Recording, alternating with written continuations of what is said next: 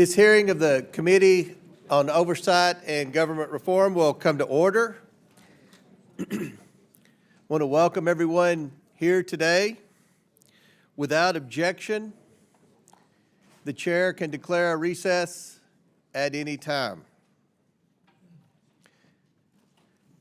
I now recognize myself for the purpose of making an opening statement.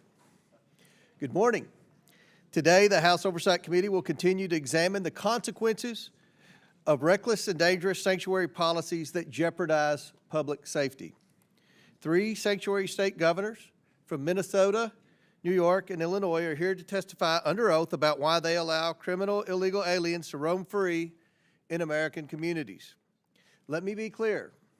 Sanctuary policies do not protect Americans. They protect criminal illegal aliens. That is a fact that the Abraham family knows all too well. With us today is the father of Katie Abraham, Joe, and Katie's stepmother, Michelle. In January of this year, Katie was tragically killed in a car crash near the University of Illinois in Urbana.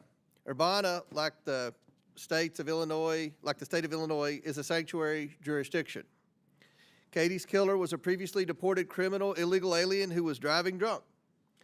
He fled the scene and the jurisdiction and was later apprehended by the U.S. Marshal Service in Texas. Katie was just 20 years old. She had a bright future ahead of her that was stolen from her and her very loving family. The illegal alien who took Katie's life should never have been allowed into our country.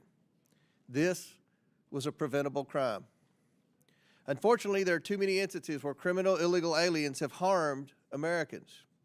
Behind me are photos of some of the many criminal illegal aliens that have been captured in Illinois, Minnesota, and New York.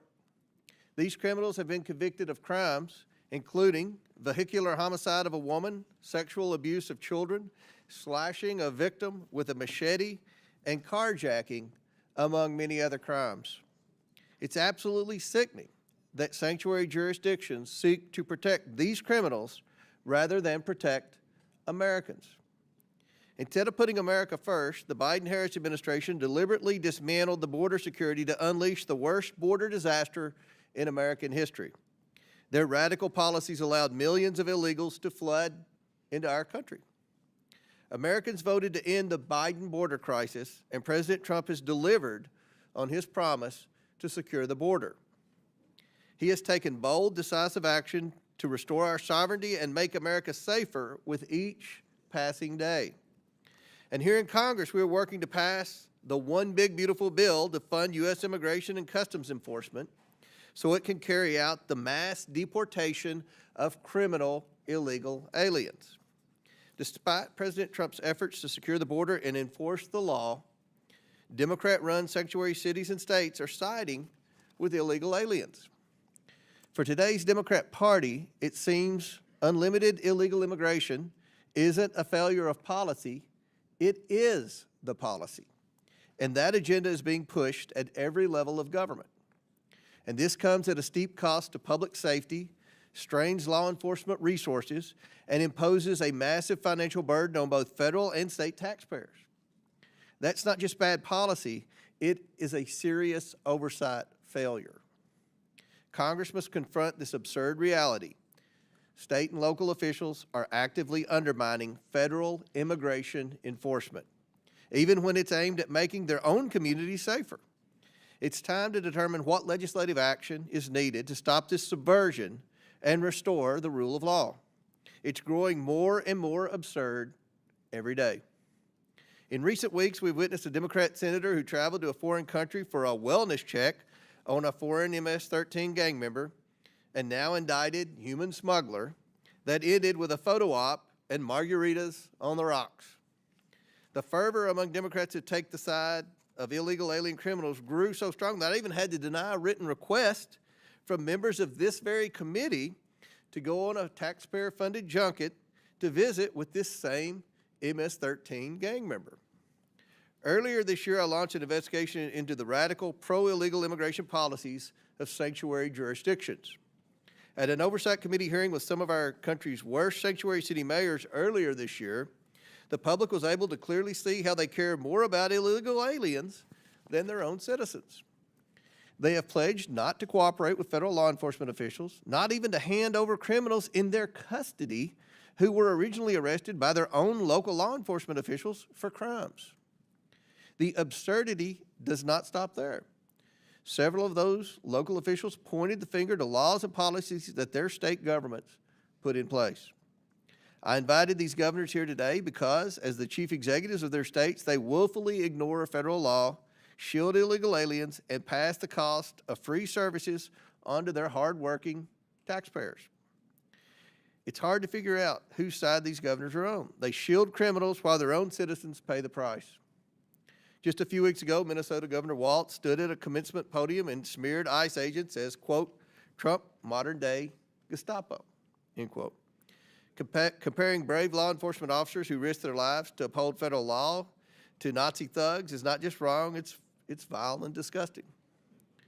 I can only hope this reckless remark was not meant to incite violence. Assaults on ICE officers are already up 400% compared to this time last year. And we have witnessed repeated attempts at obstruction and assaults against federal law enforcement recently captured on video in California. Governor Hochul's sanctuary policies cost taxpayers billions to house, feed, and provide driver's license for illegal aliens while the cost to rent rises and hospitals are overrun. Her defiance of federal law invites crime to plague communities across the state.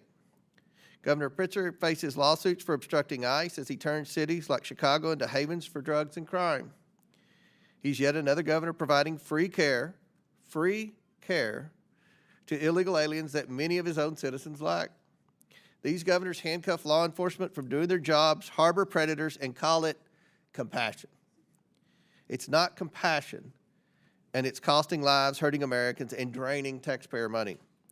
Congress must consider whether to defund every single penny of federal dollars going to cities and states that prioritize criminal, illegal aliens over the American people. Americans want to return to common sense. The Trump administration and this Republican Congress aims to restore our safety and sovereignty. It's past time for these governors to put America first. I now yield to Ranking Member Lynch for his opening statement. Thank you, Mr. Chairman. First of all, I want to thank our witnesses. Governor Walz, good to see you again. Governor Pritzker, Governor Hochul, good to see you again. Ms. Perryman, thank you for your willingness to come before this committee and help us with our work. At this very moment, as we sit in this hearing and at the order of President Trump, the National Guard are on the streets of Los Angeles and active duty Marines are on their way. At Trump's order, Californians are now forced to navigate an active military zone in their midst as they try to go to work or decide if it's safe to send their kids to school. And because of Trump, no American city or state is safe as he lays this groundwork to take his militarization playbook nationwide. 2 days ago, he confirmed that he is considering invoking the Insurrection Act to expand the deployment of active duty military forces against civilians across this country, preparing for a future in which dissent is met with armed force and the machinery of war is turned inward on the American people. If unchecked, this marks not just a threat to our most sacred civil liberties, but a violent blow to American democracy itself. Last week in Los Angeles, peaceful Americans came out to protest the administration's cruel and illegal mass deportation operations in their neighborhoods. President Trump inflamed events on the grounds as an excuse to unleash the U.S. military on its own people, sending in 4,000 National Guard members without the approval of the governor. They chose Boston because it's a place of intellectual freedom and respect for cultural freedom. And that trust was apparently misplaced. Ms. Ozturk's a Turkish national on a student visa to attend Tufts University. A video of that incident shows Ozturk walking along a public street in Boston, Massachusetts, my home city, when several masked figures just snatched her phone and backpack, handcuffed her, and hustled her into an unmarked vehicle. What's that sound like? What does that sound like? The Trump administration is putting extremism, cruelty, and chaos over protecting kids and families. Trump isn't focused on getting violent criminals off our streets. He's terrorizing our communities to fulfill deportation quotas with fathers and mothers, grandparents, and kids. And he's trying to strong-arm our city and state leaders to divert their limited resources away from serious public safety threats to instead focus on peaceful, law-abiding families, just as he has diverted federal resources away from combating drug trafficking, violent crime, and terrorism to fuel his lawless mass deportation campaign.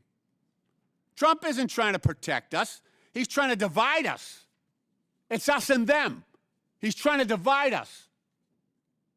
And some people are helping him. He's pitting neighbor against neighbor. But it's not immigrant kids who are about to kick millions of Americans off their health care. It's not them. And he's doing that to pay for a tax break for billionaires. And it's not immigrants who are using the military to silence Americans exercising their right to speak truth to power. These are not the strong and measured actions of the leader of a free country. They are the ruthless maneuvers of an aspiring autocrat hell-bent on consolidating power by any means necessary. This is disgraceful. It should not happen in this country. This is wrong. Deploying the military against a civilian population is wrong. And if we don't step up, this will continue. If we don't step up and declare what is right under our Constitution, then other cities, other citizens will meet this same fate. I'm proud of my Democratic colleagues who are willing to stand up to this thuggery. Trump is a wannabe gangster, and he's showing the world what he's about. And I'm proud. You know, my dad served in the Second World War. He fought the Nazis in Northern Africa. He fought the Nazis on the Italian peninsula. And I think he's looking down right now and he's happy that I'm fighting today's Nazis. He's proud of that. We all should be. Mr. Chairman, I yield back. Without objection, Representatives Stauber, Finstead, Fishback, Emmer, Morrison, and Craig of Minnesota, Representatives Miller, LaHood, Davis, and Ramirez of Illinois, Representatives Stefanik, Tenney, Lawler, Goldman, Ocasio-Cortez, Gillen of New York, and Moskowitz of Florida are waived onto the committee for the purpose of questioning the witnesses at today's hearing. Without objection, so ordered. Our witnesses today include the governors of 3 states. We want to welcome you all here. First, we have Tim Walz, governor of the state of Minnesota. He was sworn into office on January 7th, 2019. His second term began on January 2nd, 2023. Governor, welcome back to the House of Representatives. Next, we have J.B. Pritzker, governor of the state of Illinois. He was sworn into office on January 14th, 2019. His second term began on January 9th, 2023. I'm going to yield briefly to my colleague Raj Krishnamurthy for further introduction. Thank you, Mr. Chair. Thank you for yielding. In Illinois, we like our pizza deep, our politics lively, and our budgets balanced. The last one used to be a miracle before Governor Pritzker took office. I know firsthand, as the son of immigrants who realized the American dream in Illinois, that immigrants make enormous contributions to our country. Governor Pritzker understands that too. His great-grandfather fled pogroms in Ukraine in 1881 and settled in Chicago to build a better life. That legacy has shaped his lifelong commitment to public service, justice, and opportunity. Before entering public office, Governor Pritzker built a successful business career and became a leading philanthropist, supporting early childhood education and establishing the Illinois Holocaust Museum. Governor Pritzker has delivered historic investments in education, workforce training, infrastructure, technology, and clean energy, all while expanding paid leave, raising the minimum wage, and defending the rights of all Illinoisans. Governor, thank you for your leadership and for joining us today. Yields back. Next, we have Kathy Hochul, governor of the state of New York. She was sworn into office on August 24th, 2021. Welcome, Governor. And finally, we have Skye Perryman. She is the president and CEO of the Democracy Forward Foundation. Thank you all for joining us. Look forward to your discussion this afternoon. Pursuant to Committee Rule 9G, the witnesses will please raise their right hand. Please stand and raise your right hand. Do you all solemnly swear to tell the truth, the whole truth, and nothing but the truth, so help you God? Please let the record show that the witnesses answered in the affirmative. Thank you all, and you may take a seat. We appreciate you being here today and look forward to your testimony. Let me remind the witnesses that we have read your written statement and they will appear in full in the hearing record. Please limit your oral statement to 5 minutes. As a reminder, please press the button on the microphone in front of you so that it's on and the members can hear you. When you begin to speak, the light in front of you will turn green. After 4 minutes, the light will turn yellow. When the red light comes on, your 5 minutes have expired, and we would ask that you please wrap up. I now recognize Governor Walz for his opening statement. Thank you, Mr. Chairman, Ranking Member Lynch, and members of the committee. I'm proud to be here today as the governor of the great state of Minnesota. Wherever you go in this country, people tend to want the same basic things: safe neighborhoods, affordable household goods, meaningful work, good schools. That's what my administration has worked to ensure for our people, and that's what we've delivered. Under our leadership, Minnesota has been ranked the 4th best state to live in, the 2nd best state to raise a family in, and the 3rd best state for jobs. And when it comes to serious crime, Minnesota has hit its lowest level in over 3 decades, and we consistently have lower violent crime rates than the U.S. average. Now, we have a broken immigration system in this country. I think everyone in this room agrees with that. But nothing Minnesota has done to serve its own people stands in the way of the federal government managing border security and policies. While you've convened this hearing to explore the issue of so-called sanctuary states, Minnesota is not even a sanctuary state. Minnesota legislature has passed no such bill making Minnesota a sanctuary state, and I have signed no such law. Minnesota cooperates with federal authorities in a number of ways. When there's a convicted felon in our prisons, we ask about their immigration status and share that information with the Department of Homeland Security.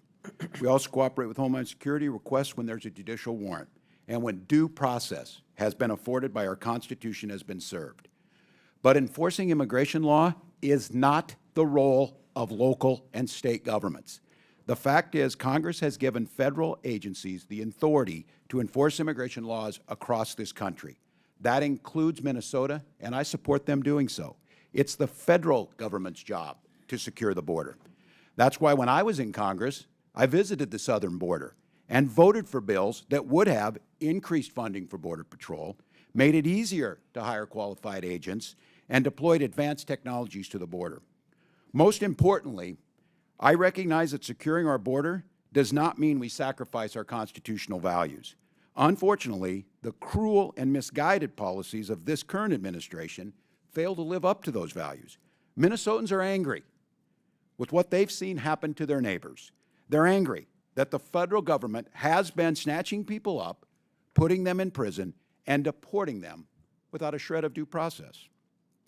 There's been no notice, no meaningful opportunity to object, and according to the president, no way to get out of these overseas prisons once you end up there. And let's be clear, many of these are law-abiding Americans, people who have been granted asylum or promised protected status. In many cases, it seems these people were reported not based on a criminal behavior, but how they looked or what they've said and being in the wrong place at the wrong time. Even U.S. citizens, like a 4-year-old boy with cancer, sent to Mexico, away from his father, away from the medical needs, to a country he was not born in or had never been to. Americans deserve a sensible, humane, and effective immigration policy that reduces illegal immigration while protecting fundamental rights.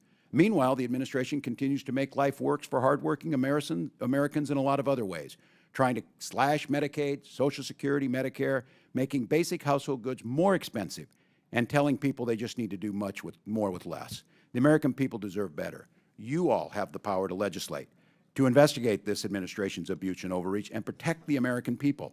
And I have to say I'm disappointed. At a crucial inflection point in our nation's history, Congress is choosing to spend its time trying to cast blames on states like Minnesota that have no hand in creating this crisis. While we may disagree on the best way to maintain border security and public safety, I know we should all be able to agree on a few principles: that everyone in America deserves due process, and that we live in a free country where people should not be locked up for exercising their basic constitutional rights. I hope you'll join me in enforcing accountability to those fundamental ideas, and I look forward to your questions. I yield back, Mr. Chairman. I now recognize Governor Pritzker for his opening statement. Mr. Chairman, Ranking Member, members of the committee, good morning, and thank you for inviting me. As governor of the great state of Illinois, I have seen firsthand how states have had to shoulder the consequences of a broken immigration system. I'm proud of how we have responded by promoting public safety, treating people with dignity, supporting our economy, and respecting the rule of law. Safe and compassionate immigration policies, I believe, are vital. In fact, my own family owes everything to this country accepting a young refugee named Nicholas Pritzker to its shores over a century ago. My great-grandfather fled the massacre of Jews in Ukraine and arrived in the United States when he was just 10, without a penny to his name. A social service agency provided him a place to live, a public school taught him English, a public university allowed him to pursue a higher education. My father and grandfather both were naval officers and raised their families with a powerful sense of duty to community and patriotism to our country that still lives deep in my generation. Both were successful entrepreneurs. My family story is not unique. Today, Illinois is home to 1.9 million immigrants. Just like my great-grandfather, they are hardworking, raising families, and paying taxes. Our state and our country have been strengthened by people from across the globe seeking freedom, opportunity, and refuge here. Recently, children, pregnant women, and others fled poverty, violence, and persecution, seeking asylum at our border. Some border state politicians chose to treat them as political pawns, busing them to states like mine and dropping them off in the dead of night in the freezing cold. Illinois chose a different path. Faced with a humanitarian crisis, our state made sure children and families did not go hungry or freeze to death. By doing so, we helped to maintain safety and order in Chicago. As governor, one of my responsibilities is to keep the public safe. That is why I expanded our state police, banned assault weapons and ghost guns to take guns out of the hands of criminals, and invested more than ever before in violence prevention. As a result, violent crime is down in Illinois, and Chicago ended 2024 with its lowest homicide rate in 5 years. As I have consistently said, violent criminals have no place on our streets, and if they are undocumented, I want them out of Illinois and out of our country. And as we are reminded in Los Angeles this week, we can all agree that violence of any kind, whomever it is directed at, is unacceptable. People must be held accountable to the law. Illinois follows the law, but let me be clear, we expect the federal government to follow the law too. We will not participate in abuses of power. We will not violate court orders. We will not ignore the Constitution. We will not defy the Supreme Court. We will not take away people's rights to peacefully protest. We also respect, and expect this administration to respect, the traditions and legal precedent that dictate how and when our National Guard and military are deployed. As governor, I've had to make the difficult decision to call the Illinois National Guard into service. I have always done it in partnership with my local governments and law enforcement, and with deep and abiding respect for the sacrifice I was asking of our volunteer armed forces. It's wrong to deploy the National Guard and active duty Marines into an American city over the objection of local law enforcement just to inflame a situation and create a crisis. Just as it's wrong to tear children away from their homes and their mothers and fathers who have spent decades living and working in our communities, raising their families. Besides being a father and husband, the greatest honor of my life has been serving as governor. I believe with my whole heart that Illinois is the best place in the country to live, work, and to raise a family. Illinoisans take seriously their responsibility in upholding the most fundamental values of our nation, values like kindness, empathy, hard work, and fair play. Our people embody the most American ideal of all, that where your life began matters far less than the dreams you can realize here for yourself and your family. Thank you very much, Mr. Chairman. Chair now recognizes Governor Hochul for her opening statement. Chairman Comer, Ranking Member Lynch, and members of this committee, as we speak, an American city has been militarized over the objections of their governor. At the outset, I just want to say that this is a flagrant abuse of power and nothing short of an assault on our American values. My views on immigration are simple and direct. Our nation needs secure borders. Our nation needs comprehensive immigration reform from this body. And our state laws dictate that we cooperate with ICE in criminal cases. And our values dictate that we treat all law-abiding people with dignity and respect. The America I believe in is a nation of laws and a nation of immigrants. Abandoning either threatens the very foundation on which this great country was built. You know, for 400 years, New York has prospered because of the hard work of these people, these newcomers, people like my grandfather who fled great poverty in Ireland. Grandma and Grandpa had the same American dream that the immigrants today have. I see it in their eyes. They're not here for handouts. They're not here to take advantage of the situation. They're here to work. They want to contribute, earn their place, raise their families. Yet, every day there's another story of children being ripped from the arms of their mothers, wives separated from their husbands, families arrested while attending legal immigration appointments. You know, not long ago in a small town known as Sackett's Harbor in upstate New York, masked and armed ICE agents stormed into a home before dawn.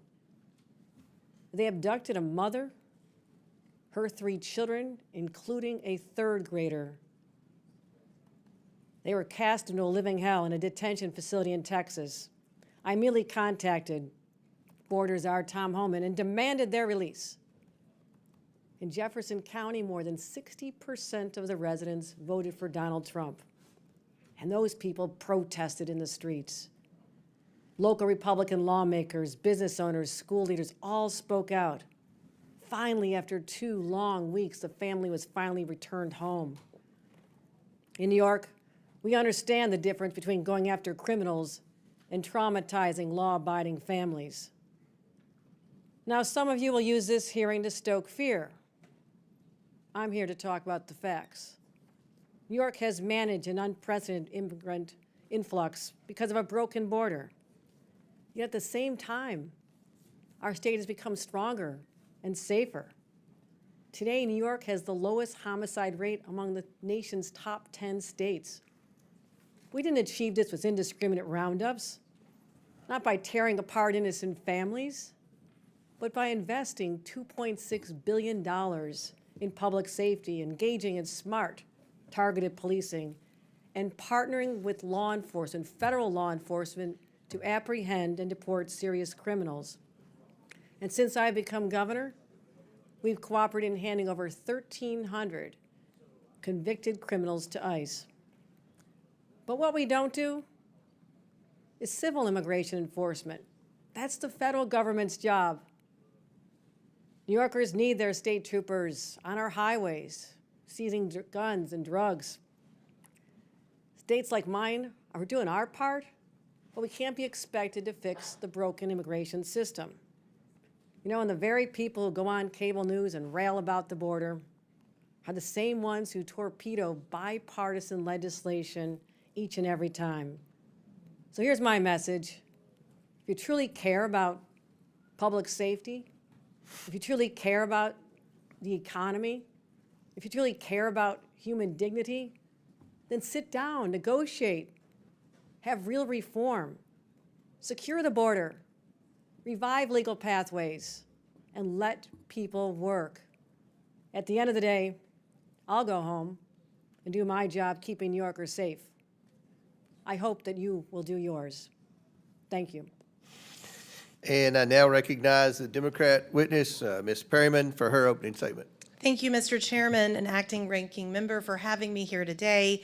And at the outset, let me offer my sincerest condolences to all of you for the passing and your loss of your colleague, Representative Jerry Conley.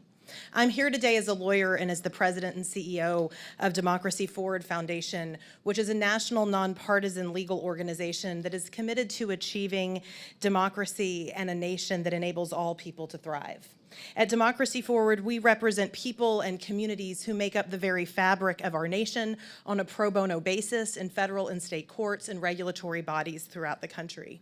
I know this is a hearing focused on immigration, and so I would like to say at the outset and echo the calls for bipartisan, comprehensive immigration reform. I will also note that the rhetoric that we have heard the president and his allies use in recent days about immigrants and people in this country is inaccurate, overly politicized, and not solutions-oriented. Fundamentally, Democracy Forward Foundation's work centers on the premise that when the government does its job and delivers for people, our society is stronger. And when our government strays from that purpose, ignoring the Constitution, not achieving and respecting the fidelity of people's rights, our democracy and our people are in danger. Right now, based on the work that we are doing, I am here to say that our American people are in danger and that our democracy is in crisis. I am looking at these United States flags. We need to remember who we are.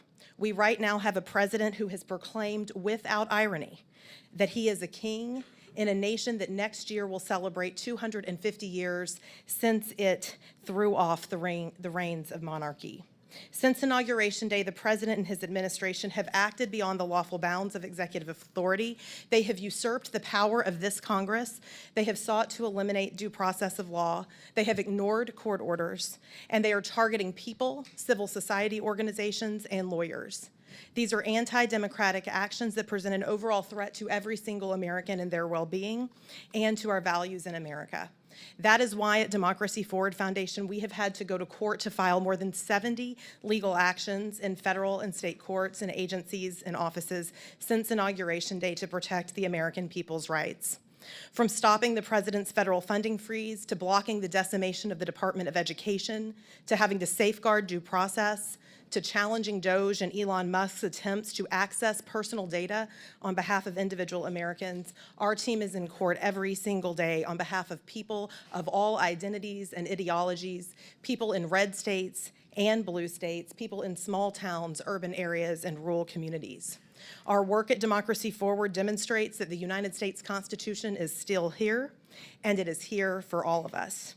This administration's tactics with regard to immigration enforcement that we have seen, they shock the conscience. They shock the conscience of the vast majority of the American people, including people who do not see eye to eye on how to fix our immigration problem in this country. They have led us to file and have to file litigation on behalf of religious communities to prevent ICE from entering houses of worship. We are litigating against policies that prolong the detention of individual immigrant children without their families. And of course, we are challenging the lack of due process afforded to our clients, men who were disappeared through an unlawful agreement between the government of El Salvador and the United States Department of State. All told, the courts have ruled against the current administration more than 170 times in less than 200 days because of the fast-moving harms and flagrant violations of the law and of our Constitution. And while this is a dire situation, our work demonstrates that the American people are determined to protect their rights. They are determined to use lawful and peaceful means of petitioning their government and, when necessary, of holding their government accountable. People have talked about their families, and last week was June 6th, which is, of course, the anniversary of when American troops landed on the beaches of Normandy in World War II. I, too, am the mother of a 9-year-old boy, and that 9-year-old boy's great-grandfather served in that battle, and many others throughout the European theater. But as I reflected last week, we don't need to be in Normandy to defend our democracy in June of 2025. We need to be here in these halls, doing the work in courts across the country, and in our communities. And we do need to remember the essential and historical commitment that our nation made at the end of that war to advance democracy and to ensure that we never turn our backs on people who are fleeing persecution. I so appreciate you inviting me here today to participate in this hearing, and it is with a sincere hope that we can come together that I offer my testimony and comments. All right, opening statements have concluded. We're now going to begin the questioning portion of today's testimony. And I'm going to begin with Governor Walz. Governor Walz, I thought that maybe your statement referencing ICE as Gestapo was an outlier statement, but now that Mr. Lynch has endorsed it, it appears that it could be some type of Democrat talking point. Governor, do you and other Democrat politicians understand why referencing ICE as Gestapo is offensive? I'm going to explain. The Department of Homeland Security is reporting that ICE agents are now experiencing a 413% rise in assaults. We've seen numerous videos of rioters obstructing and assaulting federal law enforcement after your remarks, including in Los Angeles. So, Governor, do you think that comments like that and rhetoric like that put ICE officers and other law enforcement in greater danger? Well, thank you for the question, Mr. Chairman. First and foremost, any attack on law enforcement is unacceptable, wherever it's at, whether it's state, local. So you understand, and I've got limited time here. I want to highlight for the governors that real-world impact of the policies that you all continue to defend, even in your opening statements, have on American families. Earlier this year in Governor Pritzker's Illinois, a previously deported illegal alien who had re-entered the country was allegedly drunk driving near the University of Illinois when he struck a car sitting at a red light and then fled the scene. The crash killed 2 young women, including Katie Abraham, whose father and stepmother are here today. And this is her poster. Katie had her whole life ahead of her, cut off in an instant. Governor Pritzker, this illegal alien should never have been here. He didn't just flee the scene. He fled the state and was apprehended by federal marshals in Texas using a false name. He now faces criminal charges for reckless homicide, leaving the scene of an accident resulting in death, and driving under the influence resulting in death. And he faces a federal indictment for having a fraudulent permanent resident card, a fraudulent Social Security card, and a fraudulent use of passport. Governor Pritzker, do you agree that this illegal alien who killed Katie should never have been in the United States in the first place? Thank you, Mr. Chairman. First, let me express my condolences to the family, and those are terrible circumstances. Let me also say that anyone who commits a crime in the state of Illinois— I understand, Governor. Should that criminal have been here in the first place? Did he have a right to be in this country illegally? If the person is a criminal of any sort, then they ought to be So they that ought to person be had a right arrested, to they be in the ought to United be- States. They ought to be given their due process rights, and they ought to be convicted. And The criminal who Yes. entered this country illegally, in your testimony, had a right to be in this country.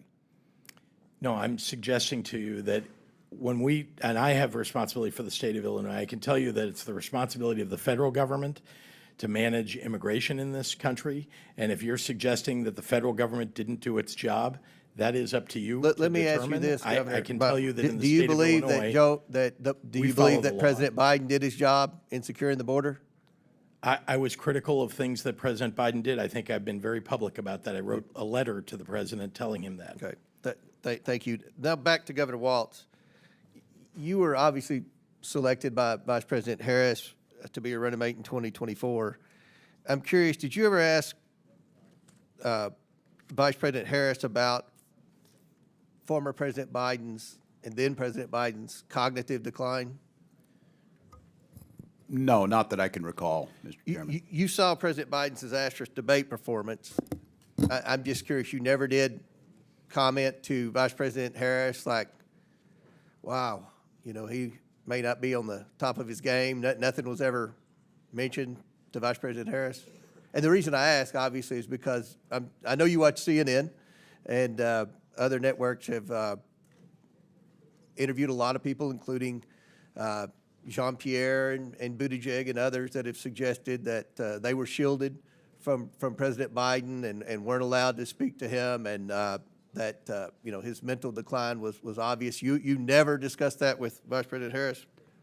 No, not that I can recall, Chairman, and I, as governor and then being on the ticket, I was probably more concerned with my own debate performance than President Biden's, so no.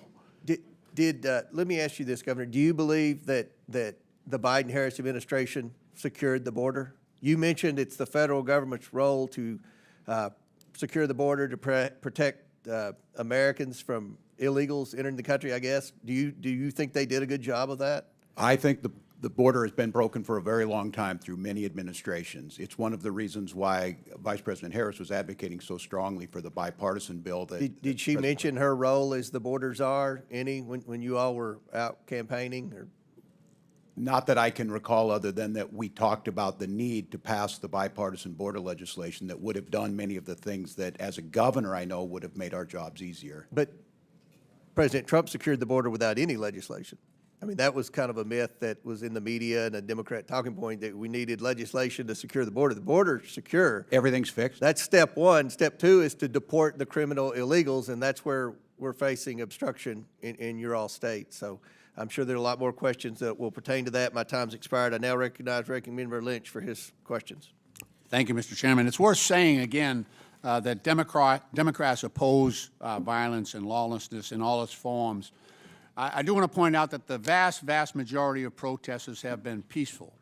But the most egregious and sweeping displays of the use of force and lawlessness we see in the United States today, and the gravest threat to the rights and freedoms of those that we hold dear, are the acts of the Trump administration itself. President Trump and his administration have crossed the line over and over again, from January 6th, when this building was attacked at his direction, to invoking the Alien Enemies Act, to dismantling USAID, to ignoring court orders, to the attacks and threats against law firms that were protecting democracy.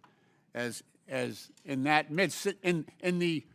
the 5 months since Trump took office and put the for sale sign over the White House, he's earned $2.9 billion on his crypto scam.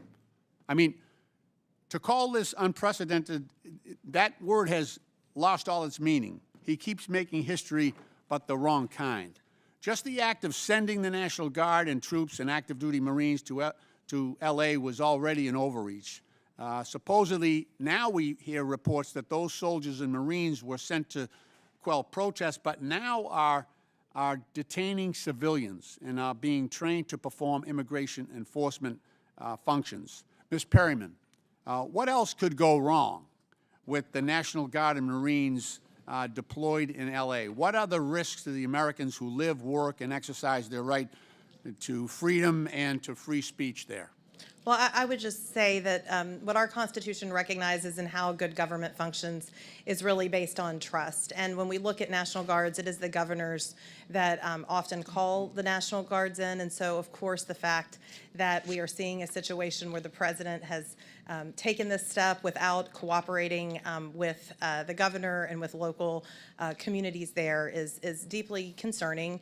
And of course, we know from history that could lead to escalations and could lead to violence that is really problematic for all of our communities across the country, including in Los Angeles. Thank you. Ms. Perryman, Secretary of Defense Pete Hegseth has talked about the deployment order, and he testified that this order, and I'm quoting him, This order is getting ahead of a problem so that if in other places, if there are other riots in places where law enforcement officers are threatened, we would have the capability to surge the National Guard there if necessary. Ms. Perryman, how does the President's broad order and the presumption before the fact that military force would be deployed, how does that pose a threat to other cities across the country?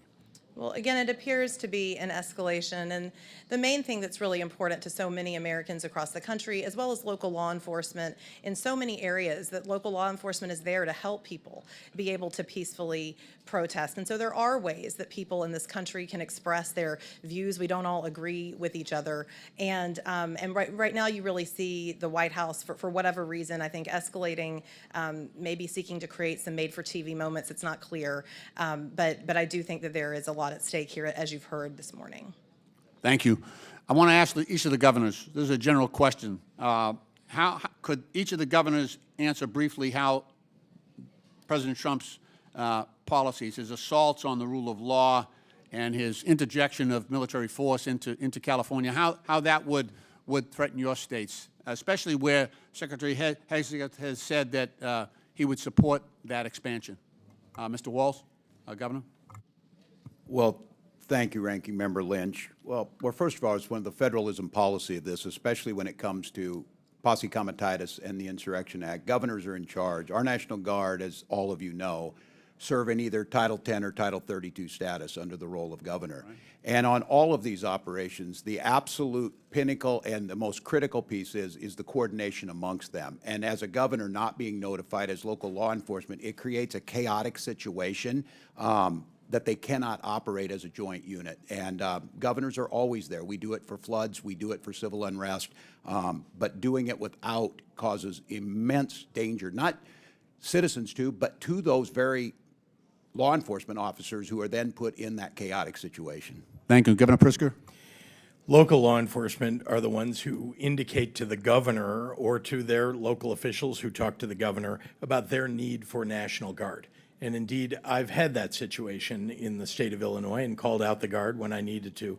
I'm careful about when I do it, but again, when local law enforcement indicate that they want that backup or they need that support, we do it. Now, I have to say, when the President of the United States is calling out your National Guard over the top of local law enforcement saying that they don't need it, that they have things under control, it tends to have an inflaming effect on what's going on the ground, just when local law enforcement and officials are getting things under control. And I think that's what we saw in Los Angeles. Governor Hochul? Those actions absolutely undermine the sovereignty of individual states. States' governors are the commanders in chief of the National Guard. They know what to do. As you've heard from my colleagues, we have deployed them in a number of occasions. But undermining confidence in local law enforcement, you're basically saying that there's not a belief that the highly trained individuals of our municipal police departments, like Los Angeles and the city of New York, for example, can handle their jobs. I have more confidence in our law enforcement than perhaps the president does, and we ought to step back and say, this is an overreach of epic proportions. Thank you. Chair recognizes. Thank you for your courtesy on the time. Appreciate that. Thank you. Chair recognizes Ms. Stefanik from New York. Thank you. Governor Hochul, on your first day in office, you signed Executive Order 1. Is that correct? I believe it is. And you extended this executive order not once, not twice, but 3 times, most recently January 16th of this year. Is that correct? If that's what your facts show, I signed countless executive orders. I would and assume you'd policies know and it's laws. Executive Order 1. And this is a continuation of your predecessor's sanctuary state policies, correct? Is included in that. I want to be sure we are defining sanctuary state properly. I'll define it for you. It is the policy of the state that state officers or employees shall not disclose information to federal immigration authorities for the purpose of federal civil immigration enforcement. It goes on to say, law enforcement officers may not use resources, equipment, or personnel for the purpose of detecting and apprehending any individual suspected or wanted for violating a civil immigration office. Law enforcement officers have no authority in the state of New York to take any policy action solely because the person is an undocumented alien. That's a quote in your executive orders that you extended. Now, do you know who Sakir Akan is? I want to get back to the first part No, of I'm your asking a question. Do you know who Well, Sakir Akan is? I want to make sure you understand that this simply says that we will cooperate with ICE. No, in it does all- not say that. I read what it We will says, and coop- let me talk to you about the results. Do you know who Sakir Akan is? You should, as the governor of New York State. Do you know? Refresh my recollection. He was an illegal migrant in New York. And do you know what crime he committed in addition to being here illegally? No, I do not. You do not. This was widely reported.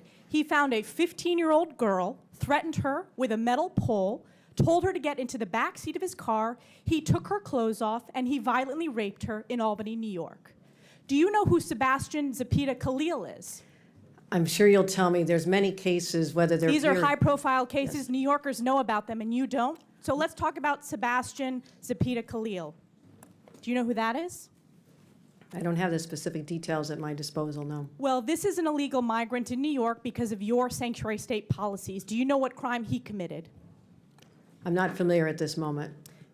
I bet you're going to be familiar when I remind you. He found a sleeping woman on the subway, lit her on fire, and burned her alive.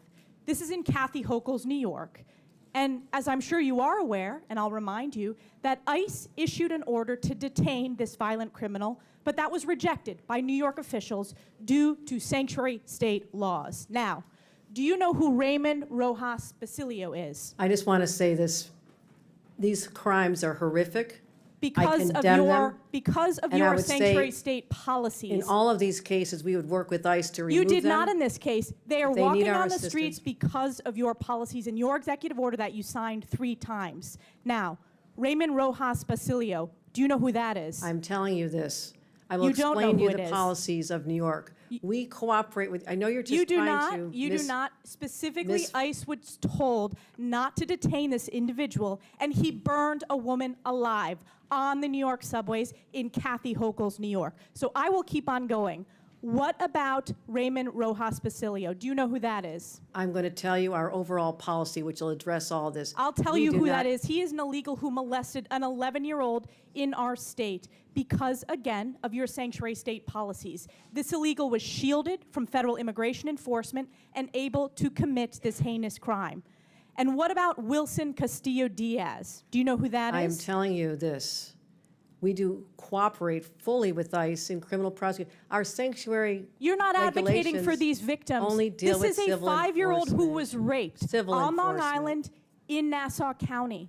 You are not advocating on behalf of these victims. You are shielding illegals. Even in your opening statement, That is you not true. prioritize putting illegals first. That is not Rapes true. of young girls, beatings of NYPD cops by illegals who are here under Kathy Hochul's failed policies, burning New Yorkers alive. This is Kathy Hochul's New York. It's one of the many reasons why you're hemorrhaging support from hardworking New York These are families. horrific crimes, and they're They're heartbreaking. horrific crimes that are committed on your watch. You signed this executive order on your first day in office. You signed it again and again this January. We deserve a governor who stands up for law-abiding New Yorkers, doesn't put illegals first, but actually puts New Yorkers first. I appreciate Rather than the going chairman's- after the viral moment, I suggest you No, look no, at the no. facts. I'm standing up for New Yorkers. No. Rather than addressing the illegals in New York, you are prioritizing your far-left sanctuary state policies, which you put in place with executive orders. Instead of advocating for cooperate victims, in all a those 5-year-old cases. who We was raped, cooperate with ICE. you did not. They were released We because cooperate of with sanctuary ICE. state We policies in New cooperate York with State. law No enforcement. amount of words is going to clean up your failed record and these horrific crimes committed in sanctuary state that you created. And with that, I Your yield back. representation, the facts, Gentlelady absolutely false. yields back. Absolutely Chair false. recognizes Ms. Norton from Washington, D.C. Thank you, Mr. Chairman. Let's be real. Since the start of the Trump administration, each day has been more nightmarish than the last. But in the past few days and weeks, we have seen a significant escalation of Trump's mass deportation agenda. On May 29th, a 9-year-old child and his father were reportedly detained in Torrance, California, and separated from one another by ICE. A 4th grader ripped from the only community he knows and from the arms of his father. We have kids who are afraid to go to school, afraid that ICE will grab them, and their families from school grounds, and afraid their parents will not be there when they get home. Schools are supposed to be safe havens for our children that foster learning and growth. Instead, the Trump administration is deliberately weaponizing them, terrorizing children and families with its immigration policies and threatening more than 600,000 students, kids with detention and removal. President Trump has called for an end to birthright citizenship, a constitutional right recognized since the end of slavery. He has cut federal contracts that give 2-year-olds representation in immigration court. He has ripped the children who are immigrants and United States citizens from schools, their friends, their neighborhoods, and their homes. There is no other way to spin this. President Trump is waging a cruel and deliberate war against children. Ms. Perriman, do all children residing in the United States have a constitutional right to attend public schools regardless of immigration status? They do. Ms. Perriman, how is President Trump going further than past presidents in authorizing ICE to carry out enforcement activities in schools, hospitals, and places of worship? Yes, I mean, this is what brought us to court on behalf of the Baptists and the Quakers and the Sikh communities and other religious communities that are having to challenge this.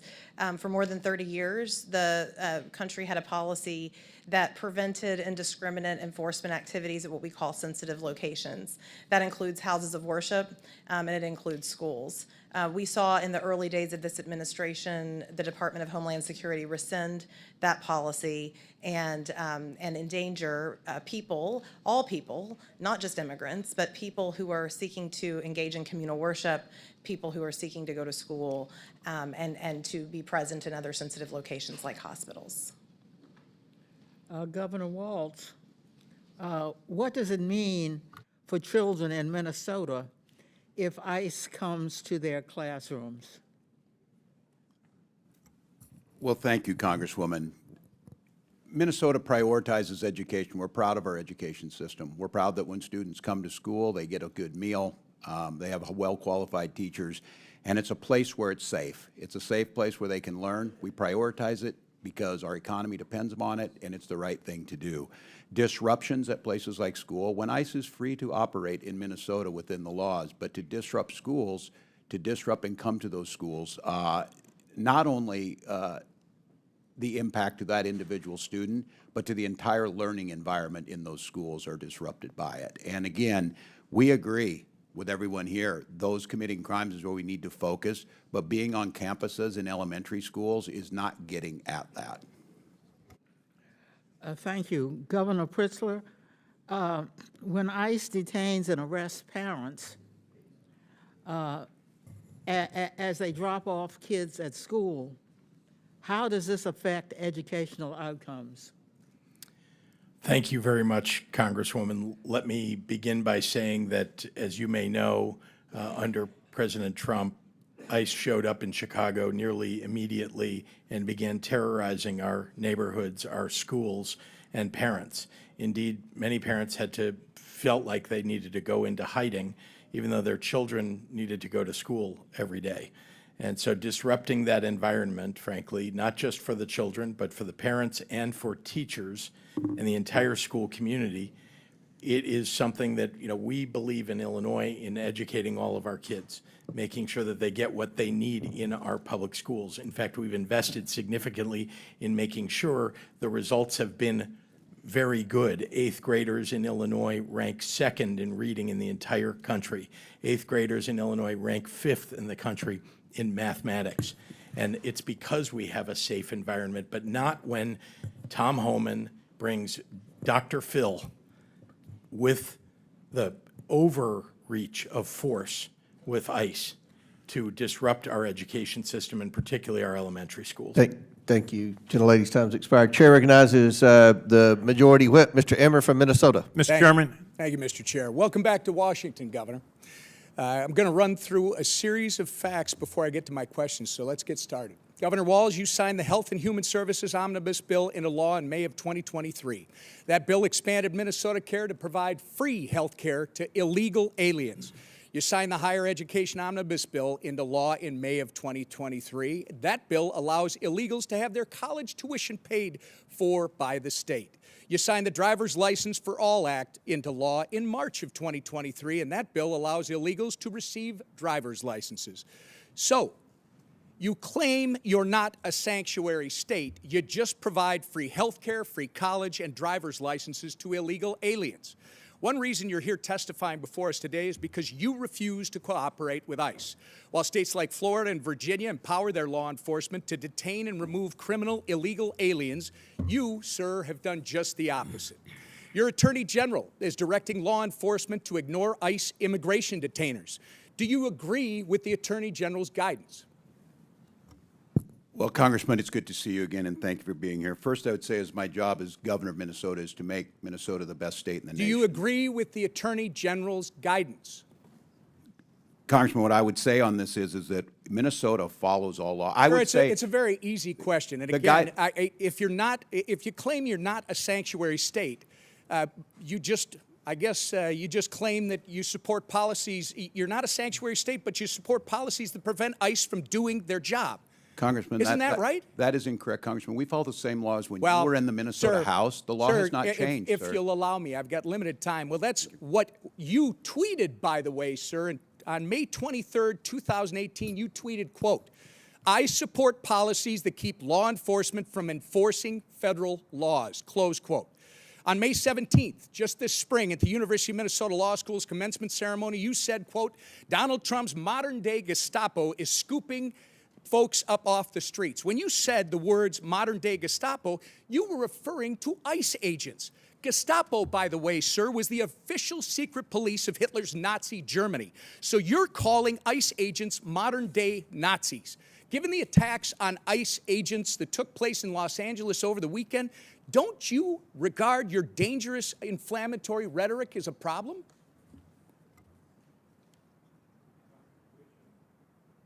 The questions do you want me to answer first? So, sir, it saddens me that you refuse to express regret from comparing ICE to Nazis.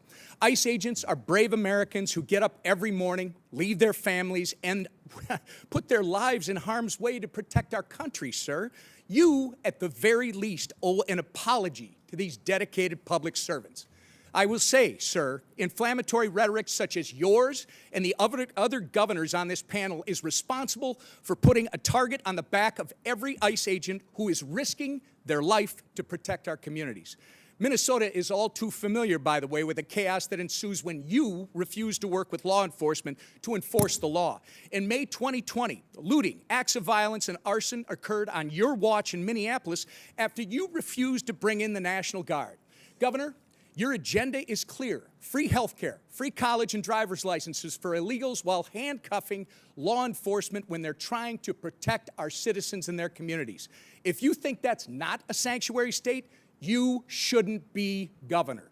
By turning Minnesota into a magnet for illegals, you have opened up our communities to dangerous criminals, including known terrorists, gang members, murderers, and child predators. You have sent a resounding message that if you're a hardworking, law-abiding citizen of Minnesota, your safety and well-being are not the priorities of Tim Walz and his administration. But if you're coming to our state illegally, you're not only welcome with open arms, you're entitled to free stuff on the taxpayer's dime.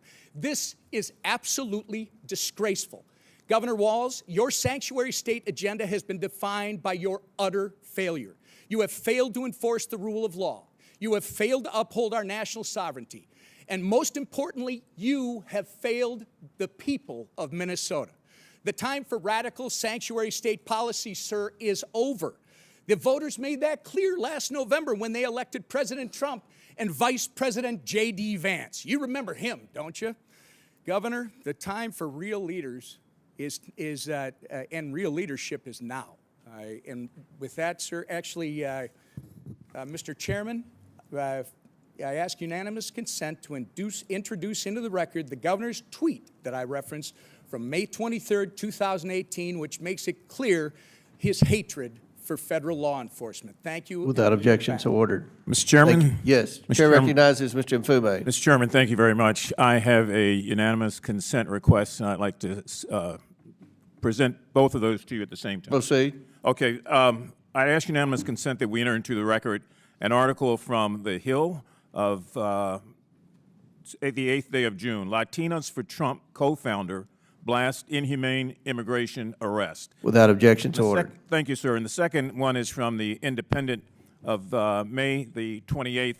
Trump ordered a critically ill 4-year-old Mexican girl to leave the country. Experts say she could die in days. I ask unanimous consent. Without objection, so ordered. Thank you, sir. Chair recognizes Mr. Kristamorte from Illinois. Thank you, Mr. Chair. Governor Pritzker, when it comes to immigration, you've been clear that Illinois follows the law. I'd like to go into this issue just a little further. First, there's been a lot of misinformation about the Illinois Trust Act. As you know, this is the 2017 law signed by then Republican Governor Bruce Rauner, which requires state agencies to cooperate with ICE when it presents a criminal arrest warrant for an individual, correct? Congressman, yes, that's correct. And just to be clear, the Illinois State Police, the Department of Corrections, and other Illinois agencies must cooperate with ICE when they present a criminal arrest warrant, correct? And do every single time. This is Illinois law. Yes, it Donald is. Trump may not like state law, as we're seeing in California, but what Donald Trump likes is irrelevant. The law is the law. The Wall Street Journal reports that ICE's recent raids in California, including at a Home Depot in the LA area, were organized because the administration was falling way short of its cruel goal of deporting thousands of people per day. Politico said this is, quote, the standoff that Trump wanted. There's another reason why Trump has provoked the current situation in California. He doesn't want to talk about what he calls the big, beautiful bill and what I call the large, lousy law. So let's talk about what Trump doesn't want to discuss. What Trump doesn't want to discuss is that his large, lousy law cuts $625 billion in Medicaid, a program that insures millions of Americans. Governor Walz, in a press release on Medicaid cuts, you said, quote, the victims of these cuts will be families, children, veterans, rural Americans, and pregnant moms. That's what you said, right? That's correct, Congressman. And Governor Hochul, in a recent op-ed, you wrote, even if you don't rely on Medicaid, these cuts affect you. Because when millions lose coverage, hospitals and other vital health care institutions lose funding. And that strains the entire system. That's what you wrote, right? That is correct, sir. Governor Pritzker, cuts in the large, lousy law are going to leave upwards of 700,000 Illinoisans without health insurance. Isn't that correct? Yes, people will die. Trump's large, lousy law adds trillions to the national debt as well, which could force $500 billion in automatic cuts to Medicare, in addition to the cuts in Medicaid that we just referred to. And of course, Medicare is a program that every senior relies on. Let me turn to my final topic. Governor Pritzker, President Trump has called Illinois, quote, a poorly run state. But the truth, of course, is the opposite. Governor, Illinois has had 7 consecutive balanced budgets, right? That's correct, Congressman. And our credit rating has been raised 9 times in the last 6 years, correct? After 21 downgrades under Republican and others. And it now stands at an A rating, right? It does. In contrast, under President Trump, every credit agency has downgraded America's credit rating below the top level, the first time in history that's happened. Isn't that right? That's correct. Trump and others claim the federal government props up Illinois. But in reality, we're one of 13 states in the country that actually give more tax revenue to Washington, D.C. than we receive in return. Now, let me turn to some of the reasons why Illinois is a donor state and not a taker state. Illinois has a $1.1 trillion economy. We produce the most soybeans in America, and we're the #2 producer of corn, right? That is correct. We're the #2 manufacturing state in the country. We are. And we're the #2 destination for corporate expansions and relocations, right? And Chicago is #1. Thanks to you, we have the world's first quantum and microelectronics park, correct? That's right. And we're ranked top in the Midwest for workforce development, correct? Yes, we are. And startups. That's right. Illinois is the heart and soul of America, Governor. It's where the cell phone was invented, was home to the first McDonald's, and was the home of amazing leaders, Lincoln, Reagan, Obama, Grant, even Superman, and yes, the Pope. And here's a picture of the Pope wearing a Chicago White Sox cap. The next Pope's going to be a Cubs fan. There you go. Illinois has terrific jobs, people, and pizza. Some may even say that God is on our side, Governor. I'm proud to be from Peoria. I'll always stand up for Illinois, loud and proud. I yield back. Chair now recognizes Mr. Jordan from Ohio. Thank you, Mr. Chairman. Governor Hochul, third paragraph, second sentence in your written testimony, you said New York State cooperates with U.S. Immigration Customs Enforcement in criminal cases. Governor, who's Jesus Romero Hernandez? Thank you. I want to reaffirm that we do cooperate in cases where, That wasn't the question. I just read your statement. I can read your statement. Who is Jesus Romero Hernandez? I don't have the details on every I'll single tell ya. person in a state of 20 million people. I understand, but this guy's a citizen of Mexico, deported 7 times, came to your state, assaulted one of your residents with a machete, choked a police officer, then when he was in custody, assaulted a corrections officer. ICE finds out this guy is in your state's custody, and they send you a detainer. You're familiar with a detainer, right? Yes, I am. Notice of action, immigration detainer to Tompkins County Jail from Syracuse Immigrations and Customs Enforcement.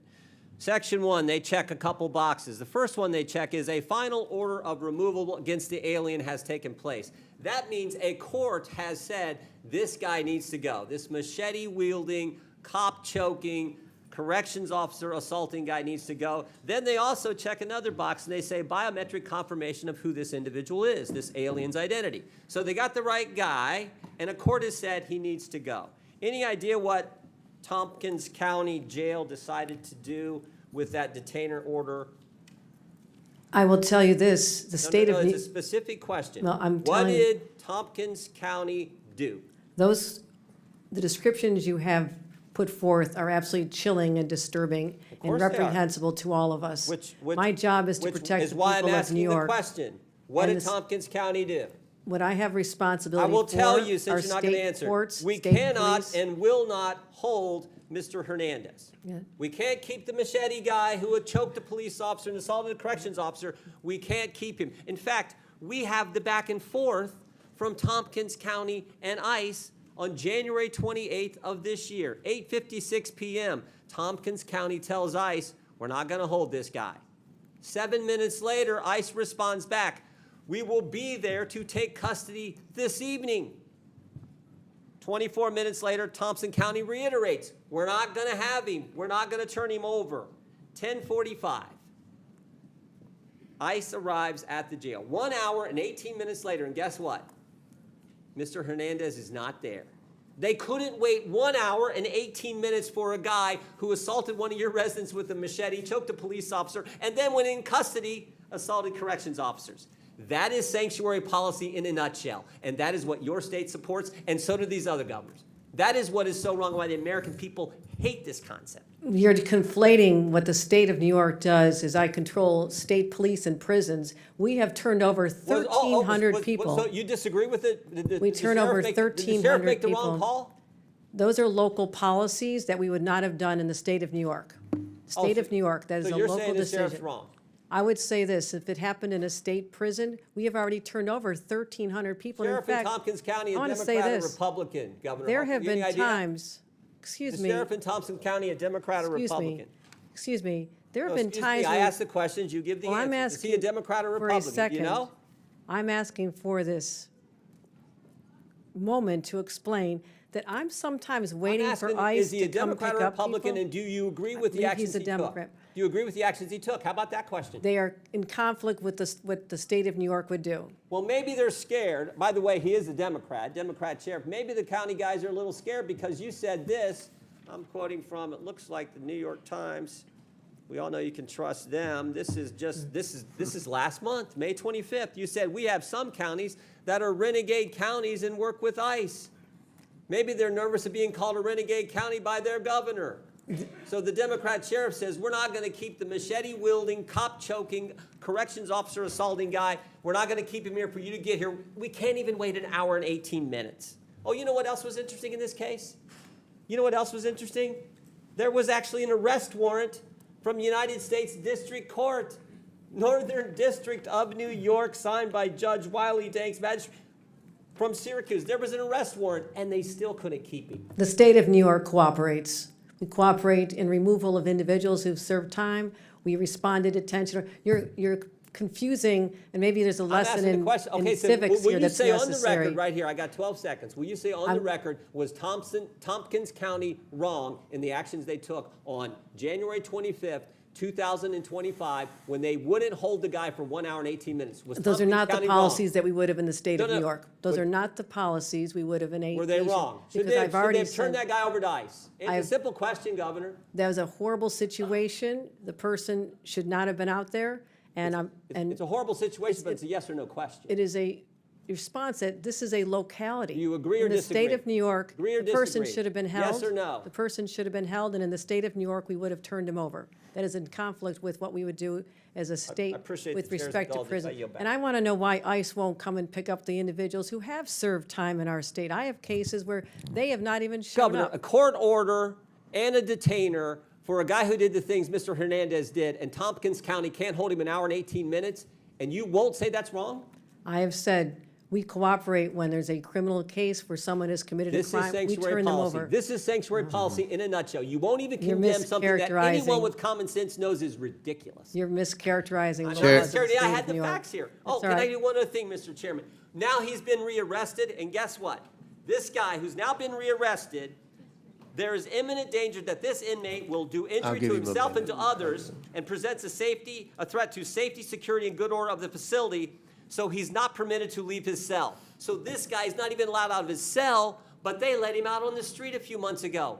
That's how ridiculous this is. When he does leave his cell, it'll be go back to Gentlemen, his country under our time's orders for expired. deportation. Chair recognizes Mr. Mfume, and I'll give you an extra minute. Oh, there you go. Thank you. Mr. Chairman, I've got 2 unanimous consent requests that I hope would not count against my time. Okay, we won't. Okay. Clock stop. I ask unanimous consent to submit for the record an article from Forbes magazine entitled "Trump Team Focuses Deportations on Immigration Numbers, Not on Criminals," Without objection, so ordered. and an article from the Rolling Stone from the 6th of last month entitled "Trump has now deported multiple U.S. citizen children with cancer." Without objection, so ordered. That's a good diversity of sources, the It is. Rolling Forbes Stone and Rolling Forbes, Stone. yes. I like that. All right, you're, Thank proceed. you very much, Mr. Chair. A couple of things on the record and then some observations. I don't know that I necessarily have any questions, but I do have some observations and a statement. I think before we let this get out of control, everybody on this side of the aisle is against violence of all forms. Everybody on this side of the aisle finds that to be unacceptable. We believe that convicted criminals who are incidentally illegally here and have been convicted should have no safe harbor. And we believe that victims of criminals should have our collective prayers and empathy. So this is not about Democrats not having a balance or about Democrats supporting something that is not right. The other thing that I want to say is that I find something eerily chilling about what's going on here. And what's chilling about it is that if I take myself out of 2025 and roll myself back in time, some of the hatred that I see displayed under the guise of good government just scares the hell out of me.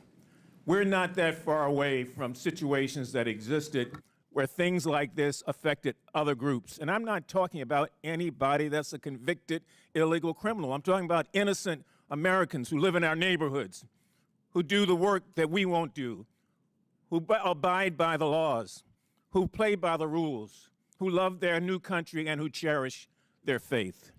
Because if we just roll this clock on the wall back 75 years, we'd be looking at a time in Nazi Germany where people ran around with signs like this new ICE sign that says, "Report all foreign invaders to ICE," with Uncle Sam there holding up the sign. This could have been a Gestapo member 75 years ago, "Report all Jews." 100 years before that, it could be a plantation owner that said, report all Negroes and all coloreds and all those who are from Africa, because they are disrupting our country. So let's not get it twisted here. We in this country are not pure and pristine. We had runaway slave laws to get the people who ran away from slavery. We had 50 years of black codes where you got fines and you got rewards and you got all sorts of things if you did or did not do something to report black people. After 150 years of slavery and 100 years of segregation and 100 years of Jim Crow after that, you could be arrested for anything in this country not that long ago. I remember when the National Guard was deployed in 1968, and I walked out of my house facing fixed bayonets with men in uniform, not knowing what the hell they were there for, but obeying the chief executive officer of this country. And I know what it's like to face a bayonet and to face a National Guardsman. And I've seen the tension that it brought about and how that group of demonstrations across this country continue to go for days and days and days. And so don't give me something about, there's something about these people because they're immigrants. No, there's something about them because they're people, and like all groups, they've got bad people in them. I could have been arrested 75 years ago for walking into a restaurant, for drinking out of a water fountain, for being accused of looking at a white woman like Emmett Till did in 1955, and he was burned and lynched in this country. When future generations peer through the telescope of time, I hope that they look at us and realize that there are some who chose not to shirk their responsibility, not to run away from the reality and to face it head on. You know, not too long ago, I went to visit a proud lady who this year will celebrate her 149th anniversary. And she stands today, even as we sit in this hour. In her left hand is a great torch. And in her right hand, guess what? She clings the Declaration of Independence close to her breast. And on her head is a crown of spikes, and on her feet broken shackles, symbolizing freedom from tyranny, the tyranny that so many immigrants faced before coming to this country. And as that plane flew over, I could still hear her cry out through silent, concrete lips, saying, "Send me your tired, your poor, your huddled masses who yearn to breathe free. The wretched refuse of your teeming shore," she says. "Send those, the homeless, tempest-tossed to me. For I left my lamp beside the golden door, that all of you and all of you and all of you might follow." And so we came. Some took the circuitous route, some came for a thrill, and some of us came against our will. But we came and became what we are today as a nation. And we must never lose sight of the things that make us great or the things that take away from our greatness. Mr. Chairman, I yield back. Thank you. Chair now recognizes Mr. Gill from Texas. Thank you, Mr. Chairman. Governor Pritzker, do you know how much illegal immigration costs your state each year? No, sir, I do not. Costs over $780 per family per year. That's a lot of money, isn't it? Yes, it is. And may I ask, what do you mean by the cost? That is a lot of money. The for cost the of cost to illegal your state. immigration. Let me ask you, do you know who Franklin Jose Pena Ramos is? Are you talking about the federal government's I'm cost to asking the you if you state know of who Illinois as a Franklin result of the Jose failed Pena Ramos is. immigration policy? It's a yes or no question. I'll take that as a no. Do you know who Jose Martinez Rangel is? No, sir, I do not. You don't. You should. Those are two men who came into this country illegally, raped and murdered 12-year-old Jocelyn Nungary in my home state of Texas. Do you think that elected officials should have welcomed them into our communities? Sir, Yes or no question. before they committed a crime, I'm not sure what you're asking. Do you think that they should have been welcomed into our communities?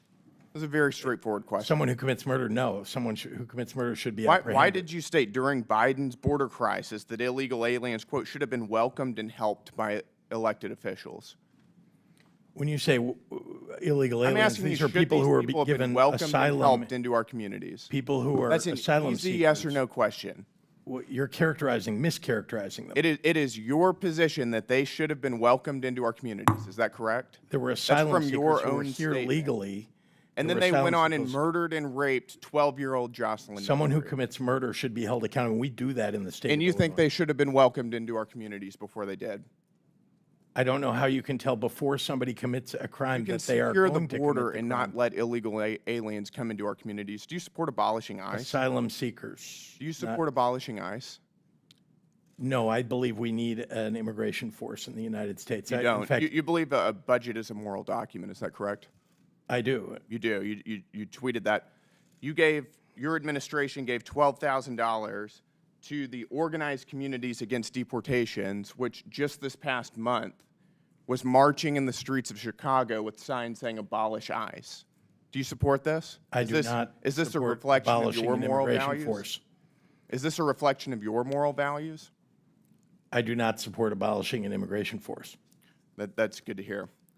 Mr. Governor, do you think that biological men should be able to use women's restrooms? I'm not sure how this has to do with immigration. It's sir. just a yes or no question. Why are you It's very easy to politicizing answer. this? Do you I think thought that we were men here should be using doing women's fact restrooms? finding. I'm sorry? Do you think men should be allowed in women's restrooms? I'm not sure why this has come to this You issue. It has tweeted nothing that to do as with a immigration. protest against President Trump, everyone should use the other gender's bathroom today. Have you ever used the women's restroom? Not that I can recall ever, sir. No. You wanted everybody else to do it, but you didn't? Sir, I'm not sure why we're on a topic that has I'm nothing to asking do you, with you're today's hearing. advocating for men to use women's restrooms, but you didn't do it? I do not advocate that, no. Well, actually, you did. You said everyone should use the other gender's bathroom today. I can tell you that you are You regret politicizing saying this this? in a way that what we ought to be focusing on is Do you the regret failure of the federal encouraging men to government use women's restrooms? and the Congress to deal with immigration reform. Do you regret encouraging men to use women's restrooms?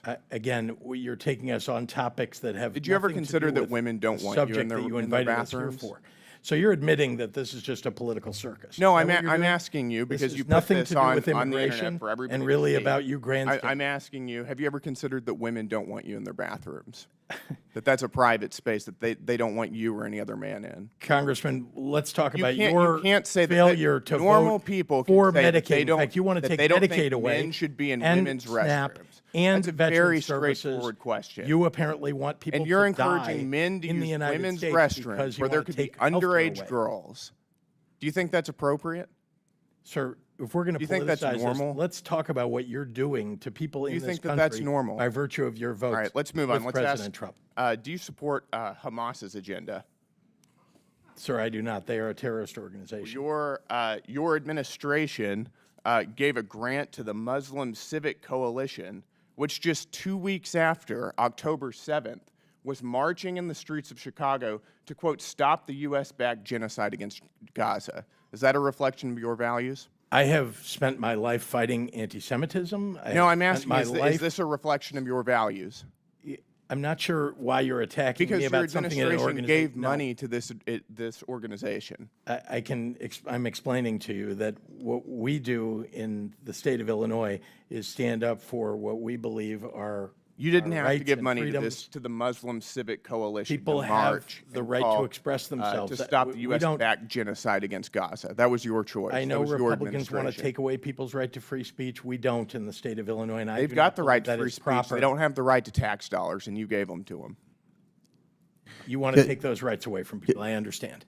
Gentlemen, time's expired. Chair recognizes Ms. Brown from Ohio. Thank you, Mr. Chairman. The Trump administration isn't serious about public safety. It's not serious about solving immigration challenges. It's only serious about blatantly violating constitutional rights, stoking fear, and demonizing immigrants for political gain. That's why Trump is weaponizing ICE to recklessly and lawlessly target immigrant communities. And here's the reality. 2 weeks ago, I met with community leaders from across my district. Multiple Hispanic faith leaders told me the same thing. Their congregants, regardless of immigration status, are afraid. Afraid to speak Spanish in public, afraid to attend community events, afraid to go to church because ICE under this administration has shown it will harass, detain, and deport even wrongfully. No due process, no oversight, no transparency. And now we're seeing this fear weaponized at scale. Just this week, the president deployed 4,000 National Guard troops to Los Angeles without the consent or consultation of California's governor. So let's be clear. This isn't about border security. This is not about law and order. What it is really about is a reckless power grab. Militarizing American cities doesn't make anyone safer. It escalates and puts everyone at risk. So, Governor Pritzker, as Commander-in-Chief of your National Guard, how concerned are you about this executive overreach? Thank you very much, Congresswoman, and thank you for the remarks that you just made. Our job as governors is to concern ourselves with the public safety of our states. And indeed, one of the very important things that we do is listen to our local law enforcement and listen to the local officials who ask us for help when they need it. We have probably, in my view, forgive me, governors, we have the best state police in the entire country, and we have terrific 13,000-person National Guard. We go to our state police for support, and then, if necessary, we will ask the National Guard to step in. And again, only when local law enforcement and our local officials ask us for that help. When the President of the United States goes in over the top to grab our National Guard for domestic security, when there is not, as he said in a memo falsely, a rebellion, that is taking away the rights and obligations of a governor. And it ought to be done in consultation with governors. In fact, the more local you get, the more accurate, I believe, the information is about what's happening on the ground. That's why I speak with local leaders of law enforcement, CPD in Chicago or others, before we take any action with National Guard. The President of the United States fails. Why? Because he wants mayhem in the streets. Why did he call in Marines? And that's the point. This administration says it's targeting violent criminals, but that's not what's happening. They're going after parents dropping off their kids, workers showing up to their jobs, and asylum seekers navigating the legal system. And let me say this plainly. If you commit a violent crime in this country, you should be prosecuted. If you came here to do harm, this country is not your home. Governor Pritzker, can you set the record straight with which direction is violent crime headed in your state, up or down? Down significantly. Thank you. And Governor Pritzker, across the country, undocumented immigrants are less likely to commit violent crimes than U.S. citizens. Does that hold true in your state? Immigrants are less likely to commit crimes than people who already live there. Now, that may come as a surprise to some tuning in today, especially those fed a steady diet of fear. A recent poll found that Fox News viewers are twice as likely to believe the false claim that immigrants commit more crime. It's not true. It's not true. It's not true. So let's stop with the scapegoating and start focusing on real solutions. So quick yes or no's, Governor Pritzker. Did Trump's pardon of the January 6 defendants who violently attacked police officers make Illinois safer? It did not. Does blocking common sense gun laws like universal background checks make your state safer? Absolutely not. Did DOGE cuts to community violence prevention funding make your state safer? Much less safe. Would cutting Medicaid to pay for tax breaks for the wealthy make your state safer? No. Cutting SNAP benefits? No. Okay, so this is what we are dealing with this current administration, things that are not making our country any safer and are doing harm to the people who need it the most. And with that, Mr. Chairman. Lady yields back chair, and I recognize Mr. Donalds from Florida. Thank you, Chairman. To piggyback off my colleague, Governor Pritzker, how much does the state of Illinois spend on illegal immigration every year? Again, illegal immigration, that's a federal responsibility. They could tell how much is wasted as a result of their failures. Governor, don't you keep track of how many people are on your Medicaid rolls, how many people who are illegal immigrants in the state of Illinois who are getting actually benefits in your state? Doesn't your government keep track of that?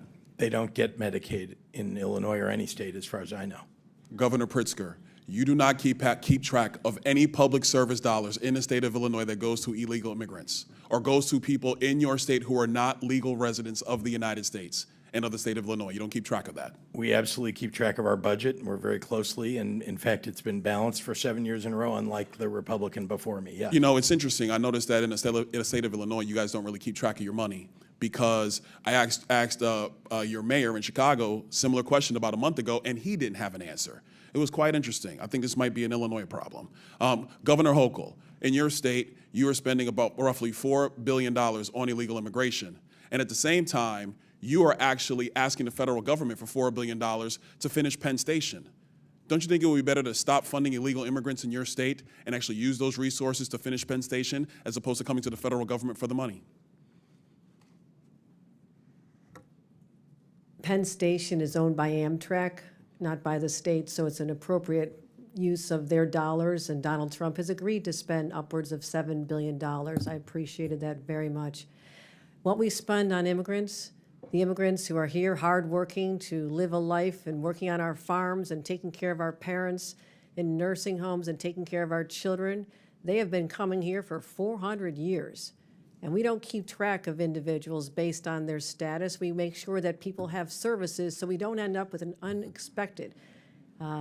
So essentially what you're telling me is that you keep no track of money that is going to people who are not legal in the United States, resources that are taken away from New Yorkers, resources that are taken away from Illinoisans. You guys do not keep track of any of this. You know what's really challenging is that many people came here with legal status. I mean, temporary protective status, 300,000. Do you all of a sudden they wake up one day and it's do you gone. go along with the strategy from the Biden administration, which massively expanded immigration protocols that overwhelmed your city and overwhelmed your state? Do you agree with that? We call for secure borders. We call for this body to I do never its remember job. you calling for secure borders at Nope, all, Governor Hochul. We certainly have. That We doesn't certainly sound have. like him to my many, memory. Many conversations I had with the White House. We asked for federal resources. I mean, you're putting a federal problem on our laps, and you know what? It gets old after a while. I wish you would just do your job. If your here party and actually would pass do the job of meaningful securing reform. the nation the way President Trump has now had to do twice, we wouldn't be in this predicament. Wouldn't you agree? It's a Do you federal- agree or it's a disagree federal that job. securing the nation's borders is the job of the President of the United States? President Trump has done that job twice now, Well, and previous Democrat presidents have not done that job. Wouldn't you agree with that?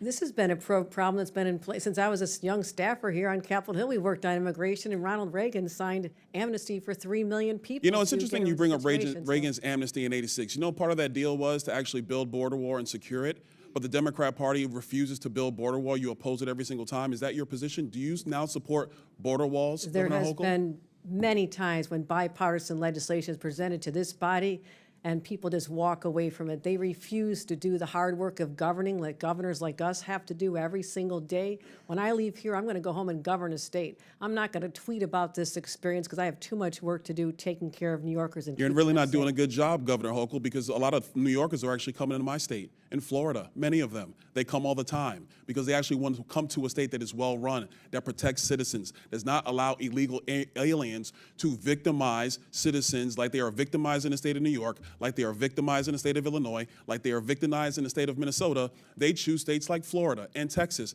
to find safer places to live and raise their families. Hold on, Governor Hochul. We've had enough crime time. rates are much Governor lower than Walz, you've been yours, sitting over there much pretty lower. quiet. I got a question for you. I love to talk. Thank you, Congressman. Fair enough. You said earlier that the ICE agents under the orders of President Trump are a modern-day Gestapo. Do you realize how disgusting a phrase that is, considering the history of Nazi Germany? Would you like to recant that statement? What I said, Congressman, and I have a long history of supporting law enforcement, I said President Trump was using them as his modern-day Gestapo, not identifying who you are, coming up in unmarked vans, taking people away and giving... Is it the responsibility of ICE to actually deport illegal aliens in the United States who are here? Isn't that their responsibility? Yes, it is, Congressman, except that the Constitution is not an inconvenience. It's not an either-or. Nobody You said can an do your inconvenience. job and He have a practice due responsibility to deport illegal aliens, and the Through due president is process. going through that process right now. We are And not let's be very clear, the previous administration, they abused every process there is under border laws to allow more than 10 million people into the country illegally. And this is a burden on all Americans. And so the president is doing his job. So it is sick to refer to Americans who are ICE agents as Gestapo. Governor, you're wrong. You need to apologize to these agents. They're doing their jobs. They are Americans. They serve this country with honor and decency and respect. Do not diminish their work simply because you tried to make a cheap point that you could tweet. I yield back. Chair now recognizes Ms. Stansberry from New Mexico. Thank you, Mr. Chairman. Well, some interesting theatrics today. Welcome, everyone, to the Oversight reality TV show. I know Mr. Trump loves himself some good TV, and today is not disappointing. And in fact, I want to say welcome to some of the members who've showed up to this committee who I've never seen here before. It's great to have you here in the hearing room with us. Now, before I get started on the topic at hand, I want to take a moment to speak directly to the immigrant community who might be watching and listening today. I want to say to everyone out there who is living in fear, we see you, we love you, we respect you, and we are fighting for you and every community that is being targeted by this administration and this Congress. We also want all of you out there to know that you have rights. You are protected by the law, and you should not have to live in fear and wonder whether or not you're going to be safe if you leave your home or if your family is going to come home at night. We see you. We are fighting for you. You have rights. Now, let's turn to the situation in California, which, of course, much of this hearing has focused on. As someone from a Marine veteran family, let me be clear. Marines are combat troops. They are highly trained, highly disciplined, lethal fighting force combat troops, and they should never, never be deployed against the American people who are exercising their constitutional rights. This is a gross and disgusting abuse of power.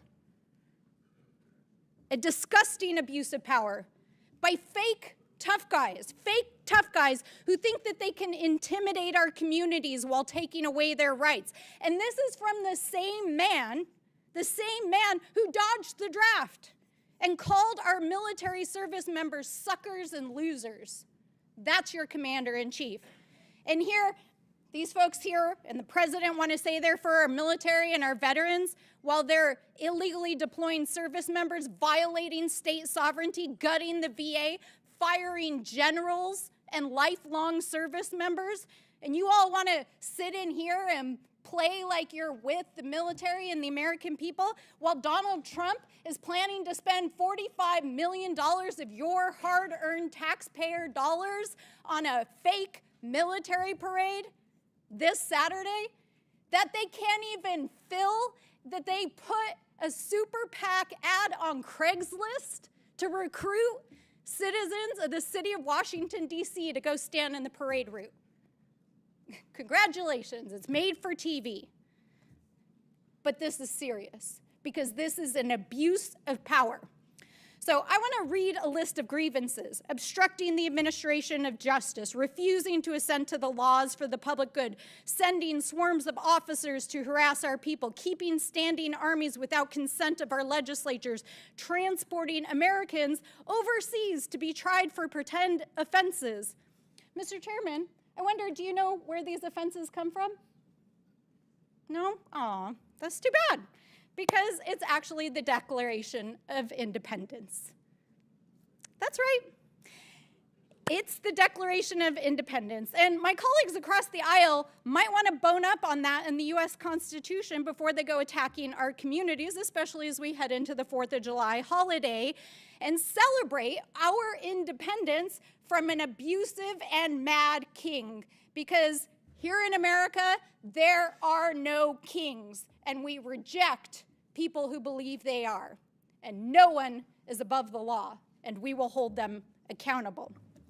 But I think it's very clear today, and I think it's been borne out by every witness that we have here, that what Donald Trump is doing is not only an abuse of power, an abuse of the military, an abuse of our citizens, but also, y'all should know this, while you're sitting here creating this made-for-TV moment, that 2/3 of Americans, according to the polling yesterday, are opposed to what Donald Trump is doing with both immigration and the deployment of the military in our communities. It's wrong, it's immoral, it's illegal, and it's a violation of our rights. And with that, I yield back. Chair recognizes Mr. Langworthy from New York. Thank you very much, Mr. Chairman. Governor Hochul, yes or no, do you think someone who's committed murder or rape in this country, in that they're here illegally, should have tools at their disposal to avoid deportation? As the governor, his It's a yes primary or- responsibility is to yes protect or the no people of question. New York. I'm Those sorry. crimes are abhorrent. I'm sorry, whatever response you prepared to give today dwarfs in comparison to your actions as governor. I would like to remind you of someone named Gianfranco Torres Navarro, an illegal alien and suspected leader of a violent Peruvian gang. He was tied to 23 murders in Peru and came to this country illegally across the southern border. He had his victims' faces tattooed on his body, and he was hiding in plain sight in Endicott, New York, for an extended period of time where ICE could not locate him. And why did it take so long to find him? Because policies like your green light law, which blocks ICE and U.S. Border Patrol from accessing critical DMV databases. In fact, it threatens the badges and threatens to charge with felonies any officer that shares that DMV data with federal agents. These agents rely on data to be able to know who they're pulling over on the side of the road. They're taking their lives into their hands every time they're trying to, keep our streets safe. The really sick irony here is that your government in New York, my home state, freely shares that same DMV data with the government of Canada at our bridges in you and my hometown. But it doesn't share that data with your American federal government. Why, Governor? You're misstating the green light law because I'm we not. are able to cooperate with federal authorities when there's a Why do crime you shield involved. the database, Governor? Anything they want from us related to investigating a crime This is is data available that's to needed them. in real time to enforce the laws on the streets. They can't subpoena these records from your government. And I've had these conversations with my county sheriffs all across the state of New York, state police. They want to work with the federal officials. They want to clean up these messes. But they can't because they are being threatened by you and our Attorney General that they'll take away their badge and end their careers. Been countless instances where we've cooperated with federal law enforcement. It happens on a daily basis. And so your characterization is just incorrect of how we provide information to people who ask for You it. share the database in its entirety with Canada, but you don't share it with the federal government. It's beyond belief. I mean, this is we give- denial and excuses, Governor. You know damn well that the New York State Sheriff's Association, the State Association of Chiefs of Police have both condemned the green light law. Sheriffs from Erie County, Niagara County, Monroe, Albany, Broome, Dutchess, and Oneida counties, multiple parties represented here, not just Republicans, have warned that your law ties their hands. It puts officers' lives in danger, and it shields criminals from accountability. When you refuse to work with law enforcement, when you refuse to hand over data that can protect communities and save lives, you are actively aiding the illegal alien criminals who have crossed our borders and committed violent crimes. And the consequences are not hypothetical. Your bail reform law is the reason that Laken Riley is dead. He should have been in jail in New York, and he wasn't. He went to Georgia. He fled our state because he should have been in prison. These are tragic and real circumstances. In Buffalo, a Venezuelan illegal immigrant hacked his wife to death with an axe. In Syracuse, an Ecuadorian national strangled a young woman on her birthday and dumped her body in a park. In Irondequoit, in Monroe County, a Dominican national slaughtered an entire family, including 2 toddlers, and he set their house on fire. Governor Hochul, you took an oath to serve the citizens of the state of New York, and you've allowed violent criminals who came here illegally to hide in plain sight and to avoid federal officials because of your support for the green light law. I mean, this is an abomination. This is not keeping New Yorkers safe. We turn over the information you're referring to all the time. You're misstating the laws and its purpose. We cooperate all the time. As And much so- as I want to believe you, Governor, I believe the cops more. Well, I believe the cops that I know and I trust in our same hometown that are out there in the streets every single day. Your laws put lives in danger. Your laws have led to people being murdered. my job is to protect the people of New York, and I fight hard every single day. I have doing done a more very lousy to job of reduce it, the Governor. crimes. Murder rates are down to historic lows, and we're working hard to make sure one crime is one too many. I take this very seriously, but we do cooperate when anytime they need help with law enforcement, and you're just That is refusing just to not accept what the law enforcement You're officials just not tell me, accepting Governor. the facts. I can't help that. I trust the professionals. You and I aren't police officers.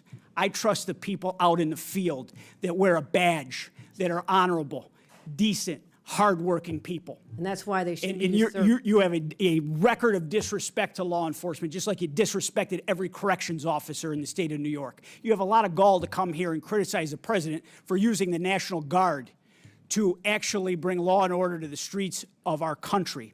When you sent those same National Guard officers to become corrections officers after you destroyed the lives of so many of the hardworking corrections officers of the state when you broke their union. You're absolutely right. There is a distinction. I have the authority over the National Guard in the state of New York. The president is usurping the sovereignty of another state, of the 50 states, when he imposes the National Guard time's against the will of the governor. Ti- Just a time difference has of expired. understanding of basic Sure. civics. Thank you, Mr. Chairman. I yield back. Mr. Chairman, I have a unanimous consent request. I'm sorry? I have a unanimous consent request. Proceed. First, I'd like to seek unanimous consent to enter into the record this article, counties that provided sanctuary to undocumented immigrants saw falling crime rates, study fines. Without objection, so ordered. Second, data shows sanctuary policies make communities safer, healthier, and more prosperous. Without objection, so ordered. And third, Trump team focuses deportation on immigration numbers, not criminals. Without objection, so ordered. Chair now recognizes Mr. Garcia from California. Thank you, Mr. Chairman. I want to thank our governors for being here as well. Thank you all for your service to your states and to our country. I want to just be clear, Donald Trump clearly and House Republicans are really not serious about helping our states and our cities. Before I came to Congress, I was a mayor and I worked closely with our police department, incredible men and women that worked really hard to promote policies that actually make the public safer. Now, during that time, our city actually reported some of the lowest murder rates in history. And I've been in close touch with our current police departments, our local sheriff, and local law enforcement. And I want to be clear. Donald Trump is intentionally provoking chaos, hate, and division. Now, Trump is trying to intimidate. He's using our military to create fear, and there's no legal justification for his actions. I strongly believe he's trying to keep American citizens from peacefully making their voices heard. We just had a demonstration in my hometown of Long Beach, California. Over 500 people showed up. There was no vandalism, there were no arrests, and it was peaceful, and I want to thank them. Trump is trying to make it very clear that this is about intimidation. I believe he's fueling violence on our streets because he thinks it's politically helpful to him. And I actually want to remind our committee that when Donald Trump was president in 2020, that's actually when we saw surges in violent crime across the country. They increased under Donald Trump's watch. We should be focused on actual public safety threats, but we know that Donald Trump is taking federal law enforcement away from actually investigating serious crimes and cartels. And if you ask any police department, police chief across the country in your states, they will tell you they want their police focused on the issues in their neighborhoods, in the state, traffic violations, speeding, domestic violence. Those are the issues that people want to see addressed. Law enforcement should be focused on those issues, and I know the governors agree. Back in my home district in Downey, California, we've had agents just yesterday grab people in front of churches, their houses of worship. Agents refused to identify themselves and show warrants. An elderly man was dropping off his granddaughter at their local church and was detained in front of the property and the family. That is outrageous and should be disturbing to every single American. And we know this does actually nothing to protect the public. But this, of course, is Donald Trump's playbook. He doesn't care about the safety of the American people. He fuels hate and fear. It's no coincidence that Donald Trump is fueling chaos. At the same time, he's advancing legislation which the American people know is completely toxic and harmful to this country. We're looking at 16 million people losing health care. It's being debated right now as we speak in the Senate. Nutrition cuts for seniors and veterans, huge tax cuts for the wealthiest and the largest corporations in this country. And while this is being debated, Donald Trump is causing chaos and fear across our country. I want to ask the governors in the remaining time that we have. It is clear that health care and these impacts of this bill will impact all three of your states greatly. And so I have a brief question. What is the bigger risk to your state? Ripping away health care from millions of people across the country, thousands and thousands in your own states, or the law-abiding, working, undocumented folks in your states? And I'll let you each go ahead and give that answer. We'll start with Governor Pritzker. Thank you very much, Congressman Garcia. There are 770,000 people who stand to lose their health care in the state of Illinois, perhaps even more, depending on how this bill turns out. And I can tell you that there are people who are dependent upon Medicaid and Medicare to survive. I am deeply, deeply concerned about the deaths that will occur as a result of the cuts, not to mention that we're taking away SNAP benefits from families that need it most, and children. Veteran services, people who have PTSD, who need to see their therapist at a certain time, now have to wait much longer periods of time because of the threat of this bill. So I'm deeply concerned. DOJ has taken away one of our facilities in the state of Illinois already. It's a huge problem, and that is the threat. Thank you, Governor Walz. Yeah, thank you, Congressman. In Minnesota, in 2023, we were ranked as the top state for health care, home of the Mayo Clinic. We have more people covered almost than any other state. This bill would take 250,000 people off of health care, make it more difficult, reduce the outcomes we're getting. 40% of those are children receive their care through that way, and over 70% of nursing home patients. It would be catastrophic, and the state has built it up to improve lives of all of our citizens. Thank you. And finally, Governor Hochul. Health care is a basic human right, and I'm proud in the state of New York that 95% of people in our state have health care coverage. But these devastating cuts will throw off at least 1.5 million New Yorkers, and not just those individuals, but when hospitals in rural areas have to shut down, the entire community will lose important services. So this will have a ripple effect through our economy and hurt more than just the people who lose their Medicaid, and it is devastating and absolutely unwarranted. And we encourage everyone to stand up, speak up on behalf of their constituents, especially those from the state of New York who represent rural areas. They're counting on you. Thank you. Governors, I thank you, and I yield back. Chair now recognizes Mr. Biggs from Arizona. Thank you, Mr. Chairman. I get a kick out of you, sanctuary state, county, city leaders who talk about having to deal with the border crisis.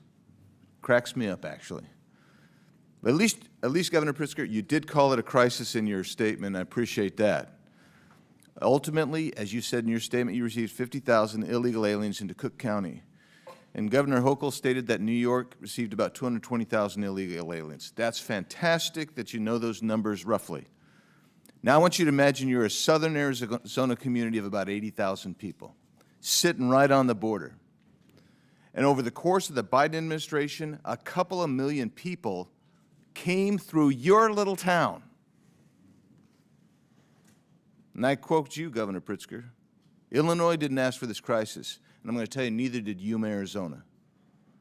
Its lone hospital, only hospital, couldn't handle the influx, nor could its single food bank, its law enforcement, its schools, and other services and infrastructure. That was a failure, you're correct, on the part of the federal government under Joe Biden. That's all stopped now. That's all stopped now. Because it didn't take a new law, it took enforcement of the current law. But you know what drew a lot of those people? Because you might have been down there once. I've been down there dozens of times. I've taken more people from Congress down there than anybody else here. And you know what those people told me? They're coming here because they wanted to get to places, and they would name Chicago, and they would name New York to me. And I'd say, why the heck are you crossing here and not crossing at Del Rio? Because you guys offered sanctuary policies. They believed that they would be protected in your jurisdictions. And now that these millions of illegal aliens are here, permitted to get here by the Democrats and the Biden administration, your jurisdictions actually hinder the enforcement of immigration laws because of the sanctuary policies you've adopted. And then you have the temerity to complain about the influx of illegal aliens that strain your social services. Well, you did that. That's not even an unintended consequence. That's what it is. So I'll ask you, Governor Walz, do you agree with Minnesota your Attorney General's opinion stating that it's not lawful for Minnesota counties to hold people for immigration authorities, even if there is an immigration warrant? Do you agree with his statement? That's his statement. It's not yours. I just want to know if you agree with him. Yeah, well, I know you know this, Congressman, that all 87 Minnesota counties follow federal law. I don't know that. I just want to know. I don't know that. Why would I know that? haven't got the I'm chance just to going by your Attorney General. I haven't He got the says not chance to to do explain it. it. Do you agree with the Attorney General? That's all I'm asking. The Attorney General is elected independently in Minnesota. Nothing in his opinion allows it. In Minnesota, So are you telling me you disagree with him? Could I Do have you 20 disagree with him? seconds just to say? I just want you to answer the question. You're not answering the question. I served here, Congressman, and there's the respect to the witnesses to just be able to speak. Yeah, there is, and there should be respect, and that respect from the witness should be to answer the question. Our counties and jurisdictions can do whatever they deem necessary. They have to. Do you agree with before your federal- Attorney General? Apparently, we don't know, because you're not going to answer. You're going to be oblique about it. So, That's unfair characterization. I'm trying to answer. I'm not the Attorney General of Minnesota. do you agree with his memo? And you're killing nothing- time because you're filibustering. Do you agree with his memo? That's all I'm asking. Nothing. And you don't want to even answer it. You just say, oh, you know, maybe yes, maybe no. I don't know. Let's go to you, Governor Pritzker. A lawsuit was filed against you in the state of Illinois, and you responded. Your response to the claim is that Illinois has a quote constitutionally protected choice not to assist federal authorities with deportation, close quote. Give me the constitutional reference you're making there. What are you referring to? Congressman, I don't know the lawsuit that you're referring to, and I don't know that I was the respondent in that lawsuit. I can say that This is from the response filed on your behalf. So you didn't read the response? Well, let me then ask you, if that is the response officially of you, how is that consistent with Arizona versus U.S.? It's not. How is it consistent with 8 U.S.C. 287 D3? It's not. Let's just cover it in the last 18 seconds. When you guys say we do give these people information only on a criminal warrant. Is there any distinction in 8 U.S.C. 1373A, 1324, 1324C that says, yeah, you don't have to give information, you don't have to provide the body, you don't have to respond to the ICE detainer? Is there anything in there that says there's a distinction between the criminal law, the criminal warrant, the criminal detainer, and a civil warrant, civil detainer? Is there anything in there? The answer is no. I'll answer for you. You do violate the law. You are sanctuary cities. And every one of you sitting there, if you don't know that by now, you should know it walking out of here, that you are actually committing a federal crime every time someone does that, because you don't have the authority under federal law or under the Constitution to negate even a civil warrant for someone who's violated a federal offense when you get a detainer notice. Yield back. Chair recognizes Mr. Frost from Florida. Thank you, Mr. Chair. All over the country, people are protesting nonviolently President Trump's treatment of immigrants, and they are right to. And I think it's important that we are clear as leaders about what's going on in this country right now. There is no mass deportation campaign. Deportation is a process that is not being followed right now. What's going on is people are being snatched up in the middle of the streets, trafficked, kidnapped in the middle of the streets, trafficked to other countries without due process. Trump is taking blatantly illegal and inhumane actions to stoke protests and then escalating things from there. Over the weekend, he sent the U.S. troops to California. This is dangerous. First, the California National Guard without the governor's support, and now the Marines. The Marines are trained to fight and win wars, not to de-escalate a protest in the heart of an American city. Members of our armed services have sworn an oath to the Constitution. They didn't swear an oath to Donald Trump, and they're not his personal army. And so in the face of a wannabe dictator, we have to have strong opposition. First, the Trump administration says they're going to arrest judges. Then they arrested a judge. Then they talk about arresting elected officials. Then a mayor gets arrested. Then they said they'd arrest a member of Congress, and one has been indicted. Democratic member of Congress has been indicted. And now we have Trump's border czar, Tom Homan, who's threatened to arrest the California governor. And I don't think we should take this as an empty threat. Why is Trump now saying he wants to arrest governors? It's because he knows that some of the people who are going to be the greatest opposition to his lawlessness are Democratic governors standing up for their people. And so I'm just curious to hear from our three governors here today, because these things can be put forth as hypotheticals, but they're not hypotheticals. Elected officials are being arrested. This is happening. The DOJ is being weaponized against us. So if federal agents were to come to your door, to the governor's mansion, approach your security staff to arrest you. You have Tom Homan on the news saying, I want to arrest Governor Hochul, Governor Pritzker, Governor Walz. What do you do? What do you say? I'm just curious. Governor Hochul, if you can start. If Tom Homan comes to Albany to arrest me, I'll say, go for it. You can't intimidate a governor. What is this country coming to? When people can threaten us on social media and on cable news and try to stop us from doing our jobs, we're here on the front lines every day, fighting to defend our rights, our values, and the public safety of our residents. And so anything threatening our responsibility is an assault on our democracy, nothing short of that. Thank you, Congressman. Let me begin by saying I have the highest duty to protect the people of my state. And indeed, if Tom Homan were to come to try to arrest us, I can say, first of all, that he can try. I can also tell you that I will stand in the way of Tom Homan going after people who don't deserve to be frightened in their communities, who don't deserve to be threatened, terrorized. I would rather that he came and arrested me than do that to the people of my state. Well, thank you, Congressman. And I was just sitting here listening today again. There's many of you in here, friends on both sides of the aisle that I served here. The job of governor is very different than the job you're doing, but we need you. We need to work together. No one here wants to hear these horrific stories, but we have a job to do on limited resources. And equating that not doing ICE's job means we're not cooperating, we're patrolling our highways. I'm proud that Minnesota's a state third lowest in traffic deaths. If we start doing all the things at ICE, and nothing we do precludes them from doing their job. And so threatening and political, and I did not realize, I guess, I watch it, I didn't realize how much animosity there's here. We have a responsibility to the American public to work together, and I think threatening arrests on elected officials, Congressman, it doesn't help any of us.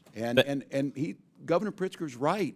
Our citizens are scared and angry, and it's not necessary. We can fix this with a bipartisan border bill. Help us out. Thank you, Governor. I want to end by saying former Governor and now Secretary of Homeland Security Kristi Noem just last year said that federalizing the National Guard would be a direct attack on states' rights. And now she's cheering it on. President Trump has consolidated power so much in his own party, there's little to no, pretty much zero, opposition left to his lawlessness. We hear it in this room right now. And the last thing I want to say, too, is what's going on right now is not just a distraction from the fact that they want to pass a massive tax break for the richest Americans and take away services and things from working families, but it's to enable it. These aren't two different stories, because the only way you rip away health care from 15 million Americans in this country and not feel like you have to fear for your job or that you're going to be protested every day is by scaring the people and suppressing their First Amendment right. What's going on in Los Angeles and what this Donald Trump wants to do around the nation is directly connected to the fact that he's going to take away health care from all of these people, 15 million Americans, to benefit people like him and his donors. And it's shameful. These aren't two different things. It's the same thing. I yield back. Chair recognizes Mr. Higgins from Louisiana. Thank you, Mr. Chairman. Governors, I guess thank you for being here today. This was staged to be it was bound to be. political conflict here. But I like to get pretty real with each of you. I know Governor Walz pretty good. He and I came to be, believe it or not, America, Governor Walz and I came to be quite friendly. I consider him a friend for many years. And it was fascinating that we disagreed on almost everything politically. I doubt there was a vote we had in common, but I'm pretty sure I could call Governor Walz and get a straight answer, even now, at least in private. But in a setting like this, it's difficult to get a straight answer because you're being viewed so closely. All of us are. So I'm going to try and be real with you. And Governor Pritzker, I don't know you. Governor Hochul, I don't know you. I can tell you that that you strike me as extremely political, and rather arrogant, quite smug, good lady. And this is a serious topic, man. We have hundreds of thousands of Americans dead from fentanyl that came across our border. Our nation suffered generational trauma for 4 years from open border policies. And we listened in ad nauseum, speech after speech after speech about how Mayorkas, who struck me as equally smug in many horrific meetings, said we need more money, we need more laws. We never needed more money. We never needed more laws. We needed an executive branch that had the will to enforce the law and thus end the trauma that the American people were continually suffering at our southern border.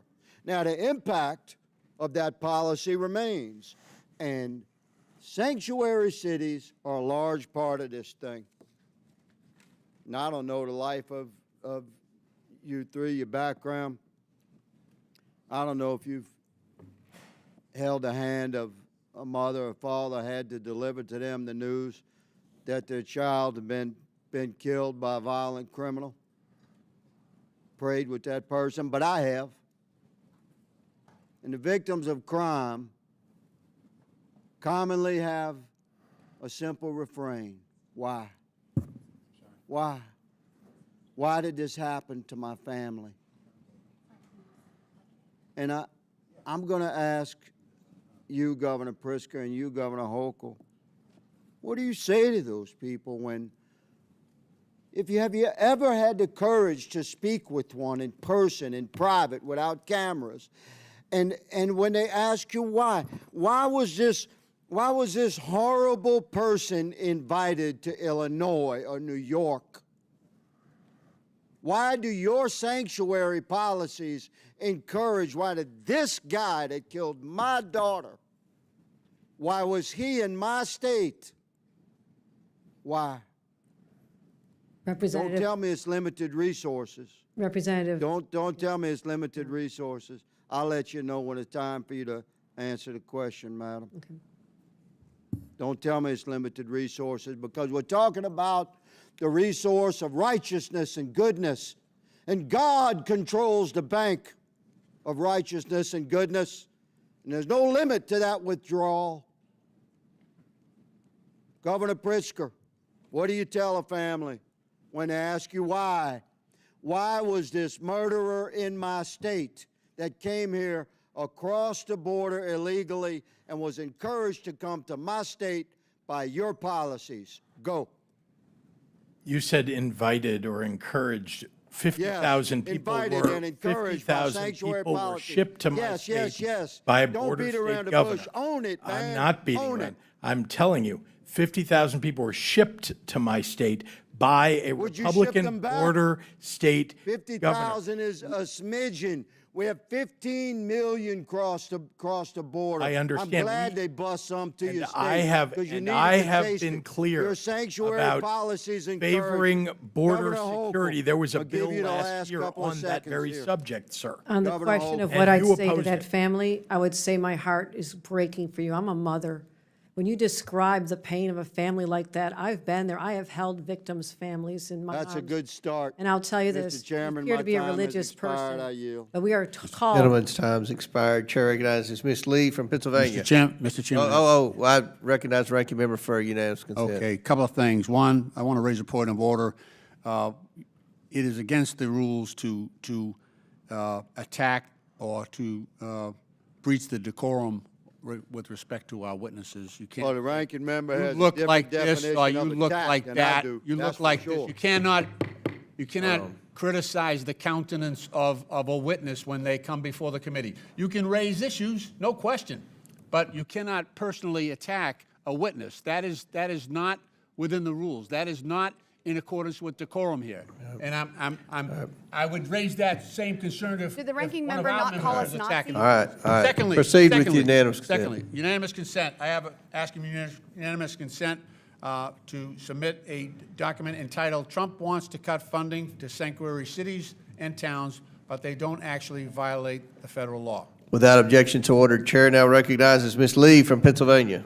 Yeah, thanks, Mr. Chair. It's always funny the lack of decorum that we get, and people we do drop the gentleman act here oftentimes when attacking women who aren't able to defend themselves with equal time. But that's kind of the theme here, right? Attacking Americans or people who are not able to defend themselves, or at least who Republicans hope can't defend themselves. And that's what we're seeing essentially in Los Angeles. So I would say that this hearing is quite timely. What's happening with ICE and the military in Los Angeles is terrifying, and is directly caused by Trump's policies and his cruelty. It was Trump's overzealous ICE agents who started this specific incident. And now they want us to get bogged down in arguing over the right types of protest, or the right types of way, or the right way to defend yourself, the mythical perfect type, so that we could ignore that Trump is the one who is escalating all of this. Trump is the one who ordered in thousands of National Guardsmen over the objection of Governor Newsom, something that hasn't been done since 1965. Trump is the one deploying Marines, not on an enemy abroad, but on the American people who are exercising their First Amendment right in this instance. The only opportunity that they have to defend themselves against lawless lawmakers who are imposing cruelty upon them. For a party of so-called law and order folks, they sure are stampeding over people's constitutional rights and intentionally inciting more chaos, more fear, more anxiety, and increasing the likelihood that people will get hurt. In the end, what's happening in Los Angeles is just one of many incidents where Trump and his administration have not given a single damn about people's safety. For one, the ICE and DHS agents that are arresting people and raiding places often don't even have any kind of uniform or identifying badge. They're masked, and they're in unmarked cars. Ms. Perryman, just briefly, why is it so dangerous to have masked, plainclothes ICE agents arresting people? So I'll just thank you, Congresswoman, for your question.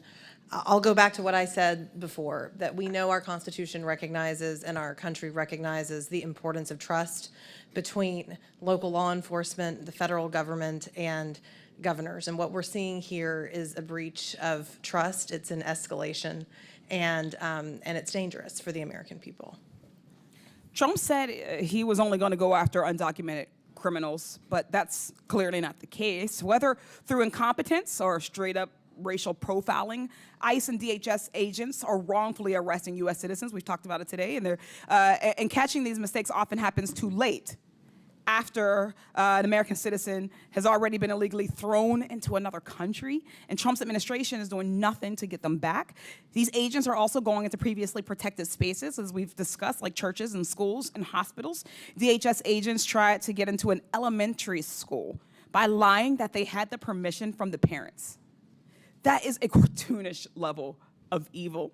ICE also arrested a Massachusetts high school senior, Marcelo Gomez da Silva, on his way to volleyball practice.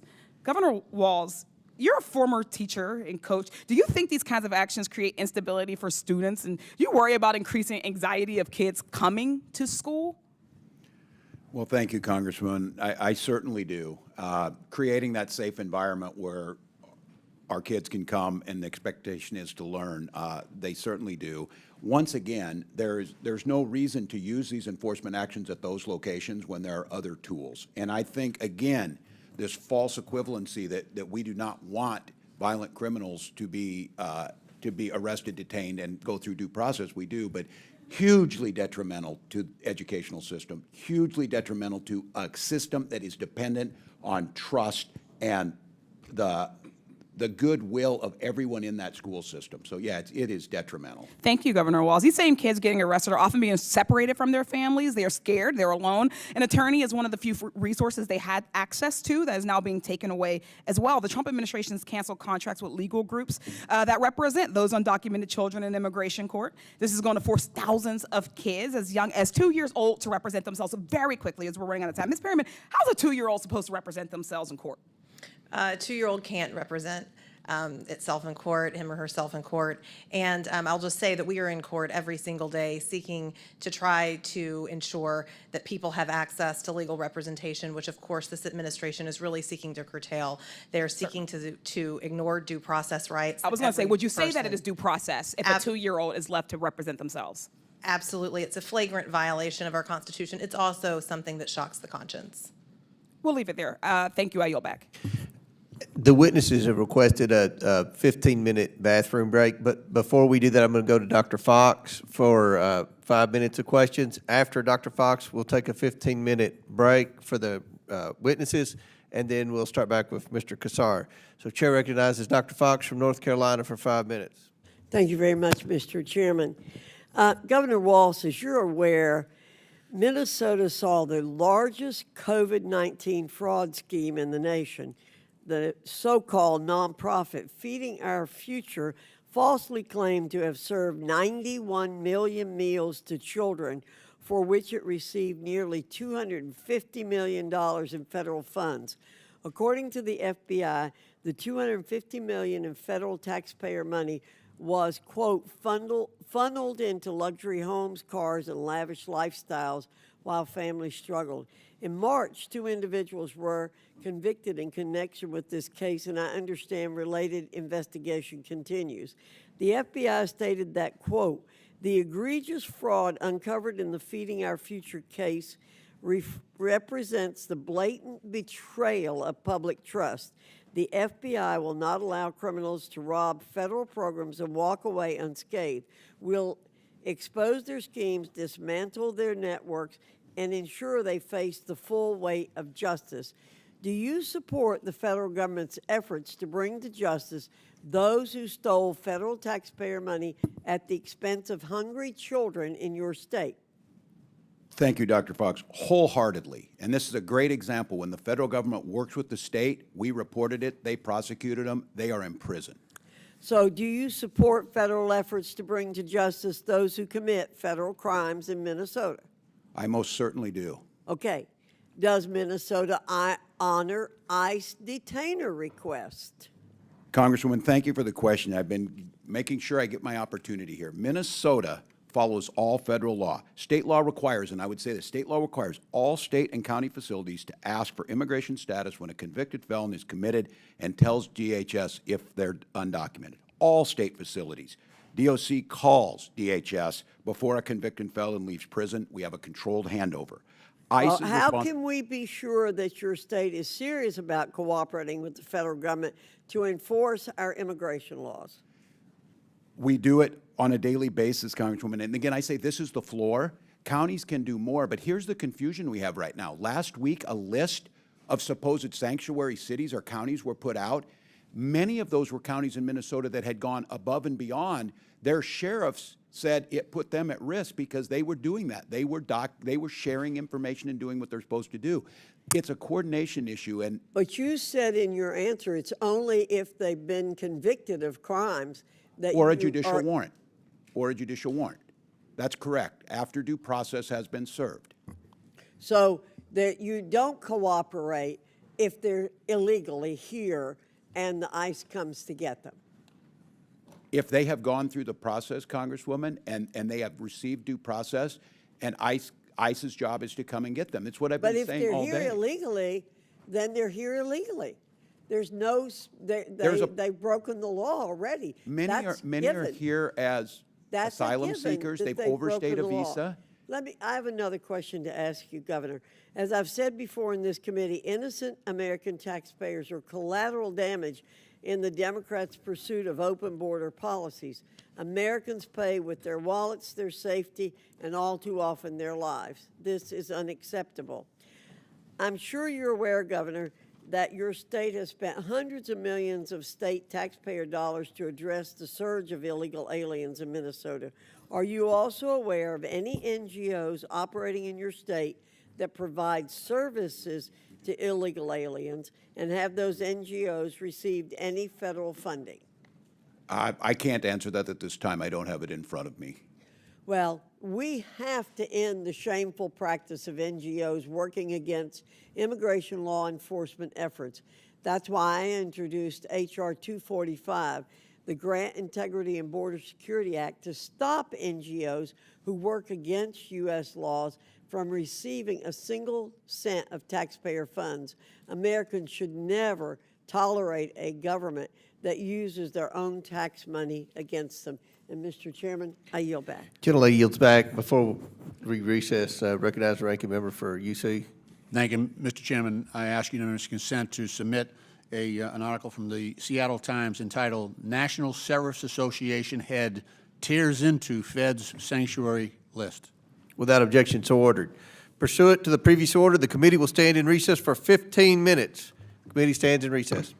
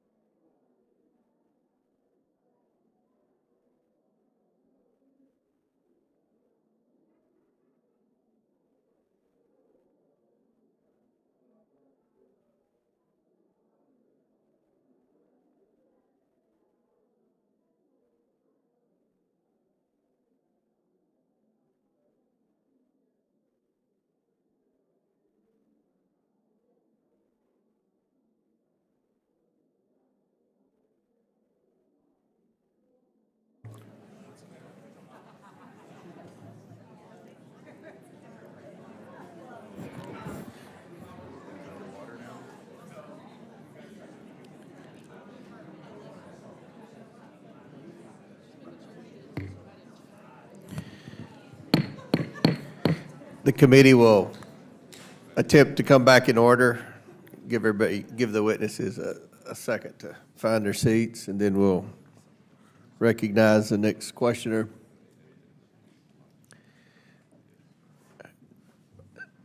Thank you all. Chair now recognizes Mr. Kassar from Texas for 5 minutes. Good afternoon, governors. Republicans have dragged you in today for questioning because they say your immigration policies are dangerous for American citizens. So I want to ask each of you some questions about recent events affecting U.S. citizens. Governor Pritzker, was it your administration or was it the Trump administration that arrested a 10-year-old U.S. citizen recovering from brain cancer and sent her to Mexico? It was the Trump administration, sir. Correct. That was the Trump administration. Governor Walz, was it your administration or was it the Trump administration that jailed an American for days, alleging he was in the country illegally, despite him being a U.S. citizen? I believe that was the Trump administration. That's correct. That was the Trump administration. Governor Hochul, was it your administration or was it the Trump administration that arrested a totally innocent U.S. citizen, pregnant woman who wound up in the hospital after her detention? Those horrific situations are all the results of the Trump administration's over-enforcement of our laws. That was just this week, and that's correct. That's that right. was the Trump administration. Let me be clear. Democratic governors who are trying to protect the rights of all of us are not the real danger that we face. Donald Trump's reckless immigration policies are what is putting us at risk, U.S. citizens included. Trump and his puppets here in Congress put out a constant stream of lies about immigration. So let me summarize what is really going on here. Trump has ordered law enforcement agencies to focus not on violent criminals, but on indiscriminately rounding up as many people as possible. Trump is targeting people going to work at Home Depot and 7-Eleven, ignoring gangs. Trump is targeting people trying to follow the rules and go to a court hearing, ignoring those who commit real violence. And then there's the kids. Imagine just for a moment that they're your kids. Law enforcement raids at our schools. Kids with their hands zip-tied behind their backs. Multiple U.S. citizen children with cancer deported to foreign countries, separated from their treatment, their care, and their doctors. This is not just about immigrant families. Donald Trump is undermining the rights that protect all of us, no matter who we are and where we come from. People are being arrested without ever having been accused of a crime, held for days without contact with their families or their lawyers, people being deported in violation of judicial orders. Trump also is going after anyone who dares try to put up guardrails against this, arresting judges, arresting mayors, arresting members of Congress and union leaders. This is not law. This is not order. This is chaos, and it's dangerous for all of us.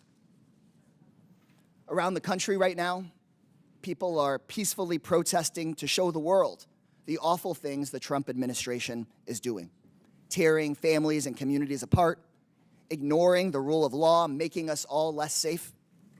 And please know, if you're one of those peaceful demonstrators, I hear you, I see you, I have your back. So many of you are suffering because someone you love is terrified or has been unjustly taken away from you by this administration. But Donald Trump does not want people to hear your message. That's why he's taken National Guard troops and the Marines away from their jobs and has sent them to Los Angeles, breaking all the rules about how protests like this are handled.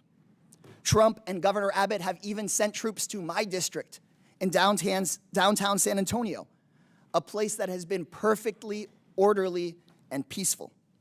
Because, as always, we know Donald Trump is trying to stoke up chaos and division, and he doesn't care who gets hurt in the process. He wants to start a fire, pour gasoline on it, and blame somebody else for the flames. So if you're watching at home and you see images of disorder or chaos in the coming days, remember this: it's Donald Trump's fire. It's him who lit the fire, and he does not care if the rest of us get burned. I yield back. Gentleman yields back. Chair now recognizes Mr. Fallon from Texas. Thank you, Mr. Chairman. Governor Welch, would you say that one of the most important things any governor, or quite frankly, any elected official can do is to keep their citizens and constituents safe? I would, Congressman. Great, I would agree. And I ask this because when I was reading your bio that you provided, nowhere did you mention the safety and security of Minnesotans or fighting crime or supporting law enforcement or, for that matter, the rule of law. So I want to take you back to 2020. You were the governor of Minnesota. There were summer protests. You referred to them as peaceful demonstrations. In hindsight, would you still stand by that? Were they mostly peaceful? Congressman, after the murder of George Floyd on the streets, thousands gathered in the streets. Were there those that... But, Governor, were they mostly peaceful protests? The vast majority certainly were. Those that weren't... So why would you have to call out the National Guard for mostly peaceful protests? They weren't all peaceful protests. Okay, so they weren't. All right, mostly. So, Governor, the total damage in dollars, what was that in Minnesota for the peaceful protests? I don't have that in all right, according to the insurance industry in Minnesota, they put the number between 1 and 2 billion, and your own state Senate put the price tag at 500 million. So if that's a peaceful protest in Minnesota, I shudder to think what a violent one would cost.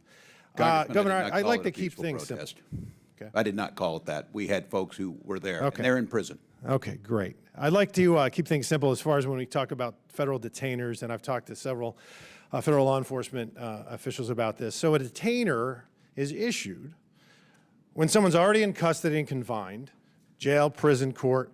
It's not somebody just plucked off the street randomly, and there's really 3 conditions, and it's and/or probable cause that a foreign national is subject to removal from this country, final deportation order has been issued, or it's a foreign national that's been convicted of a crime and is about to be released.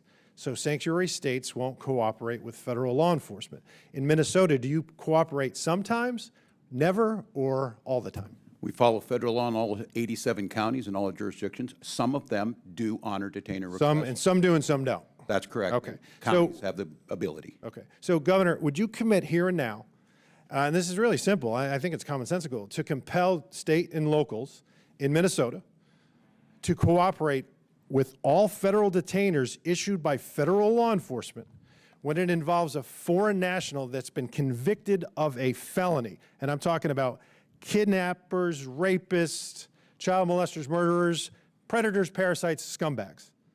In all those instances, of a felony being held by my state corrections, every time we call. Every single time you're going to do that. Every time we in call Minnesota. them and have them come pick it up. What I would ask you to commit to is, are you going to fund ICE's what they don't pay us on detainers? Well, listen, on detainers and in ICE, I don't call them the Gestapo. And this is my definition of Gestapo, Governor. Real Nazis from 1933 to 1945 that facilitated and participated in the murder of millions. I don't call federal law enforcement officers Gestapo. You were recently quoted. Where's the apology? Donald Trump. Oh, no, Donald Trump didn't. Listen, Donald Trump's not here. Yeah. You are, Governor. Yeah. You're a big boy. Put your big boy I would pants on. ask, don't wear masks, identify who you are, don't pull up and Governor, you called them Gestapo. Will you apologize for that? And don't pull people. Will you apologize for that?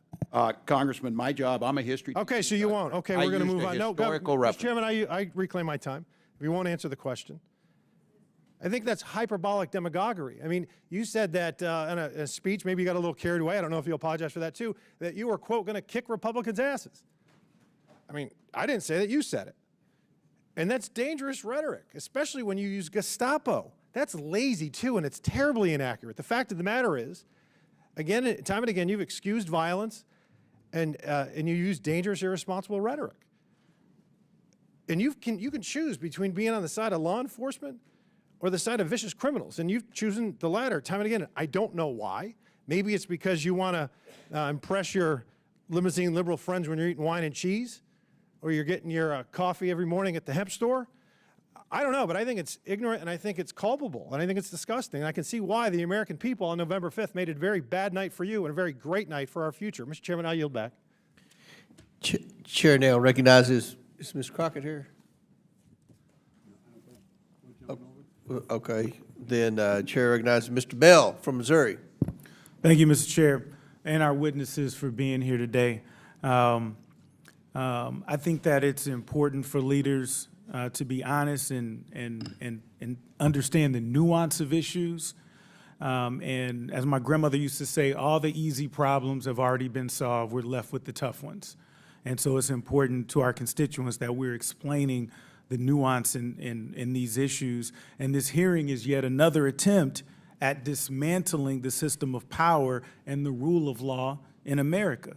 The administration's threats to withhold funding and resources from states to coerce them to adhere to federal immigration law is unconstitutional, period. The deployment of federal troops without authorization is unconstitutional, period. Masked, unidentified ICE agents snatching people off the streets is unconstitutional, period. And since my colleague brought this up, Governor Walz, I'm a former prosecutor. Is it good precedence to allow masked men to show up and take people off the streets, not even identifying themselves? No, and it also puts law enforcement at risk. Absolutely, and there's this criminal element who might say, we can kidnap people, we can rob people, come with masks, identify ourselves as ICE, and someone may not know what they can do. Is that correct? Well, if I'm not mistaken, I thought yesterday I saw that very thing happened. Someone identified themselves as ICE and committed a crime. Yes, look, you wear the badge for a reason, you wear the name for a reason, and you make sure that you're coordinated with those other law enforcement agencies that are there. It's a dangerous situation for everyone. Absolutely, and so governors, quickly as it relates to criminal trends in your state, are illegal immigrants more or less likely to commit serious violent crimes? It's clear that immigrants commit crime at a lower rate than the rest of our population. Studies suggest that illegal immigrants were about half as likely as U.S. citizens to commit an offense serious enough to result in incarceration. And it seems to me that we're redirecting critical resources from communities to address immigration when statistically immigrants commit less serious crimes, and this misalignment risks undermining community stability by deprioritizing other high public safety concerns, which you all have to deal with. And so I'd like to ask quickly, too, Ms. Perryman, are you familiar, and I'm not sure if you are because this was out of the State House in Missouri, are you familiar with the Second Amendment Preservation Act? Is that the act, Congressman, where the State House in Missouri sought to pass a law that it would not cooperate with federal law enforcement? Particularly with gun cases, yes, ma'am. And so I'm a little confused, and I'd love for my Republican colleagues to clear this confusion up.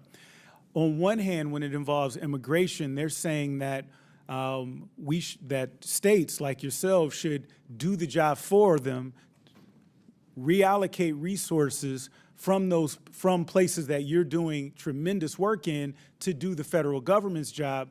But when it comes to gun violence, local police from cooperating with federal law enforcement. And so I got to ask, in your respective communities, is gun violence a problem? Governor Hochul. Any incidence of violence is a problem for us, but I'm proud that after investing nearly $3 billion in law enforcement since I've been governor, our crime rates are trending downward, particularly violent crimes. And a place like New York City had the lowest crime rate in May in history. And I'm going to reclaim, just because I'm short on time, but Lowest gun murder violence rate? is a concern. Would that be safe to say? Yes. Governors? It is absolutely a concern, yes. And so if when local law enforcement and federal law enforcement work together to curb gun violence, which protects all of us and all of our families, I don't hear Republicans complaining about the fact that local law enforcement is literally barred, until the Supreme Court overturned this, barred from working with federal officials. And I think it's just about hypocrisy to suggest in this situation that you should be forced to take the finite resources that you have to do the federal government's job. That's my time. I yield back. Chair recognizes Mr. Sessions from Texas. Mr. Chairman, thank you very much. To our friends, Mr. Waltz, welcome back. The opportunity that we have today to talk about this brings up a lot of issues. I think we all understand and we know this. There are over 600,000 migrant children that cross the border without supervision from 2020 forward. 600,000 children. We're sitting here arguing about a lot of things, but during the Biden administration, they took no steps, none, to affect, and this is from an IG report. They did not, they were unprepared, they did not know what they were doing, they let people come across, they didn't check, they just took people's word for it, and we still have these. Of those, 233 migrant children were never even given dates to appear in an immigration court. No dates by the Biden administration. Here, come on in, here you go. I would suggest to you that each of you are participatory for bringing people because of your words of New York is open, Illinois is open for business. We want you to come. We want you to be here. And terrible things have happened in our country as a result of a false promise. I know you're perfectly willing to pay millions of dollars to people out of your own coffers, but the bottom line is they came through Texas and other areas, and it caused a great deal of carnage and harm. And these migrants are in trouble. They're in trouble, the entire pathway to be taken advantage of and to cause harm, not just to themselves, but other people. I would submit to you, all three of you have encouraged people to come, and the numbers are stunning about the numbers of not just people that got caught, but those people that came here who have criminal records, and they appear on terrorist watch lists. And I would ask each of you, are you aware that when you put your open Come to America sign, come to the state of Minnesota, come to Illinois, come to New York, are you aware that you were doing that where there would not be a background check, where there would be people who would openly hear this who were criminals and terrorists, and they evaded this process and overwhelmed law enforcement? You created a gold rush. You created a rush whereby people came, and the entire pathway is littered with not only brand new areas, and it's the number of communities that now participate under 280G has exploded. And that is because it is the drug cartel's plan to have someone in every single city around America. In Texas, it used to be Dallas, Houston, San Antonio, Austin, maybe Fort Worth and El Paso. Now it is smaller cities, even in the congressional district that I represent. They brought their marketing team with them because there are people who still owe the cartels. This is not a new story. When Vice President Biden, he spoke about receiving a briefing from DEA, understanding there were people that had to pay off the cartels for being here. Each and every one of you have participated. Each and every one of you have put a green light out. Please come, be with us. We'll take care of you. And it has caused carnage. Governor Waltz? Well, thank you, Congressman. First of all, I think the idea of a nation of immigrants, no one asked for folks who were illegally. We bring in over 1 million people Absolutely that not. legally go through a process, know what our rules are. We do background checks. That's what we're we need to talking do the about. legal- that's what we need millions to of pass people, a no bill. background check. We need to make sure the legal process is done, and those that shouldn't be here aren't. Okay. That's your viewpoint now. That's not what has been said in the past. That's not what Governor Hochul said at the period of time when people were flooding in. It was seen as being okay, just come. Governor Pritzker? Thank you, Congressman. As a great-grandson of an immigrant to this country, I can tell you that my views about immigration are that it's a positive for this nation in general. Immigration is positive. Legally. Legal immigration. Now, let's talk about what has happened over certainly the last 40 years, if not much longer, which is... Why don't we go the last board- four? Because we've never I had understand. anything like the last four. Let's not put this into a context of history. Let's put it under you as governor, your public comments, Governor Walz's comments and Governor Hochul's public comments to encourage people to break the law, to come through my state and cause carnage, and drug cartels to have people now where they have a marketing organization everywhere to where communities have to have a 287G problem because they have people staying where they had never stayed before. Well, that mischaracterizes things that I have said. Let me just be clear. We have had 40 years of failure at the border and failure of immigration policy.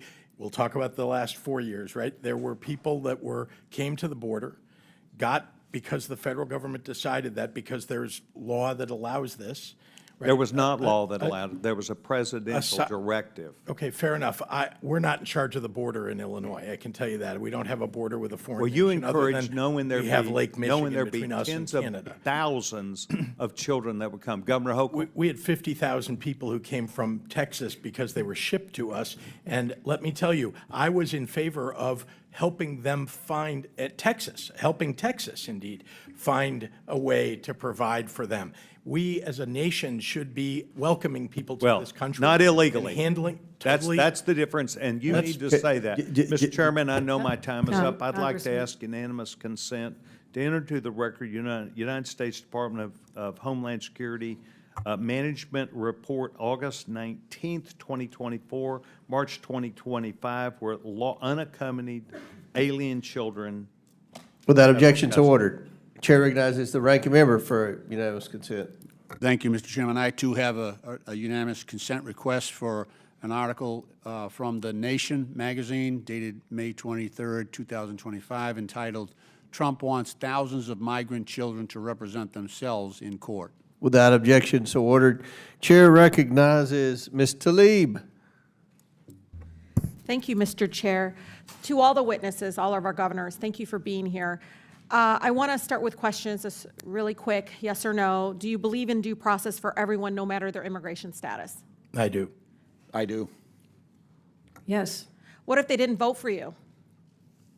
They're not I still allowed. support them. I Doesn't represent matter, right? everyone in my You know, they disagree with you on immigration. They disagree with you on climate, LGBTQ, right? All of you? We take care of everyone who lives in our state. So what about Palestinian human rights? I'll start with you, Governor. from Yes, Minnesota. support. Human rights for everyone, yes. Do you believe they Palestinian. deserve due process, even if you disagreed with them on Palestinian human rights position? Yes. Governor? Yes, we have, and by the way, we have Well, the Governor largest Hochul- Palestinian American population. Oh, I know. in the I'm aware country of in that, Cook County. sir. Yes, ma'am. Governor Hochul, how about you? Yes, we do. Your constituent Mahmoud Khalil is still in ICE detention. Are you aware of him? Very much so, and I'm hoping he's returned home on Friday because Yeah, he we're has been working on den- that. he So has been he's a legal denied due permanent resident. process. I know, this is important. He's a legal permanent resident. He was kidnapped over 3 months ago.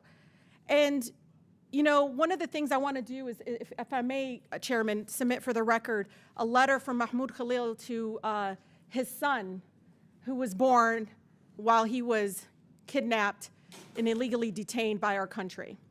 Without objection, so ordered. I'm going to read a little bit from what he said what he wrote to his son. Quote, "I waited on the other line, end of the phone, as your mother labored to bring you into this world. I listened to your pain breaths. Do you understand they had to put the phone next to his wife birthing his child while he was illegally detained? I listened to your pain breaths, her pain breaths, and tried to speak comforting words into her ear over crackling line. During your first moments, I buried my face in my arms and kept my voice low so that the 70 other men sleeping in this concrete room would not see my cloudy eyes or hear my voice catch. The cruelty of what is happening in our country. Everyone, to all my colleagues, should understand the human toll of separation of families. Read this letter, take a moment. And maybe Governor Hochul, sometimes I feel like because he's Palestinian, you didn't speak up enough. And I say that as a Palestinian American serving here in Congress. We all need to always support due process for everyone, no matter if you disagree with them politically or not. The judge said they might release him on Friday. You should use this opportunity, Governor Hochul, to redeem yourself and welcome that decision. I urge you to all protect your constituents' constitutional rights, no matter if you disagree with them politically, including the right to boycott, right, Governor Pritzker? Including the right to protest, boycott, do whatever. That's right. I want to discuss the next item. This is a person that is now, I believe, already on a plane to Colombia. This is Michael Bogoya Durante from Southwest Detroit. He was on his way to a field trip while local police racially profiled him, said, oh, he don't speak English, let me call Border Patrol. He spoke English just fine. That set in motion to separate him from his mother and his community. He was 3.5 credits away from graduating high school. To us, he was our son. Our son. He was not a criminal. He was trying to do the right thing. He had attorneys at a nonprofit legal agency. And you know, governors, I think about him and his trip, and he's there, and he's with all his friends, and he's trying to experience this beautiful thing that we all have experienced. But what makes me angry about the fact that he went on this flight, he's probably in Colombia now, without his family, without his school community, without his classmates, is that many of my colleagues on the other side of the aisle, and maybe some on mine, their donors benefit from a broken and inhumane immigration system.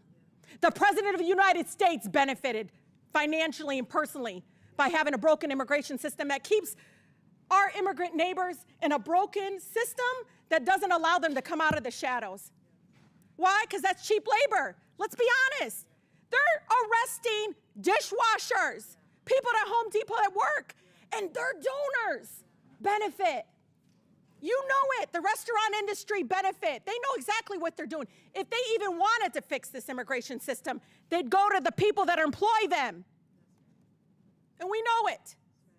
Now, detention centers. Guess who's going to benefit from private detention centers and holding our immigrant neighbors? Their donors. So shame on us in bringing these governors here when we know exactly what is happening here. This is all for profit, all for cruelty, and fear and division. Fix our economic system in our country. People are starving. People can't afford basic needs. And you're ripping our loved ones away from us because you don't have the courage to fix our broken immigration system. It's been inhumane for decades. Shame on us, both Democrats and Republicans, for not doing what's right in this chamber and doing what is right for the American people and making sure we're not separating families. With that, Mr. Chair, I yield. Chair recognizes Mr. Palmer from Alabama. Thank you, Mr. Chair. First of all, I want to point out that under Article 6 of the Constitution, the Supremacy Clause, that by declaring your states sanctuary states, you declared your intent to violate federal law. With that, are you aware that illegal aliens with known ties to terrorist organizations are now residing in the United States? That's a yes or no. Quickly, yes or no. Governor Walz. I don't have firsthand knowledge, but I would assume You should yes. have. Governor Pritzker. I know that's been alleged. I don't have firsthand knowledge myself. You should have. Governor Hochul. My Joint Terrorism Task Force surveillance has surveillance. Ma'am, that's a yes We're or aware. no. Either you know or you don't. We are aware. That's amazing, considering that the Customs Border Patrol reported just in fiscal year 23, 736 encounters with illegal aliens with ties to terrorist organizations. And there's it's 2.2 million estimated gotaways. We have no idea how many known terrorists are in our country. Do you support the arrest and deportation of illegal aliens with ties to terrorist organizations? So yes or no? Governor Walz. If due process is given, certainly. Governor Pritzker. Exactly. We need Governor due Hochul. process before we Hochul. arrest people. Yes or no? Anyone involved in a crime, we Ma'am, cooperate. yes or no? We cooperate when any Ma'am, yes crimes or are- no? We cooperate You with any cannot crimes. give a straight answer, and the answer is you're giving safe harbor to people with ties to terrorist organizations. Are you aware of that? Let me tell you. You're shielding members of known terrorist organizations such as MS-13, Trinidad Aragua, Brown Pride Azteca, Barrios Azteca, Serenos, which is otherwise known as Sir 13, and the 18th Street Gang. Those are designated terrorist organizations. Many of these are the people responsible for bringing fentanyl in that's killed, along with other drugs, killed over 100,000 people per year. We're no longer in a war on drugs. We're involved in a war with drugs. These are casualties. Are you aware that the Department of Homeland Security identified over 400 illegal aliens who were smuggled into the United States with the help of an affiliate of ISIS? Are you aware of that, Governor Walz? Congressman, I don't have direct knowledge of that. Well, I'll help you. Mr. Chairman, I'd like to enter to the record article from NBC News. DHS identifies over 400 migrants brought in the United States by an IS-affiliated human smuggling network. Is that a problem? Without objections ordered. Does that raise any concern for you? None of us want terrorists in this country. Then why are you shielding people here from being picked up by our ICE agents, referring to this as a Gestapo organization? You know, I'd never want to get up on another morning like I did on September 11th, 2001. There are people in this country who are here with the full intent to do us harm. They came across our borders illegally.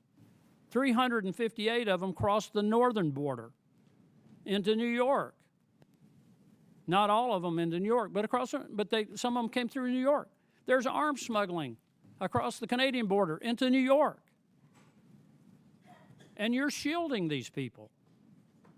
Are you aware that if just 1/2% of the estimated 15 million, 14.7 million to be exact, that came into our country illegally during the Biden administration, if just 1/2% are tied to criminal organizations or terrorist organizations, that constitutes more than the combined active duty forces of the Army and Marines? Does that not strike you as something that should be of great concern to us? Since you raised New York, I'd like to answer. Are you aware? We cooperate fully with all investigations, particularly terrorists. I mean, you cannot say 9/11 and not invoke incredible emotion How do you know, Governor from us. Hochul, that they're terrorists if you don't allow people to be picked up who came here illegally to at least give an account for their presence? We say they how do should you be vetted know at the if they're border. not part of that 400 that we know came in through an ISIS-affiliated human smuggling operation? You don't know. You're not even looking into that. You're pointing to an abject failure of the federal government to do its job to secure our borders. What I'm pointing out here is that your sanctuary policies now constitute a threat to our national security. We cooperate in all criminal investigations. You are engaged Always in have, always will. operations against federal government attempts to enforce federal law that I think now constitutes a threat to our national security, and you're in violation of federal law. That's 100% false. And charges for obstruction should be brought against each one of you for doing this. I'll leave that up to the Department of Justice. Mr. Chairman, I yield back. Chair now recognizes Ms. Crockett from Texas. Mr. Chairman. And Mr. Chair, Point of order. That was intimidation of the witness. Do you have a point of inquiry? Yes, I have a point of inquiry. State your point. Raising the prospect of charges against witnesses is a form of intimidation, is it not? Thank you. Thank you, and I withdraw the question. I appreciate it. Chair recognizes Ms. Crockett. Thank you, Mr. Chair. And thank you so much to our governors. And I want to say I apologize. I apologize for the abuse that you are facing in this committee that is supposed to be about waste, fraud, and abuse. And I also apologize for wasting your time because this is nothing more than political theater. Now, again, this committee is supposed to be about waste, fraud, and abuse. We did not have to have this faux creation of Doge. The committee itself, that is our job. So what I want to talk about is something that the American people may want to know, which is Economically, how is this impacting them? These failed immigration policies that are only put on so that they can have a show, because we have a reality show president who seemingly still believes that this is all about TV instead of real lives. So let me talk about something really quickly, because I want to clarify something, because I believe that all of you understand the importance of something like tourism. Are you aware, any of you, are you aware as to whether or not tourism in the United States is anticipated to decrease to the extent that we are estimated to lose $12.5 billion in international vendor spending in just the year 2025? I can answer as the tourism capital of the country. I assume you could. Tourism's already down. It is down in the North Country, where the Canadians refuse to come over because of the hostility toward their country. It's happening in New York City. It's happening at our sporting events here, our theater.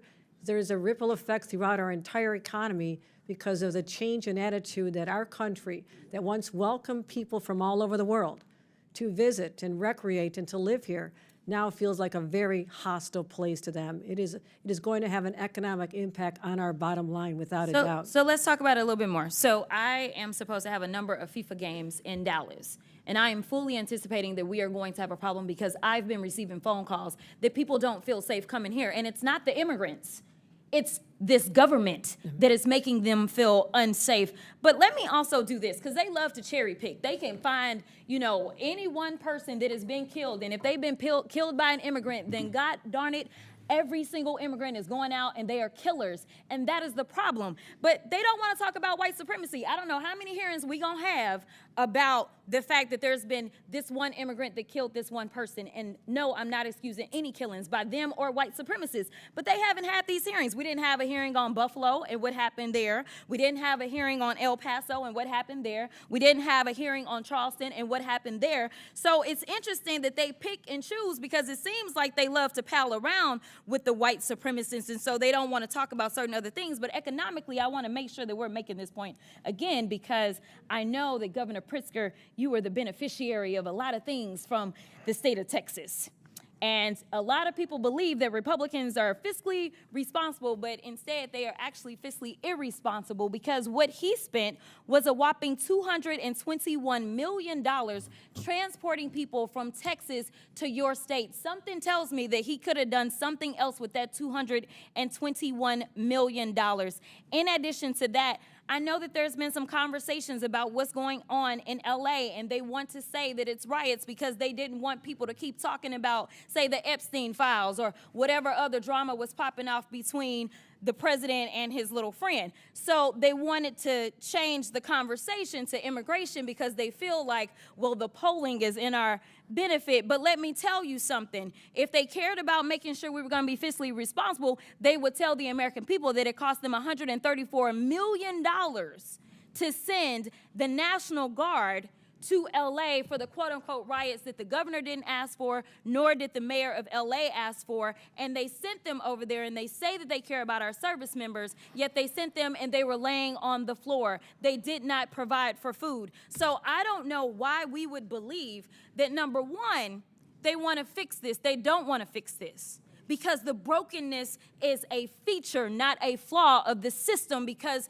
it is beneficial to them when it comes to campaigning. If they can't stoke fear, then why are they going to, say, have anybody vote for them? Because that's what people are doing. They're voting out of fear. But Ms. Perryman, we know each other a little well. And I know you got a law degree. And it seems like we all need law degrees in here nowadays to understand the Constitution. So really briefly, I just want to make this point. There is a certain person that was afforded, say, due process. But let's say if, say, Donald Trump had been charged with all of these cases that he got charged with in 4 different jurisdictions, if he wasn't afforded due process, there could have been a possibility that he just would have been locked up and thrown somewhere, right? That would be a possibility. And then maybe we wouldn't have a tariff war or anything else that we're dealing with or all the other nonsense. But the point is, he was afforded due process, and regardless of the political opposition, Democrats, Republicans, and independents, I thought, believe that due process should be afforded to everybody, even him. Due process is for everyone. Okay, so the Fifth Amendment doesn't say that it's just for the people that are Americans? It does not. It says anybody on our soil. It's for everyone. Okay, it's pretty simple. I don't know why we are having issues, but I thank you and I will yield. Chair recognizes Dr. Gosar from Arizona. Oh, before I recognize Dr. Gosar, Mr. Palmer has a unanimous consent request. To enter to the record testimony before the Subcommittee of Oversight and Government Reform, Subcommittee on Federal Law Enforcement, from Joseph M. Humeyer, who is. Without objection to order. Mr. Chair, I have unanimous consent. Okay, Ms. Tlaib. Can I please issue into to the record a statement from Senators Chang, Kavanaugh, and Santana and Bayer in response to the ICE detention and deportation of Mikel Bogoya Duranto? Without objection to order. Now, Chair recognizes Dr. Gosar from Arizona. Governors, good afternoon. Would you agree that good process builds good policy, builds good politics? Pretty normal, right? Would you agree, Governor Pritzker? Yes, sir. How about you, Governor? I would agree, Also, Congressman. Governor Hochul? I would agree with that. Good. Now, would you support the disclosure of federal fundings to nonprofits, either directly or indirectly? Governor Pritzker? Federal funding of nonprofits, just generally, there is actually nonprofits do report their. Well, they do kind of, because we don't get that. That's all blocked out, okay? But you can't make good decisions if you don't have that. Would you agree? All of it is available, as I Okay. understand publicly, yes. Now I'm going to quote U.S. Supreme Court Associate Justice Louis Brandeis. He said, "In a government of laws, existence of the government will be imperiled if it fails to observe and uphold the law scrupulously. Our government is potent, the omnipresent teacher. For good or for ill, it teaches the whole people by its example. If the government becomes a lawbreaker, it invites contempt for the law. It invites every man to become a law unto himself. It invites anarchy." So do you agree with, Governor Pritzker, do you agree with Louis Brandeis on this quote? How about you, Dr. Walton? I do. It's what the President Trump has done, though. He is the one who has broken the law and the United States government. Governor Hochul. We follow all the laws, federal and state. Okay, so why would I ask you about nonprofits financing and this quote from Louis Brandeis? What if I were to present you evidence that U.S. citizens and even foreign citizens on foreign soil were coaching illegal aliens how to bypass U.S. immigration law?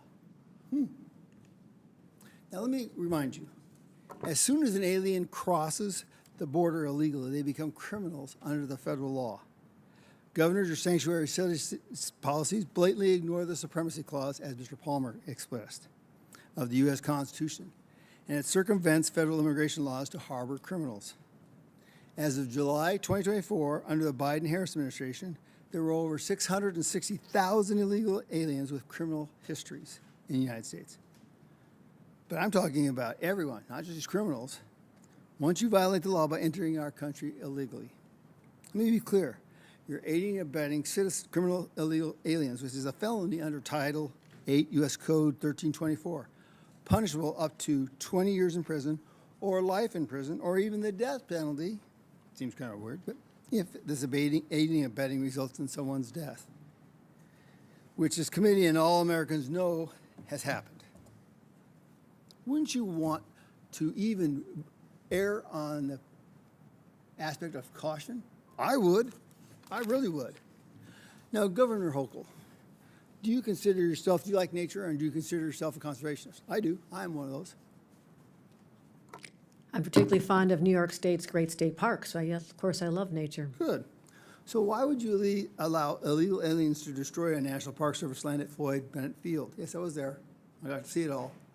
But, I mean, even putting people in that process. Well, I would hardly call it a park. It was a place that people used to train for military exercises. But you know what? Somebody found it as a park, right? Did they not? They considered it a national park. It's a park. Okay. Technically, it's under the Department of Interior. Okay. Governor Walz, do you know the estimated size of 2 milligrams? I think generally, yeah. You can barely see it's the tip of a pencil. sharpened pencil at that. And that's a lethal dose of fentanyl, which your running mate, Harris' open border policies welcome to the United States. Similarly, your sanctuary policies are playing games with American lives. Do the millions of lives lost to fentanyl constitute an all-out assault on our broken borders? They do. Yes or no, do you support tribal communities, Governor Walz? Do I support tribal communities? Yeah. Under PL 280 or? Oh, do you support? Yeah, I certainly tribal? do. No. Okay, I do. Okay. What about the transnational criminal cartels trafficking drugs and people across our tribal lands? This is epidemic. Epidemic. So I'm going to finish up by this. Governors, this is my promise to you. I will work tirelessly with President Trump to secure the border, build the wall, stop the flow of fatal fentanyl into our nation, and I will see that you are held accountable for the violations of our crimes against the people of the United States. Our immigration system is not broken. We just needed somebody like Donald Trump to uphold the rules of law. I pray for the safety of our immigration, ICE officers, and all the officers, and I yield back. Gentleman yields back. Ms. Crockett has a unanimous consent request. Yes, Mr. Chair. I'd like to submit a unanimous consent request for, this is from the Alabama Reflector. It says, study says undocumented immigrants paid almost $100 billion in taxes.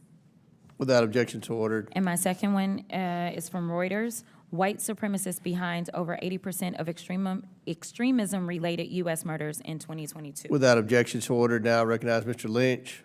Thank you, Mr. Chairman. I also have a couple of unanimous consent requests. The first is from Law and Crime magazine. Judge rebukes Department of Justice explanation for ignoring the court order. Without objection, so ordered. Subhead is the government again evaded its obligations. The judge upbraids the Trump administration's woefully and insufficient explanation for flouting his court order.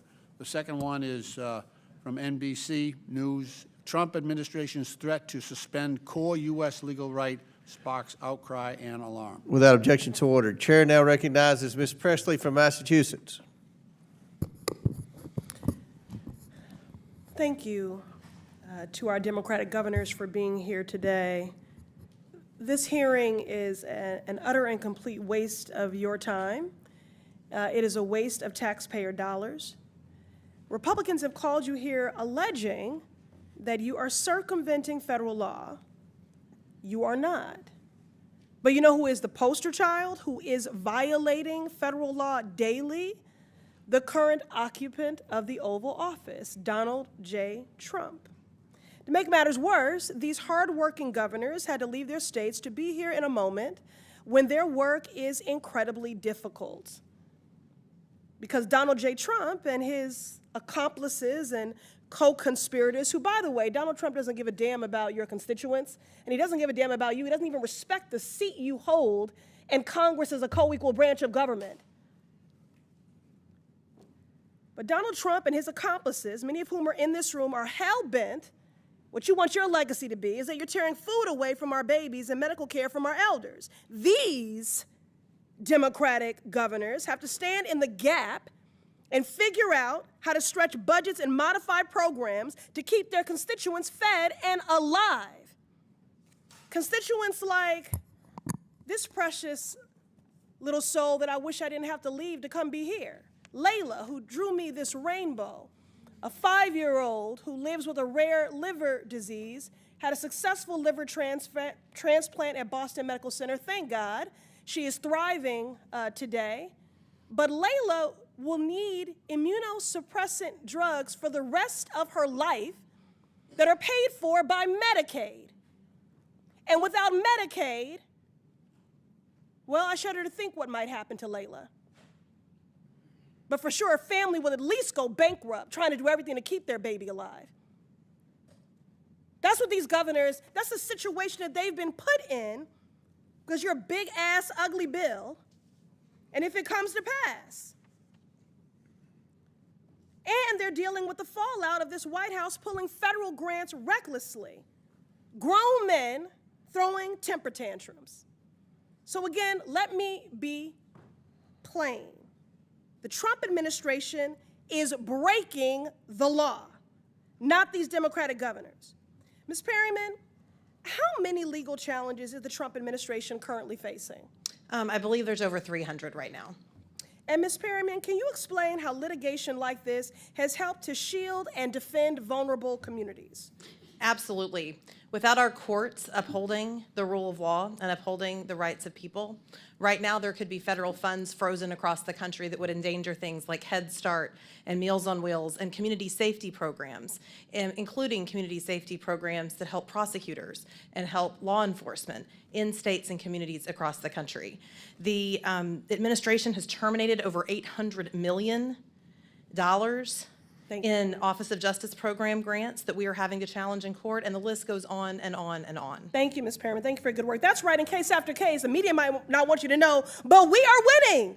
Trump tried to end birthright citizenship, blocked. He tried to shut down asylum, blocked. He tried to defund cities, blocked. And because we are winning in court, Republicans are trying to change the rules to rig the system. Tucked in the big ugly bill the Republicans voted for is a provision, Section 70302, titled Restriction on Enforcement, that would restrict the judiciary from enforcing court orders and holding government officials accountable. This is an intentional and deliberate attempt to undermine the court so that the Trump administration can break the law with impunity.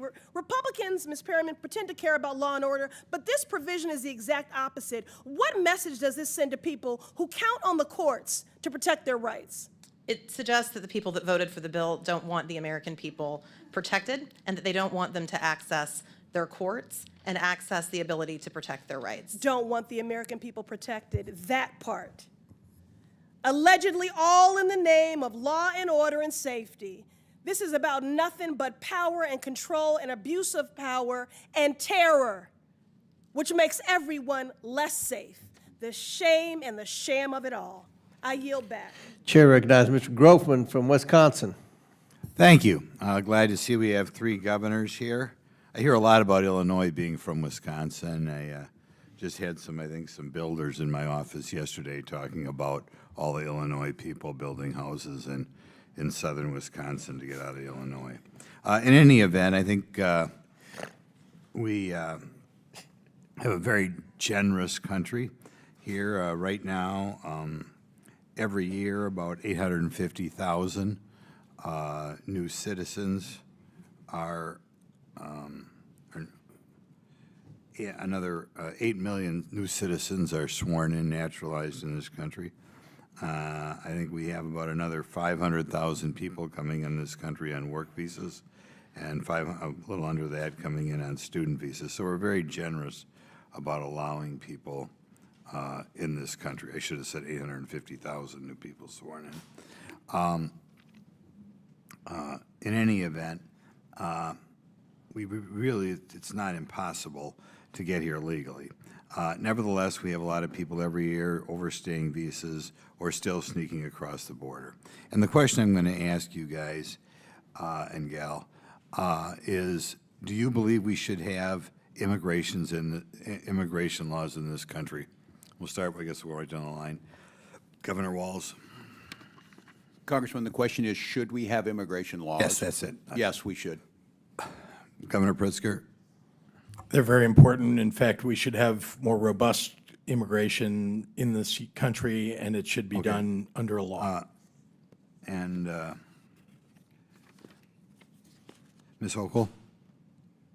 Yes, of course, we should have immigration laws. Okay. In fact, we do. The question is, when people come in this country and break those laws, do you believe they should be enforced? Let's say people come in this country, Gulf of Mexico, Pacific Ocean, however they come here. Should they be spun around and sent back out of the country, or should we just allow them to stay here? It depends if they're, Congressman, if they're coming on an asylum claim, protected status. Exact question. Assuming they come on an asylum claim and that claim has been rejected, should they be allowed to stay here? The judge denies their asylum claim? No, they should not. They should not be able to. Governor Pritzker, if somebody's overstaying, we'll say a different way, overstaying their say, work visas, a student visa, should they be allowed to stay here or should they be removed? Given due process, sir. Should they be removed? Due process is required, yes. Okay, Governor Hochul. Yes, agree. Following due process, the federal government has the authority to make those removals. It has nothing to do with. I'll ask you, should people who are here illegally get welfare benefits? Mr. Governor Walz? By that, food stamps, low-income housing? Should they get assistance that would be here? Yes. We provide for all of our people in Minnesota. It's one of the reasons. Okay, so your statement is that if somebody comes here, say on an asylum claim, whatever, they should be able to get low-income housing benefits, almost free rent, free food, free health care. That's what you believe? I believe states' rights. In some states, they do. Well, I know that's what you believe we should do. Okay, Mr. Governor Pritzker? It's the federal government's job to determine what welfare benefits at the federal level, and I can say to you that we have hundreds of thousands of people in the state of Illinois who are undocumented but have been living, abiding by the law, holding down a job, paying taxes. Okay, for so are years and they years and getting, years. do you believe it's right then that if they come here, they should get free housing, free medical care, free food? It depends on the circumstances. I'm just explaining to you, though, that we have millions of people across the United States who are here, and we're here long before you got No, elected. I know all or that. got I mean, the elected. question is, you don't have a problem with them getting benefits, these benefits? Again, law-abiding, tax-paying, we're talking about people who are adding to Okay, our I'll take it to society. be, well, not if they're not working. But either way, you have no problem giving them those benefits? We provide benefits to people all Okay, across. Ms. Hochul, is that the same thing with you? Do you believe people come here who are not citizens, come here, make a asylum claim, they should all be getting food, health care, housing? Depending on which law you're referring to, in certain circumstances, we do provide these services, but they're not universal. Okay, well, to most people, your average person who's overstaying a student visa in New York, do you think they should be getting food stamps, housing, medical care? We provide Medicaid for individuals who are senior citizens or moms with new Well, babies. we know when people are eligible, the question is people who are not citizens, who are overstaying a student or work visa. Are No, they people eligible? are making their own way here in the state of New York. In fact, I have 400,000 open jobs. I wish you could help You're not find a answering the path- question. find a I take path it to get- mean, I just Give want us to more say, work because I want you to answer authorizations. the Let's put question. them to work. Let's put them to work. But you refuse to answer the question. If somebody is otherwise eligible for low-income housing or food stamps or medical care in New York, do you believe they should be entitled to those benefits There's as not a Americans? blanket answer to that. It depends on which provision of the social services law. In some cases, it's allowed. In some cases, it's not. Okay, thank you. Chair recognizes Ms. Simon from Arizona. Thank you, Mr. Chair, and I would hope that I am also able to go over my time. I'm sorry, California. Yes, thank you, Mr. Chair, and I, as my colleague did, I hope I am allowed to also go over my time by approximately 45 seconds. Well, I've been very fair. You've had, Mr. Frost went over a minute and a half. Okay, I'm just asking. Thank you. I appreciate that, sir. I just wanted to I make, didn't say you could, but you can go ahead. I just want to make sure that I have a fair opportunity to also speak as an individual of this body. Thank you, Mr. Chair, and thank you, Ranking Member Lynch. I am so honored to be here today and having this really important conversation. You know, we talked about victim advocacy in this place. Actually, I was a victim advocate. I was a 8133 in San Francisco for many years and had to sit with families who buried their folks, and sitting, literally figuring out how to mend together obituaries. I've worked with young people who have been victims of gun violence and literally have had to scrub blood off the streets. There is nothing that anyone can say to a family, I get it, that is grieving. We have a lot of work to do, not just here in this country, around the world, to deter violence. I come from a state, the fourth largest economy in the world, with the best public education, higher public education system in this country. In fact, at California, Berkeley, we lead some of the research that are keeping folks here and your relatives alive. Those labs and that research is being attacked by this administration, but I digress. I have a number of questions today, but this hearing has been so difficult. Not only was I a victim advocate for many years, working with folks who had witnessed and who had been victimized by rape, by murder. I also led the Lawyers Committee for Civil Rights of the San Francisco Bay Area that was founded by JFK, and our asylum clinic honored the work of this country by supporting folks who came here escaping tyranny and violence to just be met by an immigration system day after day that spat in their face. I'm thankful to both members of the private bar and our community lawyers who are doing their American duty by supporting people who are leaving tyranny. I have actually one question. I'm concerned that we're deflating the conversation around public safety. It's my understanding that the current administration, and this question goes to you, Ms. Perriman, has deducted or stopped payments of upwards of $1 billion in local public safety funding around the country. With my time remaining, can you talk to us a little bit about this very hypocritical moment in time where we're uplifting public safety and yet we're taking resources away from communities, police departments, community safety leaders, and organizations that are taking guns out of kids' hands? Give us a little bit of the flavor. Talk about what money has been taken away from communities under this administration. Yes, since January, the administration has abruptly terminated a range of funding and grants for community programs across the country, including grants under the Office of Justice Programs, which was obviously a law that President Reagan signed. And there's been over 800 million grants and funding that have been abruptly terminated that we are having to litigate right now.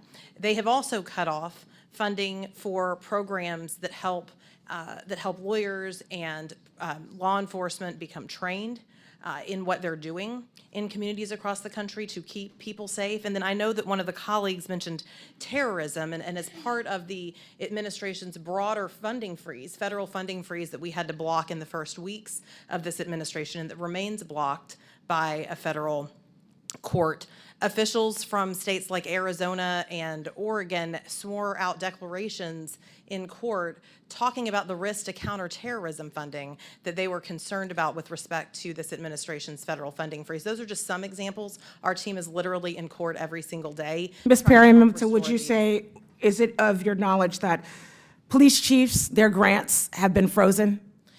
Yes, many people in community safety programs. And so taking away literally upwards of $1 billion in local public safety funding from around the country, including violence prevention and gun safety programs, would you say this administration is making us more safe or less safe? Less safe. Any members, any other governors? Would you have any? I have a few seconds. We have programs that we work with the federal government between cities, law enforcement, and federal government law enforcement that are being torn apart. And, drug task forces, our gang task forces, gun task forces, this is making us less safe. Grants for rape kits and rape investigations, the disembowelment of the Department of Education, including the Office of Civil Rights that investigated rape and sexual assault on college campuses, decimated. I would agree that our administration is making us less safe. Thank you, and I yield back. Thank you, Chairman, for the extra time. Chair recognizes Mr. Perry from Pennsylvania. Thank you, Mr. Chairman.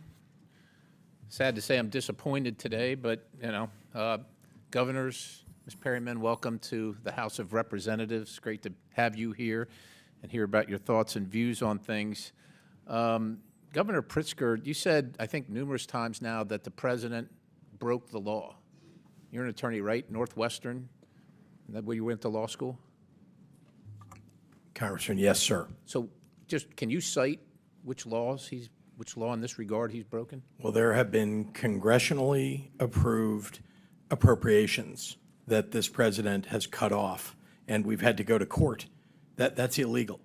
We've had to go to court to have it reinstated. It's illegal. It is illegal. If you have to go to court, it's illegal, and it's still working its way through the courts, right? Yes, but things have been ruled on already. It's not illegal yet. It's your opinion. But regarding when a judge rules on it, that's the law. Okay. It's the law at that moment until the next judge rules on it. Okay.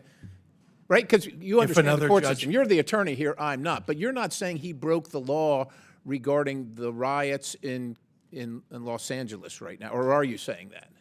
That hasn't been ruled upon yet, so. But are you the- saying he the broke answer the is, law in I that believe regard that or he not? did, but that is not what I'm referring to. Okay, you're not referring to that. No, I just Okay, told you all right, there I are just want to be clear appropriations, about that. congressional appropriations. Because the that have been implication, cut off. because of what this hearing is about, is that you're saying that he broke the law regarding the mobilization in Los Angeles, and you're not saying that. I want to make that clear. You're not saying that. What he is doing is overstepping his authority, and we are going to court. Oh, okay, so, And okay, so let and me we are ask you a backing couple up. questions, because I want to go through a little Yeah. walk down memory lane here in history for you. In 1794, George Washington mobilized the military. You familiar with the Whiskey Rebellion? Yes, sir. Okay, so was Washington beyond his scope? Did he overstep? What about inciting I'm riots just on asking January if he 6th did. at the Capitol, right in this Sir, building? What, sir, what, sir. well, you're asking. I'm asking, you're saying he's breaking the law. Yes. Ms. He Hochul, has broken the Governor law, Hochul, and he you're is also breaking an attorney. How about Abraham Lincoln, 1862? Did he do it? The abuse of power is an overreach into the Okay. How responsibility about of Dwight state- Eisenhower? Did he do it when he mobilized? in situations where John you're Kennedy. overruling. John Kennedy. You seriously don't want an Twice. answer from me, I John F. won't even Kennedy. bother. How about Lyndon Johnson, 1865, 1965 and 67, and 68? Is that, you're saying that's against the law, what the president is now doing? Are you guys, you're the attorneys here, and I'm not talking to Governor Walz here because he's not an attorney. He called himself a knucklehead, so I'm leaving him out of this right now. Are you guys familiar with sections 251 through 255 of Title 10 of the U.S. Code? The conditions under which a president may usurp the authority of a governor in activating the National Guard is under an invasion or an insurrection. I would Well, argue that neither one of those Governor standards have Hochul, been met. I would refer you to Section 253. I'm not going to bore everybody with reading it for you, but you're wrong. And to accuse the president, quite honestly, that's the least that you've accused him of. You've also, in this room, he's been accused of being a dictator, maybe not by you. And if you're willing to say he's not one, we'd love to hear it. But also that the law enforcement agents are Nazis with Gestapo-like tactics. Governor Walz, you mentioned that in a commencement speech. Now, let me ask you, I'm going to ask each three of you this. 8 CFR 287.7. It arises from the Secretary's power under Section 103A3 of the Immigration and Nationality Act, the INA. So do Sections 236, 241, 287. Are those things laws that should be followed and enforced? Are you okay with those things being laws and enforced or not?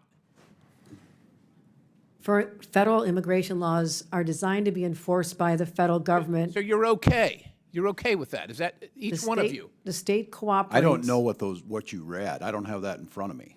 These are laws, Governor Walz, that are on the books. It's the Immigration and Nationalities Act, and those are sections of them, as is 8 U.S.C. 1226A, 8 U.S.C. 1357A2, 8 U.S.C. 1357A4, 8 U.S.C. 1357A5. Would the gentleman provide copies All of that these- for the witnesses? If you're going to cite a law, you provide a copy for the witnesses typically. Out of order, Mr. These two governors, two of these governors are attorneys, sir. I'm not. They should know this and I shouldn't. But I'm just asking, let's just assume that these are laws. Let's just assume I'm not lying to you, that these are laws on the books right now. Are you okay with them being enforced? You might be asking us a lot. Governors don't get to deal in hypotheticals. Okay, so putting myself on them, these are laws, these are current laws on the books regarding immigration and naturalization. We abide by all of those laws. You will abide by all these laws? We abide by Okay. federal law. Governor We Hochul, do you by abide? State law. We follow all state and federal laws. Governor Walz, do you abide? We abide by Is all there laws any that due process detainer, reform. is there any ICE detainer that you will reject, that you will instruct your law enforcement community or corrections facilities and enforcement community in your states to reject? Any one for any reason? A legal ICE detainer under the laws that I just cited? Every jurisdiction in Minnesota follows the law. Every single one? And his gentleman's time's expired, but feel free to answer the question, Governor Walz. Governor Pritzker? We follow all laws, states. But you don't. That's my point. In You actually Minnesota, don't. there's I want a you to say you Florida- will, because we hope you will, but you Well, actually don't, and you haven't, Well, the which is courts- why we have the this courts will horrific determine mess. that. I yield. Chair, Can we allow the witness to answer? That'd be great. Thanks. Chair recognizes Ms. Ansari from Arizona.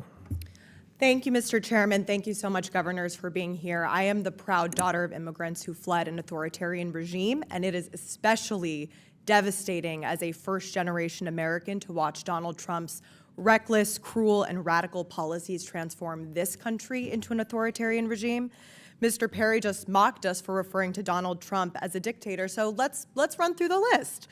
Donald Trump has, since he was inaugurated, pardoned violent January 6 insurrectionists, dictator, defied Supreme Court orders and attacked the judiciary, dictator, unilaterally abolished congressionally chartered federal agencies, dictator, attacked the free press, sounds like a dictator, kidnapped people off of the streets and deported them to foreign prisons without due process, sounds like a dictator, defunded higher education, dictator, threatened law firms and the legal profession, dictator.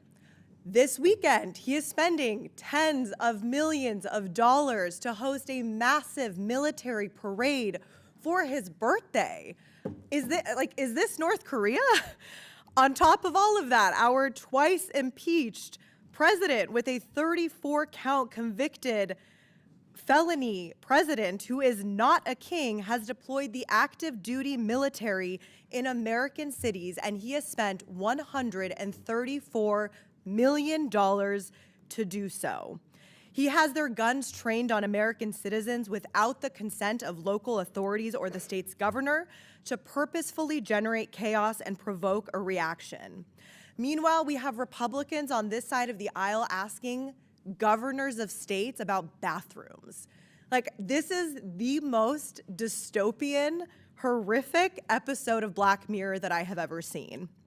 To our witnesses, the governors, thank you so much for being here today. I agree with my colleagues who say this is a waste of your time. You have been instrumental in fighting back against cruel and illegal Trump administration actions. I represent an extremely diverse district, one of the most diverse in the country, where more than 64 languages are spoken. I can tell you that the actions of this administration towards immigrants and immigrant communities is a blatant abuse of power, but more importantly, these steps are harming our economy and our national security. So I want to ask you a little bit about that. Governor Walz, can you share the ways in which immigrants contribute economically to your state?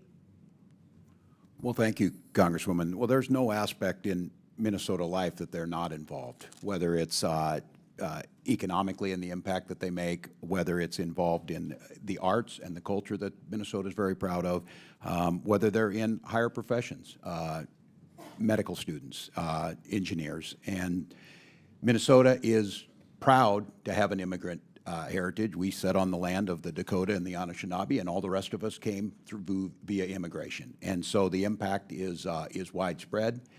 It's intertwined. It may have been the Norwegians and the Swedes, then the Hmongs and the Somalis, but it's the same story, coming to America for a chance to start and then contribute to a better state. Thank you so much, Governor Walz. And in fact, according to the American Community Survey, immigrants paid $382 billion in federal taxes and $196.3 billion in state and local taxes in 2022. Undocumented immigrants using individual tax identification numbers paid $59.4 billion in federal and $13.6 billion in state and local taxes in 2022. Governor Pritzker, you recently called immigrants the anchors of their communities. How does Donald Trump's mass deportation project harm the security of your state and instill fear throughout Illinois communities? Thank you very much, Congresswoman. Let me be clear. The home raids that occurred in the first week of the Trump administration drove people into hiding. It ruined the entire area of commerce for our Mexican-American community, where people who were documented, people who are citizens actually, had to go into hiding because they know people that are undocumented. They didn't want to get picked up and having to talk about somebody that they know that's undocumented. You could see it was a ghost town. It was a ghost town. We've had people who are working, I'm talking about for decades, who've raised families, who are paying taxes in my state, who have had to flee. And these are good people. These are our neighbors. These are people that are bringing culture and art to our communities, people that should be given an opportunity if we had good immigration laws to apply to stay legally in this country and maybe to become U.S. citizens. Indeed, many of them have proven themselves to be maybe more worthy than some people who are already U.S. citizens. Let's give them an opportunity. So I can tell you that it's had a profoundly negative impact on my state, that Donald Trump has been attacking people who are not the problem. Let's go after people. If you're talking about terrorists, and one of the congressmen mentioned that, let's go after terrorists. Let us know who they are. We will go arrest a terrorist any day of the week, every day of the week. Governor Hochul, if you could also answer. I'm very proud to represent the state that has the Statue of Liberty in our harbor. Millions of migrants and immigrants have passed through, including my own grandparents. My grandfather was a migrant farm worker. They are an important part of our identity, our economy. The diversity of New York is what sets us apart and makes us so fascinating and so desirable for businesses large and small. They are so critical to our identity and our existence. And I'm really hurt. It hurts me as the leader of a state where people are living in fear in the shadows. People can't go to school. They can't worship. They can't go get health care. They can't go to their senior center. What is happening has been traumatic. It's unnecessary. We will help every day of the week to get rid of people who commit crimes that never should have come here or commit crimes here. That is my number one job. But what is happening is un-American. Chair recognizes Mr. Timmons from South Carolina. Thank you, Mr. Chairman. Governor Hochul, the difference is that the millions of Americans that came through Ellis Island did so legally. I'll yield to my friend from Georgia, Ms. Green. Thank you. Governor Hochul, are you a Democrat? Yes or no? I'm a proud registered Democrat, yes. Did you support Joe Biden for president? Yes or no? Yes, I did. Did you support the Biden administration's policies for the past 4 years? I raised my concerns in many That's meetings a with yes the or no administrations question. about how the border was being enforced, and so I raised concerns. So I you said- just stated, I'll reclaim my time, you said you're a proud Democrat. You supported Joe Biden for president. Clearly, you supported the Biden administration's policies. I've Did supported you many of swear, them, yes, Governor I have. Hochul, did you swear an oath to faithfully uphold New York's Constitution and laws? I certainly did. In 2017, New York became a sanctuary state when Governor Cuomo signed Executive Order 170. This states, it directs that no state officers or employees, including law enforcement officers, shall disclose information to federal immigration authorities for the purpose of federal civil immigration enforcement unless required by the law. Do you support this law as governor of New York? Yes, this pertains to civil enforcement. So you do enforce sanctuary policies of New York? I supporting helping law enforcement when it comes and ICE when it comes to. Thank dealing you. with I real reclaim my criminals. time. You support sanctuary policies that have led to the horrific murder of people, Americans. This Fox News got it wrong. It should say monster. Arrested in broad daylight rape of a 13-year-old in a New York park. This girl was raped at knife point in the park near New York Mets Stadium. That's your state, Governor Hochul. New York Post also got it wrong and called him a migrant. That's a monster. Busted in brutal beating of New York PD cops in Times Square are members of bloodthirsty Trinidad Aragua gangs. That's your state where you support your sanctuary state laws. Also, Governor Hochul, do you recognize this image where a homeless woman was burned alive by an illegal alien monster? Where you uphold the laws to protect these monsters in your state, and then you force the New York citizens that pay taxes to pay for these people. This is the result of your sick and disgusting treasonous laws that you uphold as governor. New York is not a I sanctuary didn't state for recognize you, criminals. Ms. Hochul. This is my time. Do you know the name Laken Riley? Do you know the name Laken Riley? Yes, I do. Oh, you do. Jose Ibarra murdered 22-year-old Laken Riley. He's an illegal alien monster from Venezuela, convicted of 10 charges. He was first arrested by the Biden administration that you stated that you support. Joe Biden for president, right? Proud Democrat, Governor Hochul. First arrested at the border and released by the Democrats that you support. Then, guess what?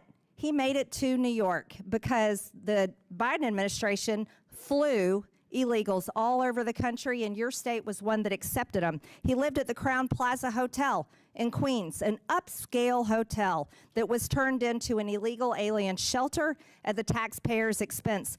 $2 million a month went to this hotel. The second time he was arrested was in the state of New York for endangering a child. But he was released quickly before ICE could even issue a detainer, because you support those laws, Governor Hochul. Then he flew, get this is shocking. He flew from the state of New York to my home state in Georgia, and you all paid for it. Because, why? Because it was reticketing, and that was the little gift that you were giving my state by sending monsters there.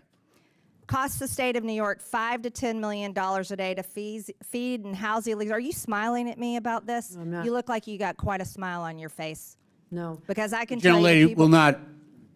This is my time, reclaiming my time. I'm thinking Don't about attack the Georgia. witness. Don't you dare Don't attack the smile witness. about the murder of I'm Lake and thinking about Riley. her parents. The third Don't time, question the how I third look. time Jose My heart is Ibarra- breaking for her my parents. time, Governor Hochul. The third time he was arrested was in the sanctuary city of Athens, another Democrat policy.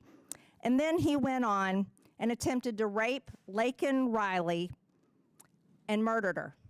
He murdered her. Let me explain something to you. This little girl right here, she would be alive today if you weren't such a treasonous governor supporting sanctuary laws in the state of New York. This little girl would be alive today, and her mother very much would like for her to be alive. This is outrageous for anybody in this country to support for non-citizens to be able to come in our country, be able to travel wherever they want, and then make taxpayers pay to house them, feed them, and then give them a plane ticket after they had been arrested in their state. That's what you did. You are responsible for the murder of this little girl, Laken Riley. And the Department of Justice should prosecute you for her murder. Objection. Objection. I don't care how much you object, and if Objection. you support it too, Objection. you're All right. responsible for her murder. All right. I yield Gentlelady- back, Mr. gentle- Chairman. On a point of order. On a Gentlelady- point of order. Gentlelady's On time's a point of expired. order. State your point. Mr. Chairman, these witnesses have been here for over 4 hours. They've all voluntarily have been engaging with our members with respect. They've all treated our members with respect. Laken Our Riley rules is of dead decorum- forever. Our rules Forever. of decorum. Forever. Our They rules can of sit decorum there all reclaiming day. my time. Hold on. Reclaiming No, my wait, time. state your point. I'm State your- trying to. State your Let point. me- let me No, do it without it's a interruption. point of inquiry, Our not a rules- debate. Our You've had your rules, time. our rules, if you would let me speak, our rules of decorum dictate that our witnesses should be treated with respect, and I ask you to enforce decorum and remind committee members to treat our witnesses with respect. Our members are treating the witnesses with respect. This is not a courtroom. We engage with the witnesses, and I think everybody's acting within the realm. We haven't cried and screamed when you all are criticizing the current Accusing them of- president, even though that's accusing in them the of treason rules, and not to breaking the criticize. law and All how right. they look, All right, That's- maybe Mr. if Chairman. if you win the chairmanship, if you all flip the House, you win the chairmanship, then you can do what Ms. Crockett says she's going to do and then try to impeach Trump again or whatever you're all. Mr. Chairman, is there any chance you would yield me 30 seconds to just respond that we are heartbroken what happened to her family? Laken Riley should be alive today. And I'm so sorry for what happened to her. I truly am what happened. But this has nothing to do with our civil enforcement of the laws. We are always cooperating with criminal investigations, always have, always will. So misstating our policies is not serving the purpose of making sure we have meaningful policies that'll actually move the dime. Why aren't we working together to come up with meaningful immigration reform, secure our borders, do vetting at the Wait a border? minute. We're simply asking. We're going to for go that. back. Okay, Governor, with all due respect, there was no, the policy of the previous administration was an open border. It was an open border. You all supported that. Now you're saying we need. Point of order, whose You were time is saying it? you were, no, wait a minute. Point of Ms. inquiry, whose time is it? Ocasio-Cortez, I will recognize you because I like you. Thank But, you. but here, wait, Thank wait you just so a much, second. Mr. Chairman. I appreciate that. Here's the border was open, and you all said nothing. All right, now you said we had to pass legislation. We didn't have to pass legislation. Donald Trump secured the border on the first day. Now, there's no question you all have been obstructing and criticizing and failing to work with this administration in trying to apprehend the criminal illegals. That's what this hearing's about. It's not about theater. It's about trying to get a consensus on working with this administration to deport the criminal illegals.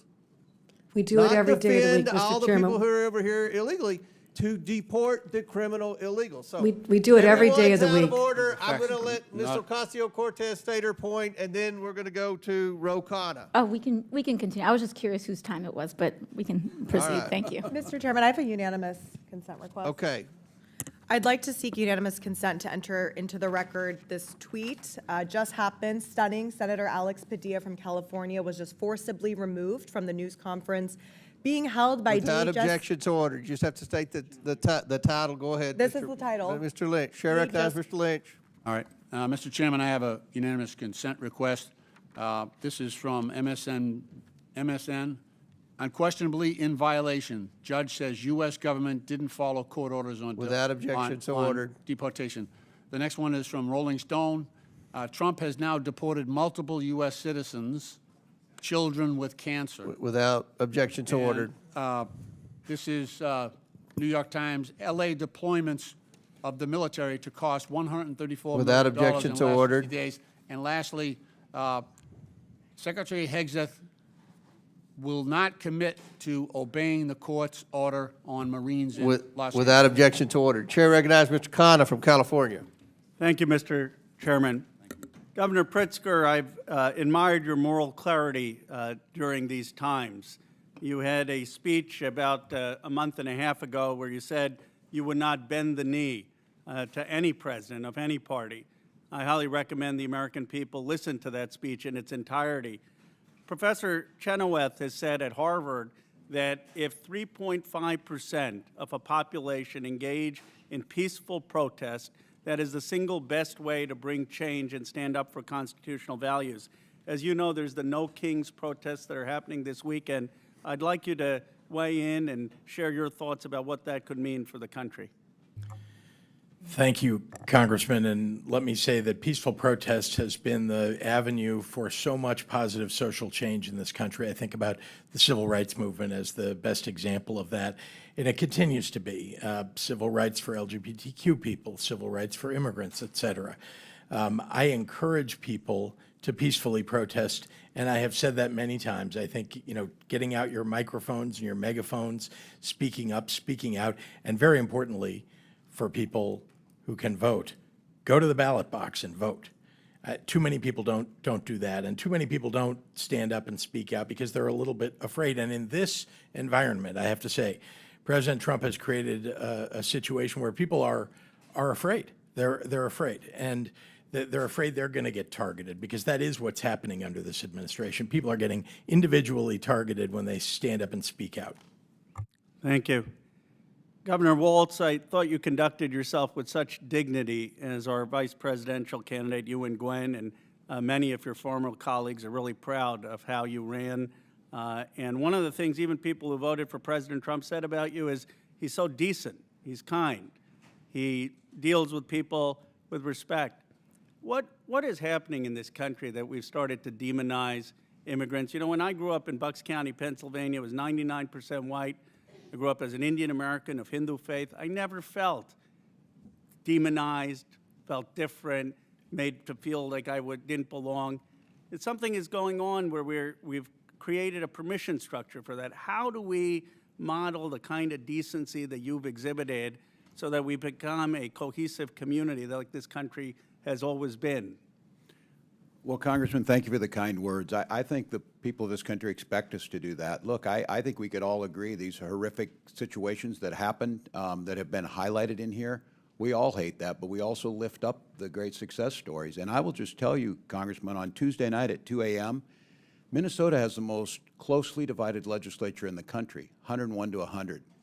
And we passed bipartisan legislation that kept us with a balanced budget, a AAA bond rating. We invested in our schools, we invested in our roads, and we did it with civility. We did it with an eye to the future, and we did it, Republicans and Democrats, with the idea that we are a nation of immigrants, and people simply want to make sure that if the laws are being asked to be followed, people are given due process. So I have to tell you, we have a model.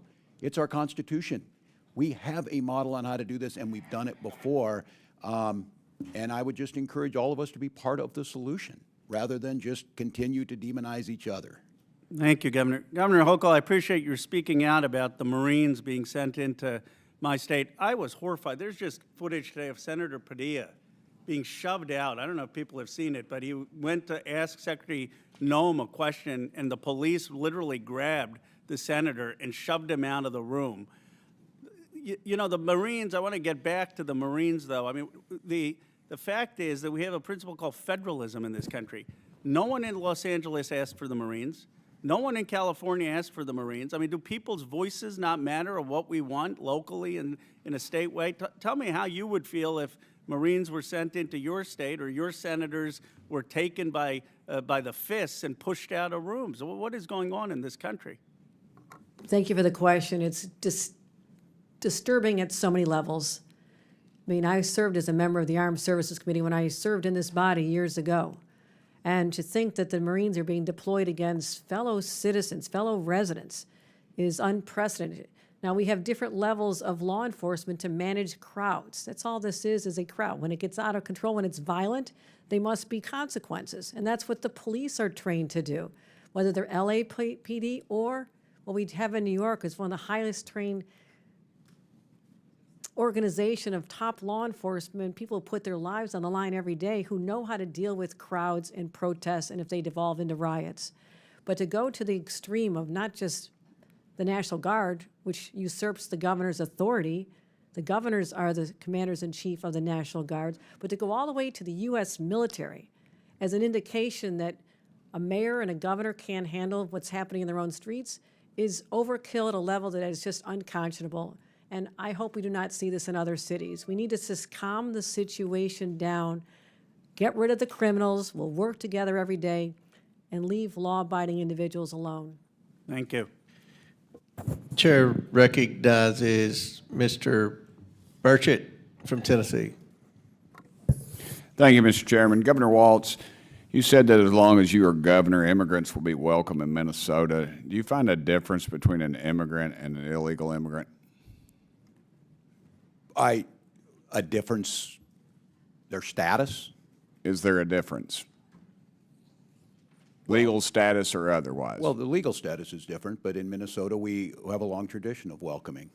Okay. ICE in St. Paul arrested a criminal illegal alien who had been convicted for possession of child pornography on a work computer. Do you still stand by your statement that ICE agents are the modern-day Gestapo? ICE agents need to do a job, but they need to do it within the realm of due process and the law, wearing masks, no notice of who they are, no notice of the vans, and picking people up off the streets without that due process. I stand that is wrong and a road towards authoritarianism. I certainly stand by that. You know, I have one rule. I have a couple rules in my office, but one of them is never compare anything dealing with the Holocaust except for the Holocaust. I think that it desensitizes people about what really went on in Nazi Germany by making any comparisons there. Does Minnesota receive federal tax dollars for any programs that assist illegal immigrants? Minnesota's federal tax dollars are appropriated by you in Congress, and then we use state dollars under our laws. During the Biden administration, nearly $1.5 billion was sent to sanctuary states to pay for their illegal immigration policies, housing, health care. Governor Hochul, are crimes committed by illegal aliens preventable, in your opinion? Our law enforcement is highly trained in how to identify prospective perpetrators, but certainly we try to prevent crimes, and we also work to resolve them and make sure that if there's a crime committed, that people Okay. find their time in court and are incarcerated. That's Yes, how it's ma'am. always worked. By definition, illegal aliens are unlawfully present in the United States. They should not be in here in the first place to commit crimes. Don't you agree with that? It depends on the circumstances of coming over. I mean, there's civil violations, there's also criminals. So it's the federal government's determination on the status of an individual. If they're But I mean, if they're not here, the crime's not going to be committed. I think if there was If not they're a not going to single, be here, ma'am, the crime is not going to be committed. if there was a no one young in our man whose country, no fam- crimes would be committed. I suppose you could say the same thing. A young man in my district whose family is very close to me lost their son to an illegal alien. And I can guarantee you if that illegal alien, if we'd followed the laws of the land and there'd been some enforcement, that young man would be here today. Well, let me ask you this. Why did your state issue say that you are welcome with open arms in reference to illegal aliens? That was a direct quote attributed to you, ma'am. It's a 400-year history we have in the state of New York of welcoming all. I don't know why we would change that now. Okay, Governor Pritzker, you mentioned in your opening statement that criminals have no place in our country, but Cook County released numerous criminal migrants last year, including one that was charged with raping a minor. Why would you release a criminal rapist back into your community? Thank you, Congressman. First of all, we don't need to release somebody if ICE or another law enforcement authority shows up with a judicial warrant. Then that's just the fact. And if somebody gets released, it's usually because they've had due process and determined not to be eligible to be held. That's Okay, but do you know what happened after that individual was released? I don't, but again, a judicial warrant, if appropriate. I'll tell you, 17 days later, he was charged with a homicide. And in Cook County, he also released a migrant charged with domestic violence in August of 2024. You know what this individual was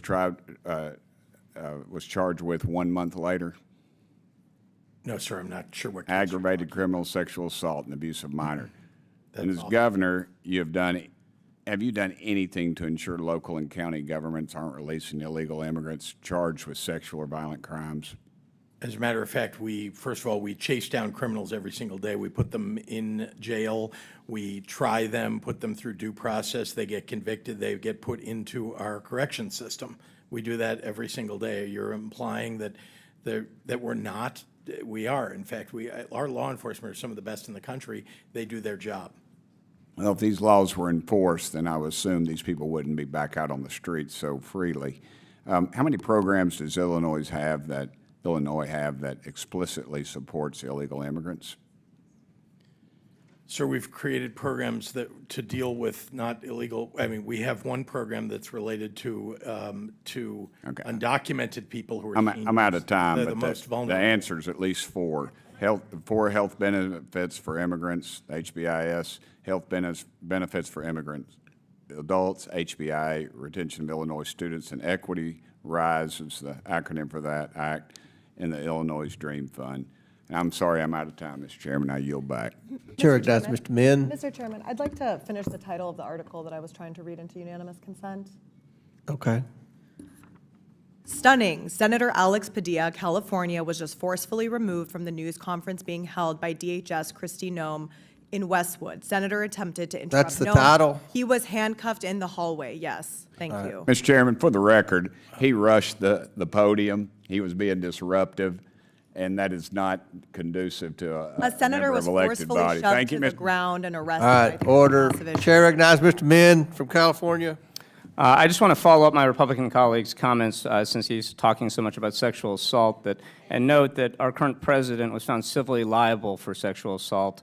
I also want to note that Elon Musk, and for the record, just want to note that Elon Musk, who was once part of this administration, not so long ago, accused the president of being part of the Epstein files. So all of great interest and something perhaps we should look into some oversight on. But governors, I want to ask you a few questions. Please raise your hand if your state has any laws or policies that prevent ICE from enforcing federal immigration laws. Note for the record that no one has their hand up. Governors, please raise your hand if you're aware of any laws or policies that prevent federal authorities from enforcing immigration laws in any city or state in the United States. Again, no hands are up, and that's because there's no such thing as sanctuary from federal laws anywhere in this country. What is really at stake here is whether state resources, including National Guard troops, should be used for Donald Trump's immigration policies, or whether National Guardsmen should be used primarily for responding to state emergencies, supporting state law enforcement priorities, or whether they should be conscripted to support ICE.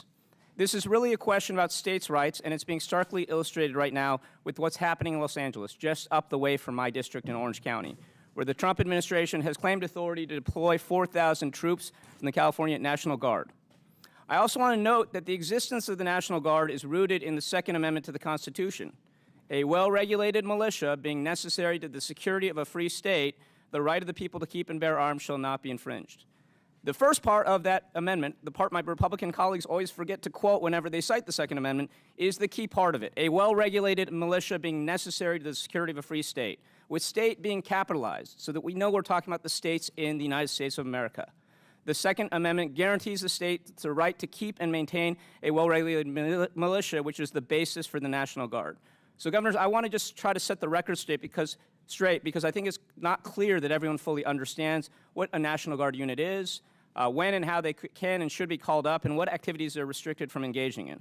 I have limited time, so I'm just going to ask you to keep your answers brief so we can really unwrap how deeply concerning President Trump's actions are.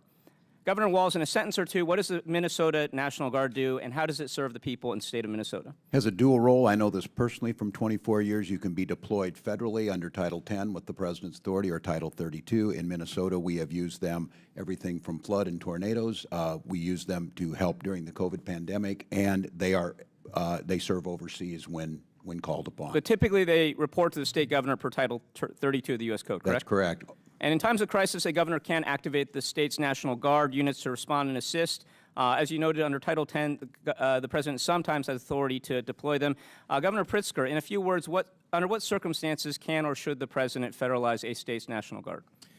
Well, the President of the United States, and I've been in office 6.5 years, has in fact deployed under Title 10 our National Guard to foreign lands. We have a terrific encampment of National Guard, Illinois National Guard in Poland. We have the largest Polish-American population in the country, and very proudly our National Guard serve all over the world, in fact, as part of our military to protect our nation. And so Title 10's Section 12406 allows the president to deploy National Guard troops when the United States is being invaded, when there is a rebellion, or when the president is unable with regular forces to execute the laws of the United States. Do you believe that the protests in Los Angeles or the ICE raids qualify for any of these particular provisions? I do not. Okay, thank you. And you're aware that Governor Newsom did not make any request to President Trump to federalize the California National Guard? He did not. In fact, he rejected it. And so this is illegal. It does not comply with the bases for deployment. It was done against the express wishes of Governor Newsom. Now, I want to highlight a key point that my Republican colleagues across the aisle should keep in mind regarding the federalization process of National Guard units. Even under Title 10, these troops may not be used for law enforcement purposes. And what we are seeing right now is a total violation of that. We are seeing them used to aid ICE raids, and I just want to note that ICE is acting largely as a civil organization at this point in time. Governor Hochul, correct or incorrect, being undocumented in the U.S. is a civil violation, not a criminal offense. Yes or no, please. I believe most cases are civil. In some cases, the federal government can determine that it's a Criminal violation, right. And correct or incorrect, deploying U.S. Marines to support ICE raids constitutes a law enforcement purpose and non-national security purpose.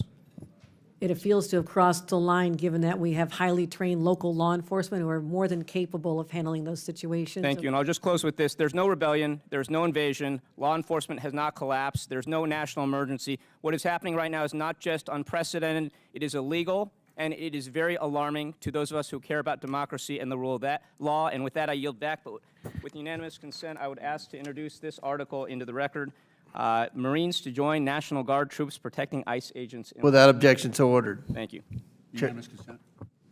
Go ahead. Mr. Chairman, I ask unanimous consent to enter into the record this picture of Senator Padilla being knuckled in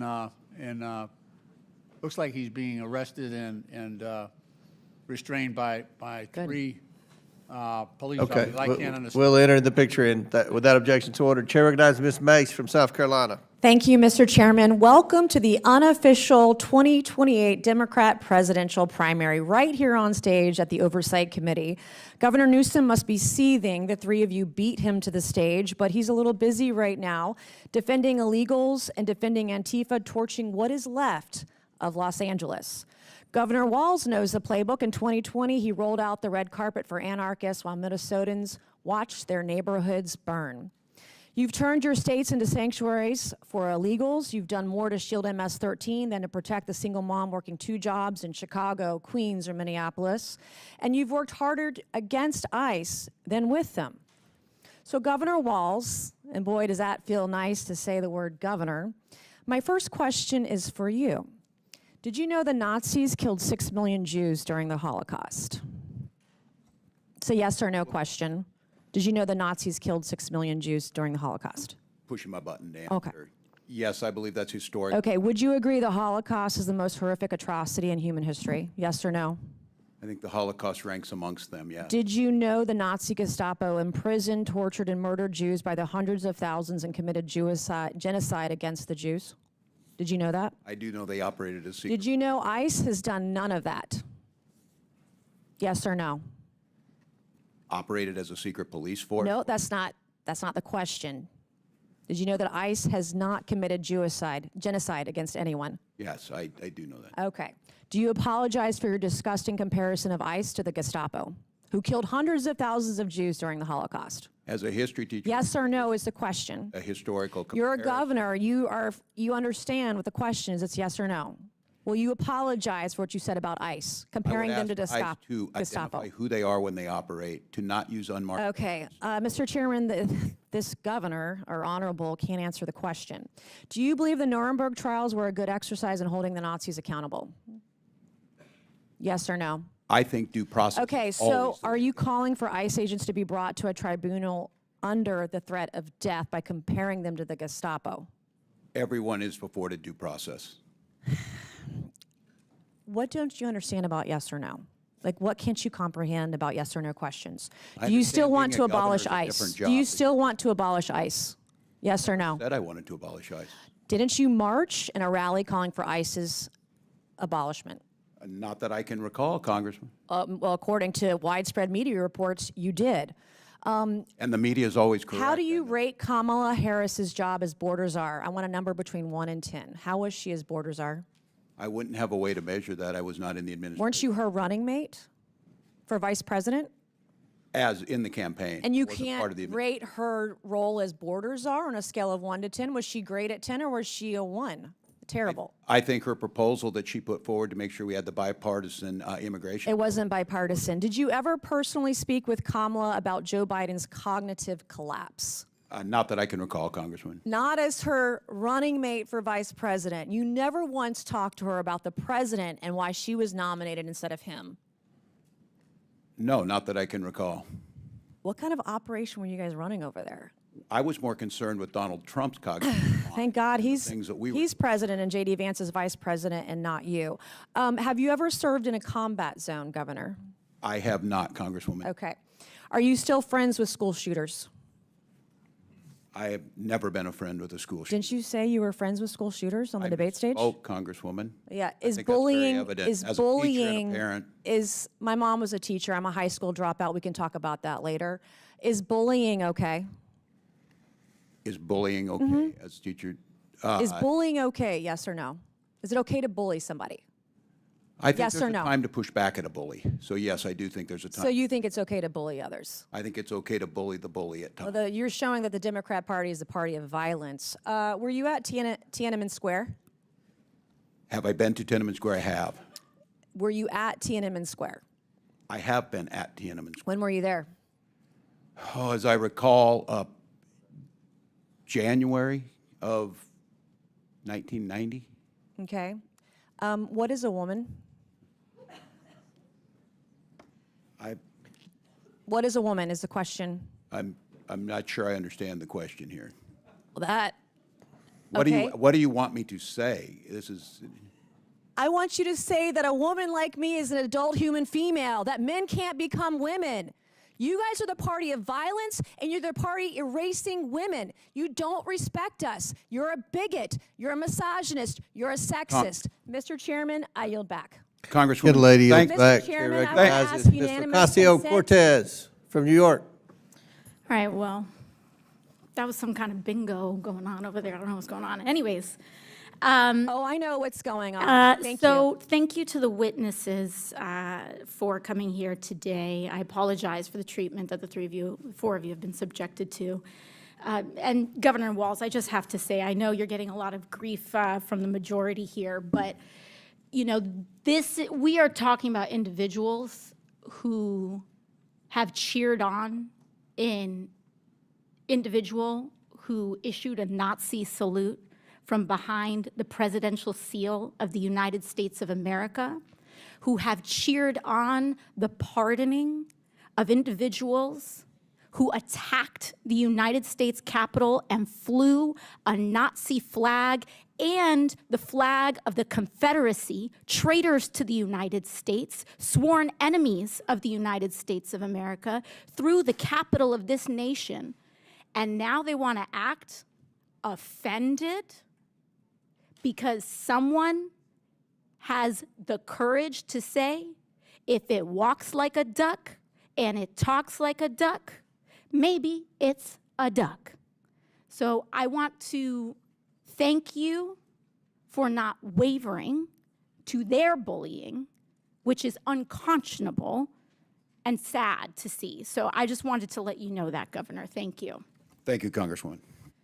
To the three of you, Governor Walz, Governor Pritzker, and Governor Hochul, you three have each sworn an oath to uphold and defend the Constitution of the United States of America, correct? I'll start with you.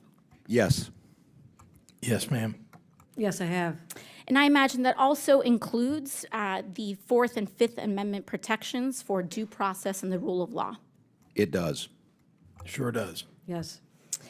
And that means protecting your people in your states, U.S. citizens and every individual, because that is what makes America great, that we are a land of the free and of rule of law, to protect them from infringements of their civil liberties, correct? Now, what we are seeing is a pattern where ICE is breaking the law. We have the detention of a U.S. citizen who has been detained by immigration officials. We have ICE here that has also blamed and arrested U.S. citizens for being simply suspected of being an immigrant, largely because of their appearance. In January, a Chicago-based U.S.-born citizen, Julio Noriega, was arrested by ICE and held in custody for over 10 hours. In April, a Florida Highway Patrol officer pulled over Juan Carlos Lopez Gomez, a United States-born citizen, and arrested him on suspicion of being in the country illegally. He had his real ID, his Social Security card, his mother presented his birth certificate, and they still didn't let him go. In May, U.S. citizen Leonardo Garcia Venegas was filming an ICE raid. He was arrested by ICE. In May, a veteran and U.S. citizen who is Puerto Rican, was detained during an ICE raid at his workplace in New York City. That's called a paper bag test. And your job, Governor Hochul, is to protect people from that kind of infringement, correct? Yes. Because all of us must adhere to the law, and no one is above it. So if a U.S. citizen tries to break the law, or if an ICE officer tries to break the law, your job is to uphold the law, correct? We absolutely uphold the laws of the United States Constitution and the Constitution of the State of New York. And sanctuary states are about U.S. citizens as well, having sanctuary against the attacks on our constitutional rights from illegal search and seizure. There is nothing preventing ICE from issuing a warrant and you having complete compliance with their request. Correct, Governor Hochul? We comply in cases where there's been criminal activity alleged. Yes, we always do. But we're not involved in civil immigration enforcement because our state police that I control have to deal with other crimes that they're Yes. solving. And apologies, I preventing. just have 10 seconds left. But when they say illegal versus legal immigration, they are trying to end legal status in the United States as well. Correct, Governor Pritzker, with the end of TPS and making people undocumented by removing legal status, ending legal status, and then having the audacity to call them illegal when they were here documented, correct? Taking students' visas away from people, taking their legal right to be in the United States away from them when they've been granted maybe years earlier to stay. So I don't want to hear about how this is about illegal versus legal immigration. They are attacking legal status and removing legal status. The Republican majority is anti-legal immigration in the United States. And I want to make that very clear, and I yield back. Chair now recognizes Mr. Chair, Mark. unanimous consent request. Mr. Frost. Unanimous consent request into the record a NBC article, Senator Alex Padilla removed from news conference with Homeland Security Secretary Noem. All right, without objection to order. I have another one, the Hill article, Padilla forcibly removed from Noem press conference. Without objection to order. And I have a third one, Axios, Democratic senator forcibly removed from DHS press conference. Without objection to order. Mr. Chair, also, we were just talking about this. I want to know if you can commit to working with us so we can subpoena. You're out of order. So Chair recognizes I have Ms. a point Green I have a from point of Georgia. order. No. I have a point of order. State your point. We need to subpoena. That's not Secretary a point of order. Noem. Chair recognizes We Ms. just talked Green about from- this No, it's not a earlier. point. We talked Thank about you, thank you, Governor- Mr. Chairman. You already had Reclaiming your my chance to get on time. MSNBC. Reclaiming And my Chair recognizes time. Ms. thrown Green. to the ground Reclaiming my recognizes Ms. time. and Green. handcuffed in his No. own damn Oh, state. Democrats can't follow the rules, right. can't follow Chair the law. recognizes Lecture me Ms. on Green. Can't Here. follow the go. rules, can't We follow need the to law. subpoena Kristi Noem.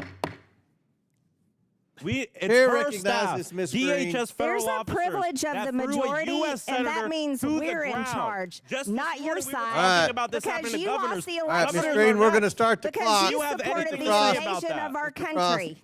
All right. It's my Will time. you Hold it. commit on the record Stop to the work clock. My to time. subpoena Thank you, Kristi Mr. Noem? Chairman. Thank you, Okay. Mr. Chairman.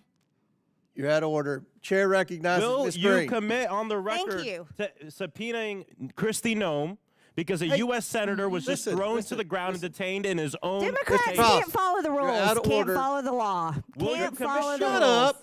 Just shut Will up. you? No, you don't. Shut No, you're up. not going to tell me to shut up. Let's. How hold on. do you get him in order?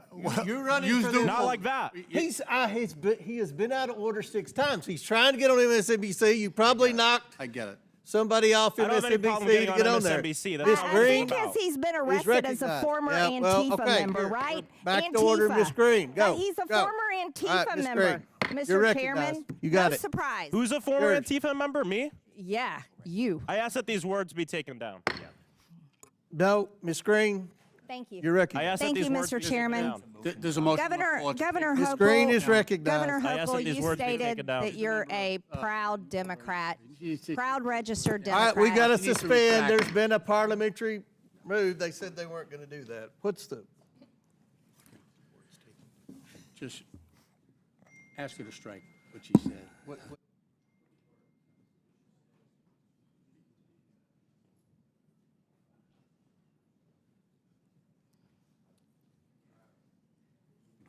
Okay. Suspend for 2 minutes.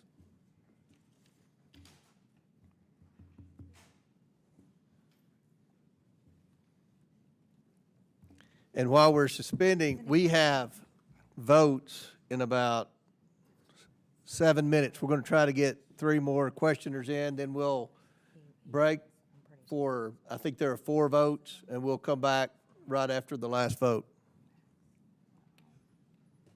We don't have that many more questioners, so.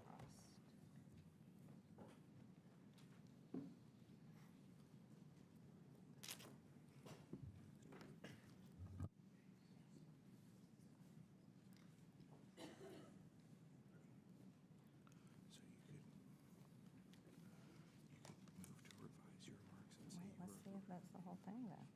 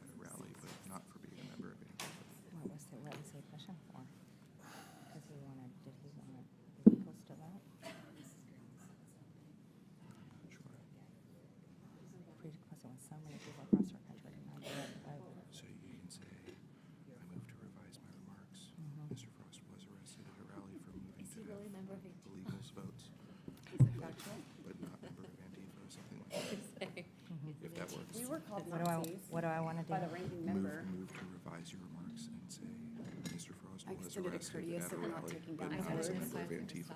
Okay, affiliated permanent demonstration.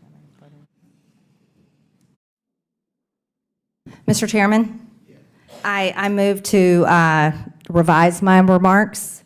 Congressman Frost was arrested in 2021 at a voting rights rally. Okay. Without objection?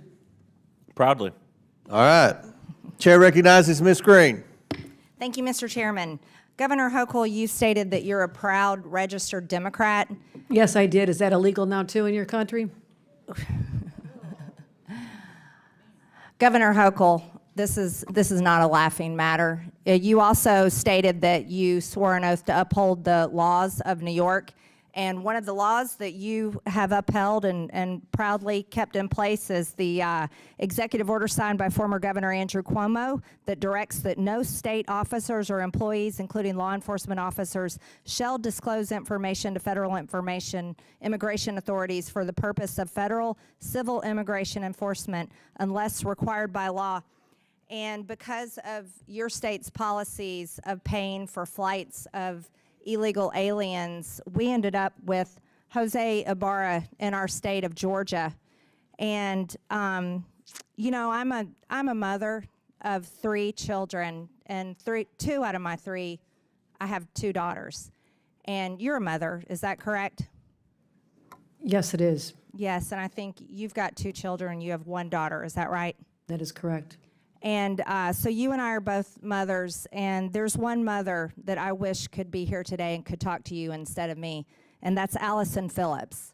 That's Laken Riley's mother. And we talked about Laken a few minutes ago, and you know, there's a really special bond between mothers and daughters. And we speak with our daughters daily. We speak with our daughters all day long. We speak with our daughters about every single thing that's happening in our lives and every single thing that's happening in their lives. And I want you to know the last time that Laken Riley and her mother, Allison Phillips, tried to talk to each other, and that happened to be in the morning when Laken was getting ready to go out and go for her morning jog. And on the morning of her murder, at 8:55 a.m., Riley texted her mother and said, "Good morning, about to go for a run, if you're free to talk." And I can tell you that's something I do with my girls, and they text me, and I'm sure you and your daughter text each other as well. But she didn't get her mother, and then Riley called her mother just a few minutes later at 9:03 a.m. as she was starting to listen to music, but she didn't get her mom on the phone. And the trail cam actually captured her going out for her run at 9:05 a.m. At 9:11, Laken called 911. This was just not but a few minutes after she had tried to call her mother. And then at 9:24, Laken received a call from her mother, but it went unanswered. And at 9:28, Laken's heart stopped. And according to the smartwatch, the data of her smartwatch, Laken fought for her life for 17 minutes. 17 minutes. 17 minutes, this little girl fought for her life as she was being beat in the head by this monster, as she was being strangled by this monster, as she was being almost raped by this monster and drug off into the woods. She fought for her life for 17 minutes, and her mom tried to call during that time. And it was only a few minutes after she had tried to call her mother. And I think as mothers, not politicians, this is something that we should easily share with Allison Phillips. So when we are talking about the laws in place and the policies that we uphold as elected leaders in this country, do you know who we should be thinking about? we should be thinking about our daughters. And the fact that, look, everybody can fight all day long, Democrat, Republican. I got to tell you, though, it's so much bullshit when it comes down to the fact that this little girl fought for 17 minutes of the end of her 22-year-old life. The end of her 22-year-old life. And Governor Hochul, for the love of God, as you are a proud, registered Democrat, I don't know how on earth you can uphold laws that protect and give aid and comfort to monsters, especially one that was arrested in your state and let go because of your policies in your state. And I can't comprehend it, Mr. Chairman, just one more second. Laken Riley and her mother deserve to have one last chat. Like, you know what? Me and you get to have chats with our daughters. Mr. Chairman, I yield. Yield back. They've called votes. We're going to try to get 2 more questions in. I'll recognize Mr. Davis from Illinois and then Ms. Luna. Thank you, Mr. Chairman, and I thank you and the ranking member for letting me wave on to this hearing. I want to thank all of the witnesses, all of the governors who've been here and who've been here all day. But I also want to thank you, Governor Pritzker, for the outstanding leadership you have provided to the state of Illinois. Our state is characterized as being progressive and humane. Could you share why we think that's important, you as governor and I as a citizen resident?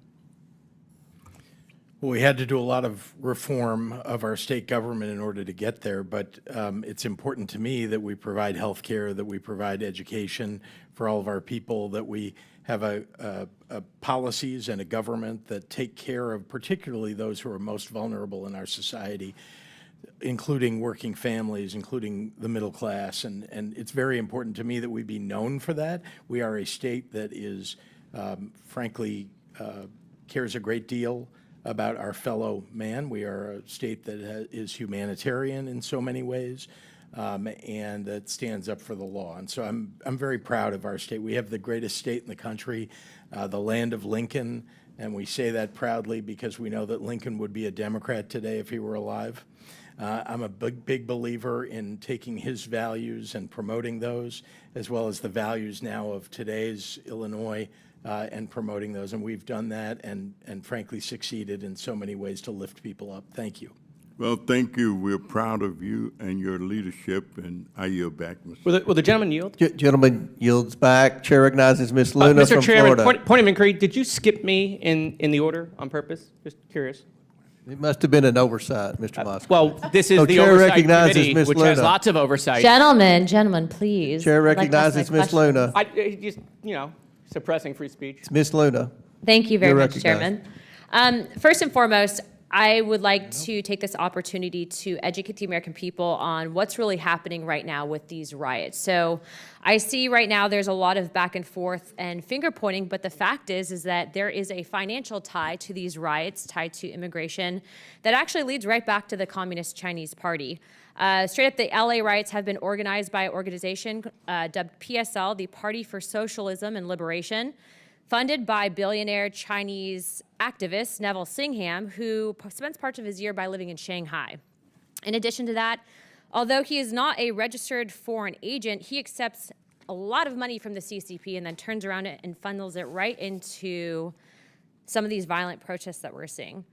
But it doesn't just stop there. This is not the only organized protest that's using brown people and immigrants as a ruse to push their communist and Marxist agenda. Mr. Waltz, thank you for coming in today to testify, or Mr. Walls. Real quick, is it true, yes or no, that you are speaking at the June 14th Twin Cities No King rally? I can't confirm that right now. That Okay. could be true. Okay. Just so you know, they're advertising you speaking there. Okay. The graphic's actually on X right now. I'd be happy to provide it for you, so I'll take that as probably speaking. Is it true also, I know on your campaign that you had admitted to visiting China anywhere from 15 to 30 times, sir? Yes or no, please? I I did live in Okay. China and. No, visiting, sir, in addition to living there and in addition Yes, to having, okay. that's correct. All right, also too, I'd like to note that during your time in Congress that you filed for a $5 million earmark that actually was secured. $2 million of it went to the Harmel Institute that actually collaborated with the Wuhan Institute. Also, the Department of Homeland Security, sir, just to you, so that you're tracking, actually had an internal memo that was released that stated that the government of China considered you a prime target for influence operations. I'm letting you know that now because I do believe that you should be made aware of, if you are not already, that you are working with and going to be speaking at an organization and rally that not is just funded by Christy Walton, the heiress of Walmart, but also has ties to the Chinese Progressive Association, largely funding it, that actually brags on their website that they are pro-Maoist. Also, too, funded by the National Endowment for Democracy. I know there's a lot of people on this committee that don't like billionaires interfering in politics, but say nothing when George Soros gets over $260 million from USAID through the last administration that's then funneled into some of these nonprofits and organizations. So I guess my question for you guys is, now that I've made you aware that these riots are not about illegals and they're not about immigrants, if they did, they would have been protesting under Barack Obama, who's also dubbed the deporter-in-chief. And frankly, I think many of you would say that Barack Obama was a good president. Are you going to say that Barack Obama wasn't a good president? Yes or no, Governor Waltz? Do you think he was a good president? Do I think Barack Obama was a good Correct. president? I think he did a good job. Okay, how about you, Governor Pritzker? I think he did a good job, yes. Hochul? Hochul, and yes, he did do a good job. Okay, next. Perryman? I think President Obama did a good job. So then you would understand that Barack Obama had the very same policies, for the most part, on immigration that Republicans are parroting today, and yet you guys are sitting here saying that we're Gestapo. And what I would tell you is that what happens with open borders is that the real people that are coming here, the ones that are exploited, actually it hurts people on both sides, not just Americans, but the illegals. Some of you had said here to the actual committee that you are doing what you can to assist these people, but what I would say is that your policies aren't actually done from a place of understanding and sympathy. I would say that it's actually doing the exact opposite. And when you use brown people, just like they use black people with BLM and Marxists during BLM to usher that in, when you use brown people and you put Mexican flags with them saying that you stand up for illegal immigrants, but you follow the money and it's going back to the Communist Party, what you're essentially doing is using your platform as elected officials, the trust that the American people have put in you, essentially to usher in communism. You're not actually fighting for American values. Don't roll your eyes because it's a serious topic and that's where the money's coming from. So now I'm informing you, so now you guys can make your decisions, but please be informed, sir, Mr. Walls, that if you truly do uphold the American ideologies and perspectives on the Constitution, you should not be speaking at that rally. I've given you the correct information, and as of right now, I've authorized a letter to be sent to my office to the President of the United States to rescind millions of dollars in funding that we know are going to the No Kings protests that were authorized and basically given under the last administration. That is what Congress is supposed to do, not point fingers, not blame people, but actually ensure that the American people are protected and not fighting for foreign interests, foreign governments, and also the communist. Will the gentlelady yield for a question? No. You don't want to tell us what your evidence is of all this connections? Actually, no, I will yield You know, to that. I appreciate No, Mr. Goldman, you'll get 5 minutes Take in a your minute. word Let me answer for the it, question. but Let me you'll answer the question. appreciate we might want actual evidence. I would be happy to provide that, and I'd also be happy to inform Chairman that actually we have a letter of which you can sign on to. I know you like to sign on to letters with us, especially on the Epstein stuff.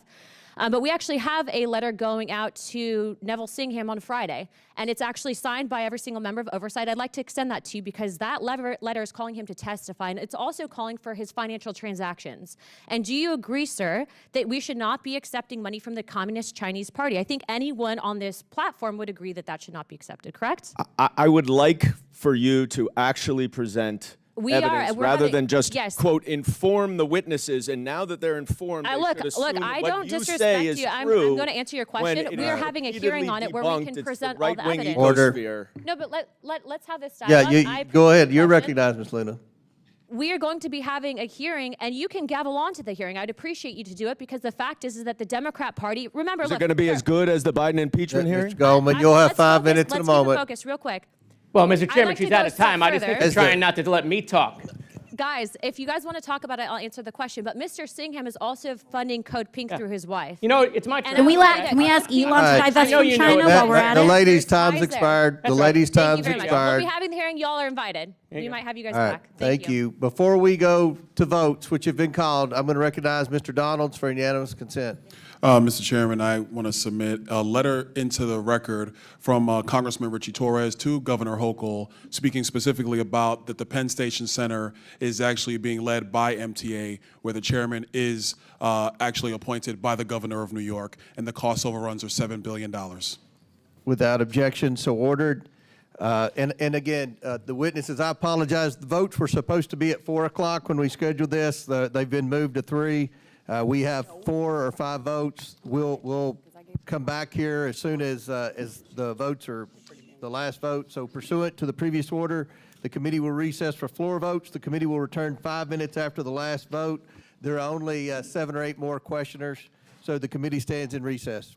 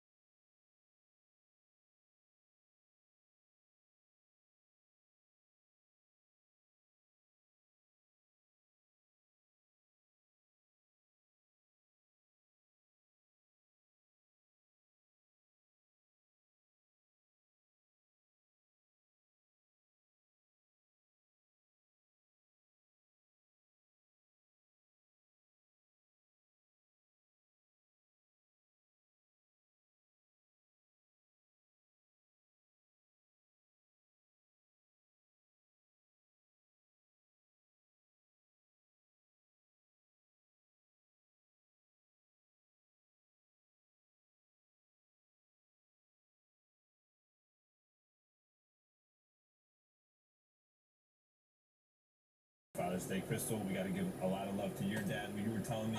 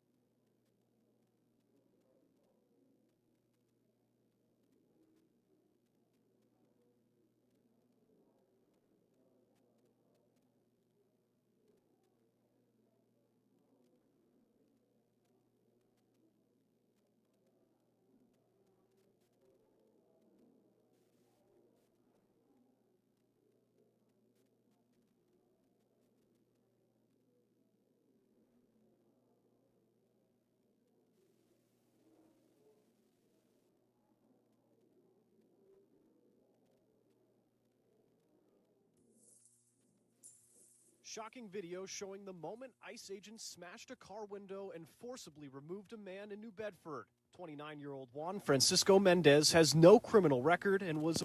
Stop, ma'am, stop. Definitely a chaotic scene on Eureka.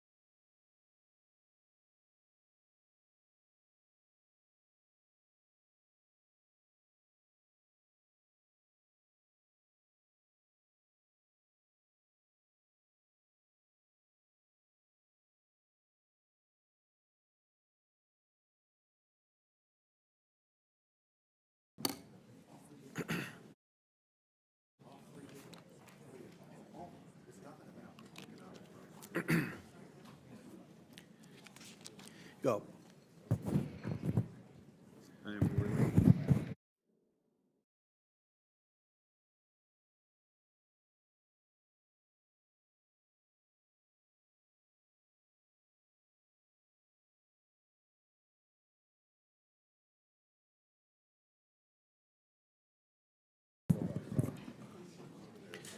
This hearing of the Committee on Oversight and Government Reform will come to order. Want to welcome everyone here today. Without objection, the chair can declare a recess at any time. I now recognize myself for the purpose of making an opening statement. Good morning. Today, the House Oversight Committee will continue to examine the consequences of reckless and dangerous sanctuary policies that jeopardize public safety. 3 sanctuary state governors from Minnesota, New York, and Illinois are here to testify.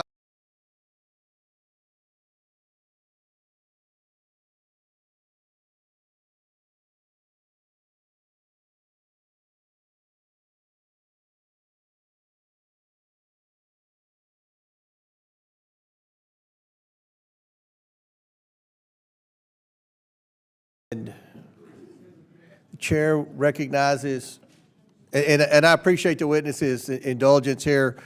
Again, we were told the votes would be at 4:15 and they were at 3 o'clock, so I apologize. We had 2 more votes than we were supposed to. So the chair recognizes Mr. Burleson from Missouri. Thank you, Mr. Chairman. I'm just still kind of trying to understand the connection between our ICE officers and the Gestapo. I think the statement was horrific. The acting ICE director had this to say: on the final day of National Police Week, when those brave enough to put on a badge and a uniform to mourn their fallen brothers and sisters, Minnesota Governor Tim Walz referred to my professional, hardworking ICE agents and officers as a modern-day Gestapo. This is abhorrent, dehumanizing, and ignorant comments should not be tolerated. It seems that Mr. Walz prefers violent criminal aliens are released into Minnesota's communities. If the governor doesn't like the laws, he's free to advocate that Congress change them. But he should refrain from putting ICE officers in danger by likening them to one of the most appalling groups in history. Assaults against ICE officers are up over 400% from this time last period. And part of that is because politicians like Governor Walz are careless with their politically motivated rhetoric. He should issue an immediate apology to the men and women protecting his communities. Governor Hochul, do you agree with the statements that Governor Walz said? Do you agree with the characterization that ICE agents are Gestapo? I don't use language like that in describing anyone. My view is that we respect our law enforcement, but also in a case where people have gone too far, they should be called out. Do you agree with that associating ICE officers with Gestapo? It's not a word I would use, but I will say that I understand the sentiments that people feel. Okay, well, thank you for being reasonable here. Next door, Governor Walz, is a group called, they were actually meeting here today, the Zionist Organization of America. And I spoke with Morton Klein, who is their national president, and he had this to say. He wanted me to read this to you. As a child of Holocaust survivors who lost almost my whole family to Gestapo Nazis, I find Governor Walz comparing Americans to ICE officials to Nazis a dramatic insult. Walz should be ashamed of himself, and I demand that he retract and apologize for this ugly, phony statement that diminishes the horror of the Holocaust. So I'm going to give you another chance, Governor Walz. Do you apologize for your associating, your comparison to ICE agents as Gestapo? Thank you, Mr. Burleson. What I said is using a historical reference on authoritarianism, watching in my state and across this country, Governor Walz, it's a simple question. Covered faces. Will you apologize to this Jewish community? Will you apologize to Jewish Americans? I don't know Mr. Klein. I would certainly be glad to speak with him if he would Mr. Walz, let me ask you this question. Are there any events that you regret from actions of illegal immigrants in your state? Are there any events that come to mind that you think of that weigh on you? I certainly think something that harms someone, all of So let me them give weigh you an on the idea. governor. Minnesota, your state, April 25th, ICE arrested an illegal alien from Ecuador charged for criminal sexual conduct with a child. Again, in Minnesota, in May 8th, ICE arrested an illegal alien from Mexico for selling heroin, meth, and fentanyl. Mr. Pritzker, in Chicago, in 2018, an illegal alien from Mexico is charged with aggravated criminal sexual abuse of a minor, then was released back into the public in 2022.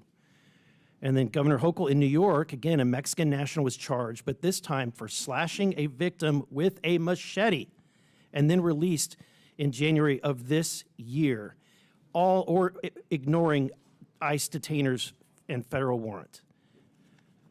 Mr. Waltz, would you deport any of these individuals? Could you give the names of the individuals and what they're... I can get those to you, but if these are true, if somebody from Ecuador was charged with criminal sexual conduct with a child, would you want that person deported? If they followed through due process and were found guilty, certainly that's what we do now. We follow federal law. You know, your states refuse to honor ICE detainers, even for illegal aliens convicted of serious crimes like assault or sexual offenses. The ICE data shows that 56,791 illegal aliens booked for serious offenses in 2025 alone, including over 3,000 for sex crimes. And that's why we're here today. Thank you, Mr. Chairman. I yield back. Gentleman yields back. Chair now recognizes Mr. Crane from Arizona. Thank you, Mr. Chairman. Governor Waltz, you stated in your opening statement the following: but nothing Minnesota has done stands in the way of federal government managing its border security policy. Okay. Governor, I want to ask you, why are you lying to this committee? I am not. Who's the top law enforcement officer in the state of Minnesota? The top law enforcement officer? Attorney General. Yeah, that's right. What's his name? What's his name? Are you asking me, do you know his name? Do you know his name? Do you know his name? I know the AG Ellison. This is an article right here I'd like to submit for the record. Minnesota AG says will not enforce federal immigration laws as DOJ threatens to prosecute officials who resist. Without objection, so ordered. Why are you lying to this committee? That is the top law enforcement officer in your state who's saying he will not comply with the federal government. Nothing in his opinion changes the fact that state law requires all state and county officials to ask for immigration status when a convicted felon is No, committed. I'm sorry, Governor. He is saying he will not comply with federal laws. That's your top law Nothing in this enforcement opinion officer. changes how You're he- lying and misrepresenting yourself to this committee. Now I want to ask you this. Do you think in that line of questioning, free health care, food assistance, free college tuition, driver's licenses, and cash assistance, do you think that that's helping or hurting this government manage its border security and policies? Well, Minnesota ranks first in health care. We rank third in safety on our roads. Let me answer that for you. It's actually hurting because what It's you've making my state created safer is and more you've created a prosperous. state that is now a magnet that is There's drawing no law. illegals There is no sanctuary to law in Minnesota. Minnesota, Congressman. I know you guys haven't put it that way on the books, but your state has everything, every element in it that is consistent with the sanctuary state. That's Moving incorrect. on, Mr. Waltz. How about you calling ICE agents modern-day Gestapo? That also stands. Do you think that helps our federal government carry out its law enforcement? I think best border practices in law security enforcement by policies? identifying who you are, identifying the vehicles, and making sure everyone has due process helps our law enforcement. I think covering your faces. So you think that rolling in there- you think that helps calling our law enforcement agents that? What does ICE stand for, Governor? Immigration, custom, enforcement, right? These are the guys that are tasked with enforcing immigration, federal immigration That's right. laws? Federal. That's their job. It's So not you the think state's that job. calling them Gestapo is helping? You're not standing in the way. None of the messaging, none of the rhetoric is standing in the way of this administration doing what they've been tasked to do. Is that what you're saying? I think what would help them is to follow due process, and when they do these missions, do the things that we expect of law enforcement. How about when you Identify went on Anderson Cooper, Governor Waltz, and you said, how high is this wall? If it's 25 feet, then I'll invest in a 30-foot ladder factory. Do you think that helps our federal government carry out its law enforcement, its border security and policy operations? When did I say that? You went on Anderson Cooper and said that. Do you not remember saying that? I Because you've said so many outlandish things that you No, I can't don't even keep recall. track of them. The point being is The that you clip need is there more for information. everybody. It's there for all Americans. If you guys want to go watch it, it's an easy Google. All right, Governor, you recently went on Gavin Newsom's podcast. You stated in regards to MAGA voters, I scare them a little bit, which is why they spend so much time on me. No, I'm serious because they know I can fix a truck. That's your direct quote. You also said on the show, I think I could kick most of their asses. I want to be very clear with you, Governor. You do scare us a bit, but it's not because you can fix a truck or change a tire. It's actually because of your radical left-wing agenda. You supported putting tampons in boys' bathrooms.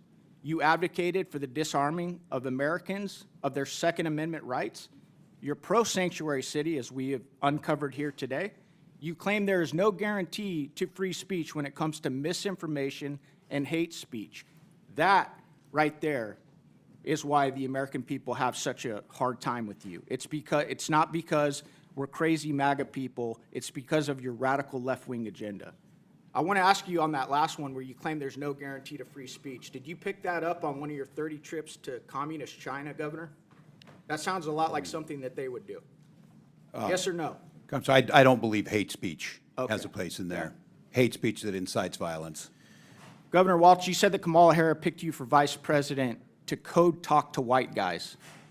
How did that work out for this administration? How well did you do with white guys? I don't have the You data. lost by 22 points to white guys.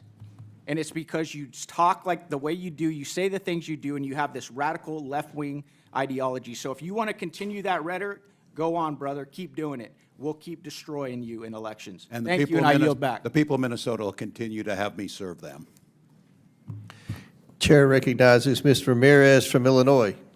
Thank you, Chairman. I want to start by acknowledging Governor Pritzker from our great state of Illinois and thank him for coming before the committee, especially given the deeply unserious nature of this hearing. I want to start by asking Governor Pritzker a few questions. Governor, you have said that actions that bring all branches of government to stand in respect of one another underpin the guardrails of democracy. Is it your assessment that this administration's actions reflect the commitment to stand in respect of all branches of government or honor the guardrails of our democracy? Thank you very much, Congresswoman, and it's good to see you. This administration has ignored court orders. This administration has ignored the laws that have been passed by the Congress. This administration is, in many ways, telling its agencies not to follow what the laws and the regulations that have been on the books. And this administration has been going after people individually and as groups that they believe are opponents of theirs, political opponents of theirs. That is not the way that a president ought to operate. We ought to have a president who follows the rule of law and doesn't break it. Thank you, Governor. I agree with you. In your 2025 budget address, you noted that our state, the state of Illinois, is among the best in the nation for workforce talent, clean energy, educational and scientific institutions, and more. I couldn't agree with you more.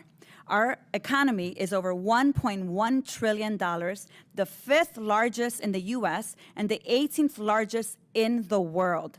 And I understand that we are one of only 9 states, including New York and Minnesota, whose taxpayers contribute more to the federal government than they receive. So I just want to make sure I put that to the record. This is who we're putting here at a hearing. Governor, earlier this year, you noted that the authoritarian playbook is laid bare here.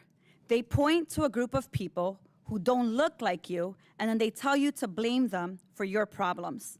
Governor Pritzker, do you believe that the Trump administration is using the authoritarian playbook, particularly as it relates to immigrant communities across the country? It's clear when you look at every action that they've taken with regard to immigration since they've taken office, including going in and attacking our communities in the state of Illinois. I think in the first week in office, Tom Homan bringing Dr. Phil with him unseriously and then bringing the very serious ICE officials in to break down doors, to scare communities, to keep people from going to work and so on. It is clear that they are targeting communities of people who don't look like them and going after people that they think are opponents of theirs or Including United States senators, Governor. Including, thank you, and Alex Padilla. And by the way, I want to say to all of you on both sides, but particularly those on the Republican side, that I cannot believe the disrespect that was shown to a United States senator who was thrown down, handcuffed, and not allowed to ask a question of our Secretary of Homeland Security, Kristi Noem. That seems completely irrational. Governor, I agree with you, and because I have a limited time, I actually want to show the footage because I think what you're saying has to be seen here. I'm going to ask now that we play a clip of Senator Padilla being wrongfully arrested while we're in this hearing. Go ahead and play it. A United States senator. I want to make sure that people see. Get my hands going. Put behind my back. All right. Cool. Okay, one hand. Lay flat. Lay flat. Other hand, sir. Other hand.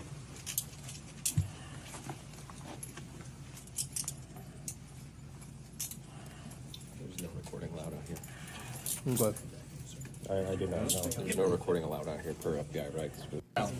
They don't want you recording so that you don't see how they violate due process repeatedly. I want to make sure that you see that footage. This is a United States senator asking a question of Secretary Noem, and in return, he is pulled from the press conference, shoved down to the floor, slammed to the ground with handcuffs, arrested for doing his job of oversight. So let me go ahead and make sure that I say this clear, because I serve in Homeland Security, and I can tell you for a fact, they are weaponizing the government and the military against U.S. citizens to exert control and suppress dissent. I call that authoritarianism.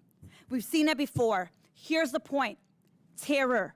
That's what they're doing here. This hearing is a witch hunt against the governors that run successful cities, and we need to call it what it is. What we need here right now is Secretary Noem answering questions and oversight on why the hell she thinks that what happened to the senator is acceptable. With that, I yield back. Gentlelady yields back.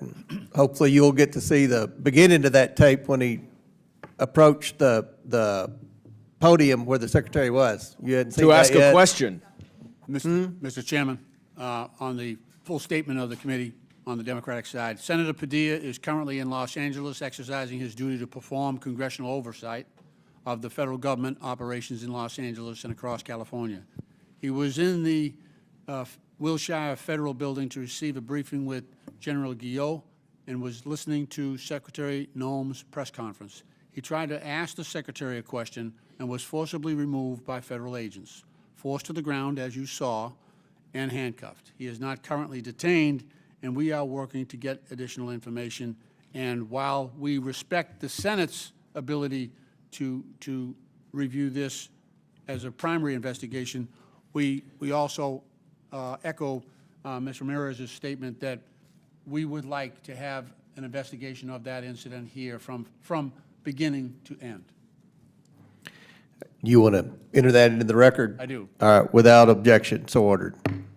Now, Chair recognizes Mr. Jack. Okay, wait a minute. We did two Republicans, so we're going to go to Mr. Goldman.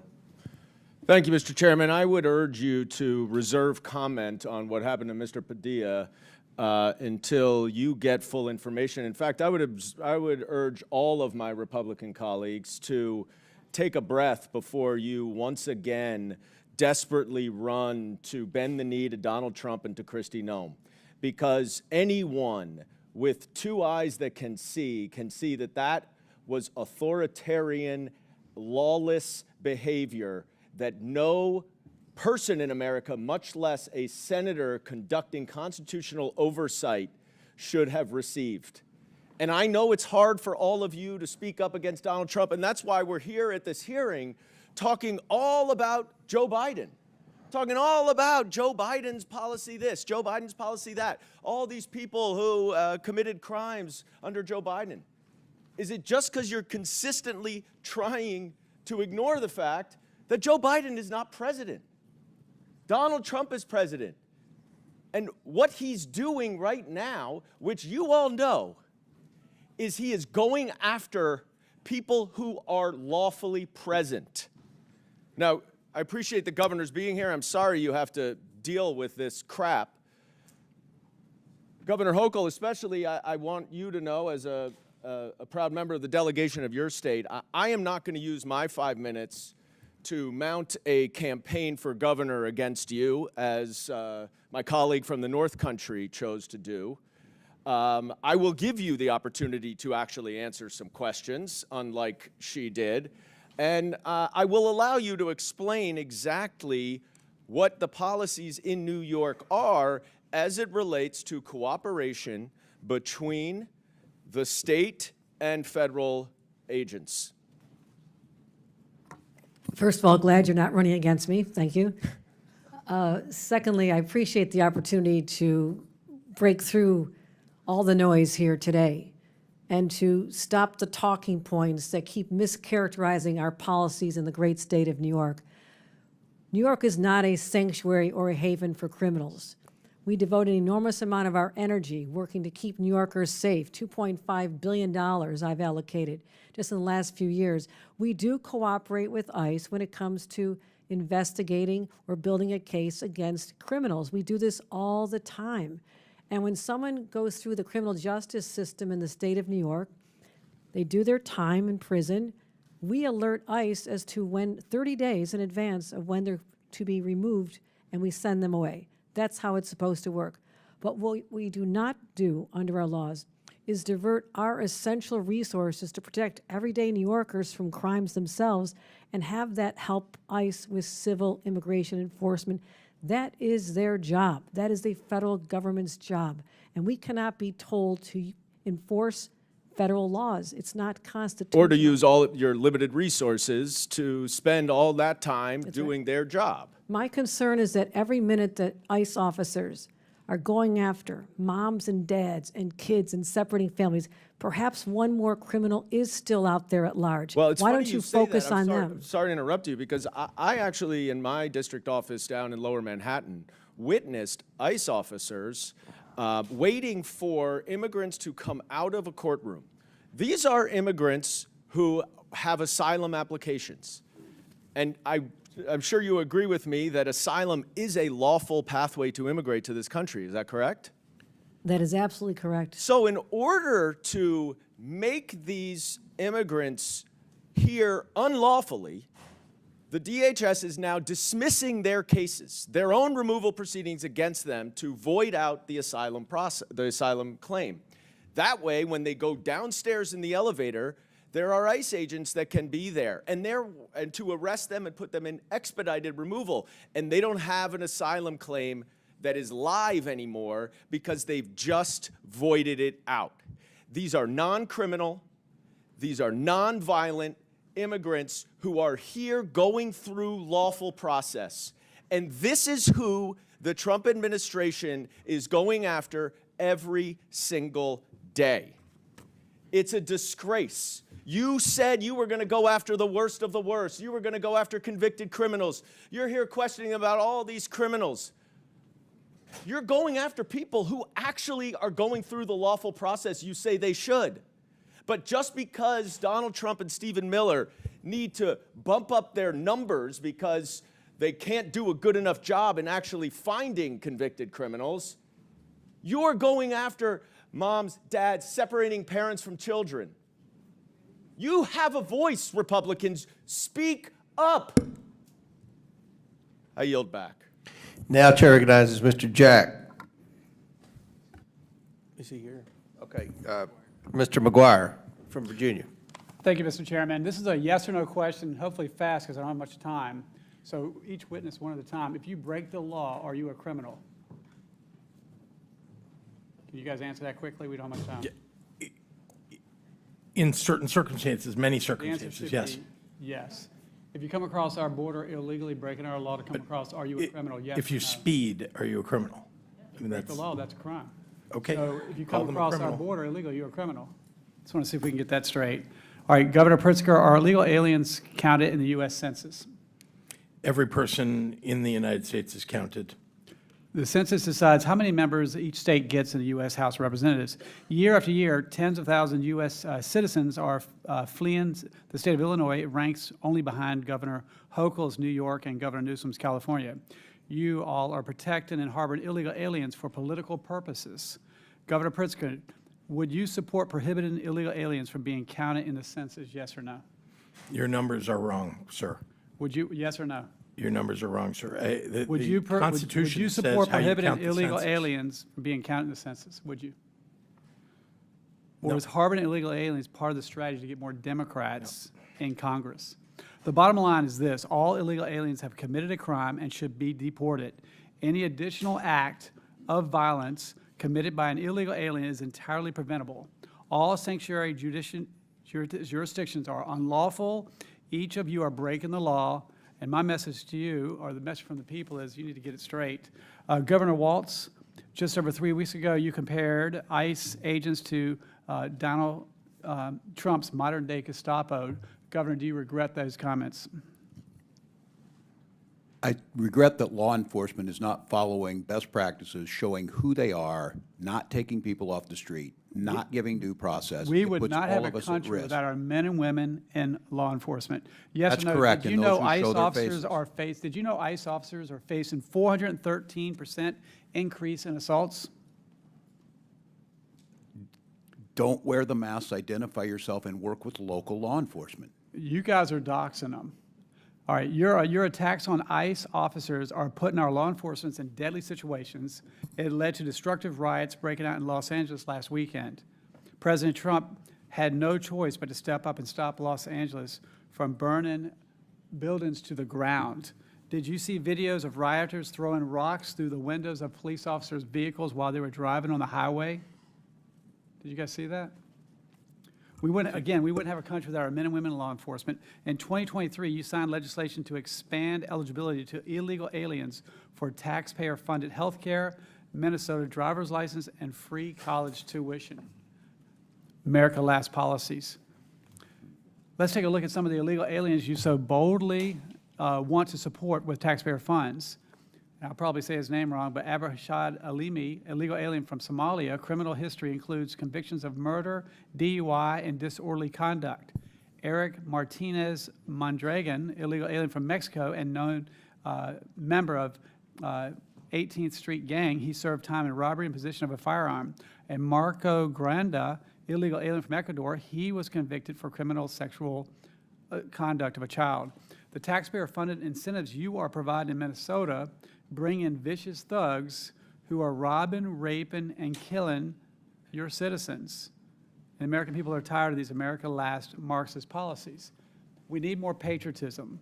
You know, when I look at a MAGA, to me it means make America great again for all Americans, regardless of party, race, religion, or creed.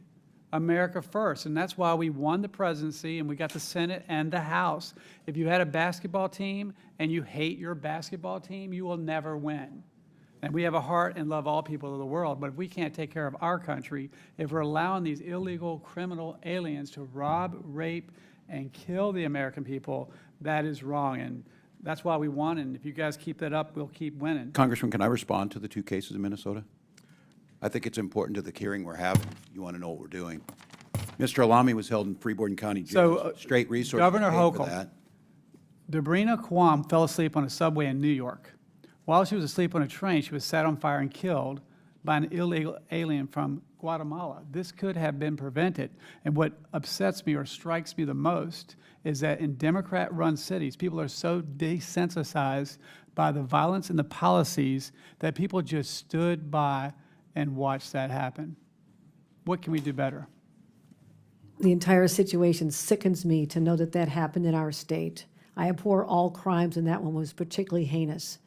And that's why my law enforcement are dedicated to keeping the streets, subways, and communities of our state safe. It's my #1 priority. It's how I've invested enormous amounts of resources.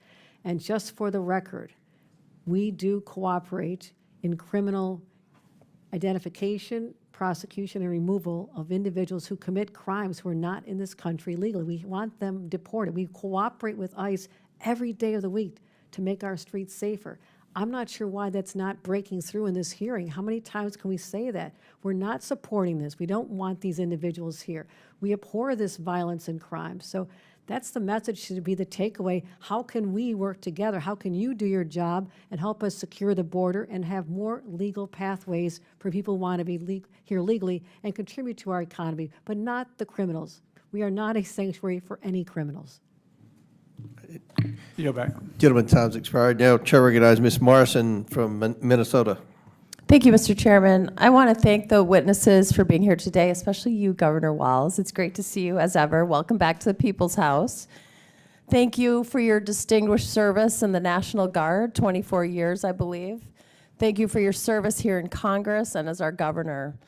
I'm sorry you haven't received the warmest welcome here today, but I'd like to start by taking a moment to correct the record on a few points. I think all of us here would agree that violent criminals who aren't citizens shouldn't be in this country, full stop. But that's not what this hearing is about. This hearing is about intimidation and striking fear in immigrant communities. This hearing, unfortunately, is not about moving forward with the comprehensive immigration reform our country so desperately needs. It's about distracting the American people from the disaster that has been the first few months of the Trump administration and his Republican majority in Congress.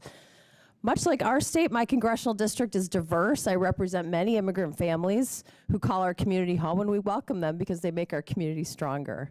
I recently had the honor of attending a naturalization ceremony where we welcomed new Americans from 85 different countries. It was an incredibly moving day, an auditorium full of new Americans who were so excited and proud to join our great American project. The room was full of hope and patriotism. I could not have been more proud to welcome them and to participate in that day. We are a country of immigrants. It is what makes us strong and dynamic and unique in the world. My colleague's characterization of our state bears no resemblance to reality. Would you agree, sir? Minnesota is an incredible state with a wealth of business, industry, natural resources, beauty, and rich diversity. And it's a state where working families thrive. As you know, Governor, we worked together for 6 years when I was in the state legislature, and I am so proud of what we accomplished during that time. We delivered for the people of Minnesota the largest middle-class tax cut in the history of our state, historic investments in education, created a paid family and medical leave programs that allows working parents to care for their children and their loved ones, codifying the right to comprehensive reproductive health care, and providing school breakfast and lunches for K through 12 students so no child in Minnesota goes hungry. If we want to talk about protecting our children and families, let's talk about the chaotic tariff war President Trump started, which is serving only to make life less affordable for families and is decimating small businesses. Let's talk about the 16 million people who are going to lose their health care, or who are going to have their health care taken away from them by the Republicans and their ridiculously named Big Beautiful Bill. Let's talk about the millions of children who will go hungry if the Republicans are successful in taking away their food assistance. Governor Walz, since my Republican colleagues want to talk about threats to our children and families, let's talk about food insecurity. It's now been over 2 years since you signed the school meals legislation into law. What has been the impact of this program on fighting child hunger in Minnesota? Yeah, well, thank you, Congresswoman, and we miss you in Minnesota, but glad you're here. Well, the direct impact to families is a savings of about $1,700 a year to those families that they're able to see, and mostly middle class. But the real impact is on educational achievement. Last year, Minnesota was able to notch the highest graduation rates in our state history. We also see school attendance rates go up. We see better behaviors, less discipline from it. So it's a smart investment. It's the right thing to do. And the payoff for Minnesota is we have a healthier, better educated workforce, which is why Minnesota almost always ranks near the top in quality of life indicators. Thank you, Governor. Now I want to talk more about the Republican plan to take food assistance away from our children and families.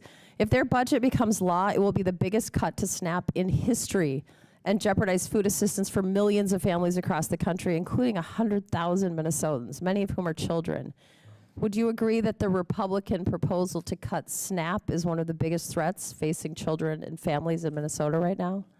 Yes, coupled with Medicaid and Medicare cuts. And also, Governor Walz, I just want to give you a moment to, if there's anything you'd like to clarify that's been said in this unbelievable committee hearing today. I don't even know what the adjective is. Well, thank you, Congresswoman. And we have like 30 seconds. Look, we're here to work with you. You've heard time and time again. We have a job to do as governors. The federal government has a job to do. Not doing ICE's job is not interference or not wanting to get these people. And the gentleman asked the question and then left. The gentleman he brought up with, we held him, we paid for it, we called DHS before he was released. The second one he mentioned, DOC called DHS prior to his release. We do that every single time in Minnesota. That law has been on the books for many years, and that's how we implement it. So I just don't understand why we don't want to work together to be successful. None of us want the criminals on the street, but I certainly want immigrants in Minnesota who are contributing to our quality of life. Gentlelady's time's expired. Thank you, Governor. Chair recognizes Ms. Boebert from Colorado. Thank you, Mr. Chairman. The Los Angeles riots are certainly a shameful explosion of lawlessness that we are once again seeing. The narrative has changed in these riots, but it's certainly the same type of actors. We're seeing businesses torched, cars torched, families uprooted, certainly communities that are scared. And this is by no means a peaceful protest. It is absolute chaos, and rioters don't get a free pass to burn down cities just simply because they're mad, because they are mad that our nation's laws are being upheld, that our federal agents are upholding their oath and doing what they were hired to do. Our first responders deserve respect. They do not deserve to have rocks thrown at them and to be injured. But, I mean, let's be honest, this violence didn't really spark in a vacuum. Sanctuary policies are a magnet for trouble. They shield criminals, undermine the rule of law. And, governors, I've sat here and I've heard you today. You say that safety is your #1 priority. You want your communities safe. You want your people safe. And, Governor Hochul, you just asked, how can we work together to ensure that that happens? Well, that's exactly what we want to do in this hearing. We want to work together. We want to talk to you about your sanctuary policies that are actually preventing us from working with you to keep your community safe, because we want them safe as well. I have the same policies in Colorado that restrict our local law enforcement officers from coordinating with federal agents. And some of my counties have issued lawsuits to try to end that. But this is serious, and we owe it to every American to restore safety and enforce our laws. It's been stated that this is a federal law and it's not your job to uphold the federal law. Well, we're not asking you to uphold it. We're just asking you to kind of step out of the way and allow the federal government to do the job, to uphold these laws. When you have someone, don't wait until they commit a violent, heinous crime before we know their immigration status. So now we're seeing these riots everywhere. We've heard in 2020 that everything was mostly peaceful as cities burned down, as people lost their lives, as law enforcement officers lost their lives.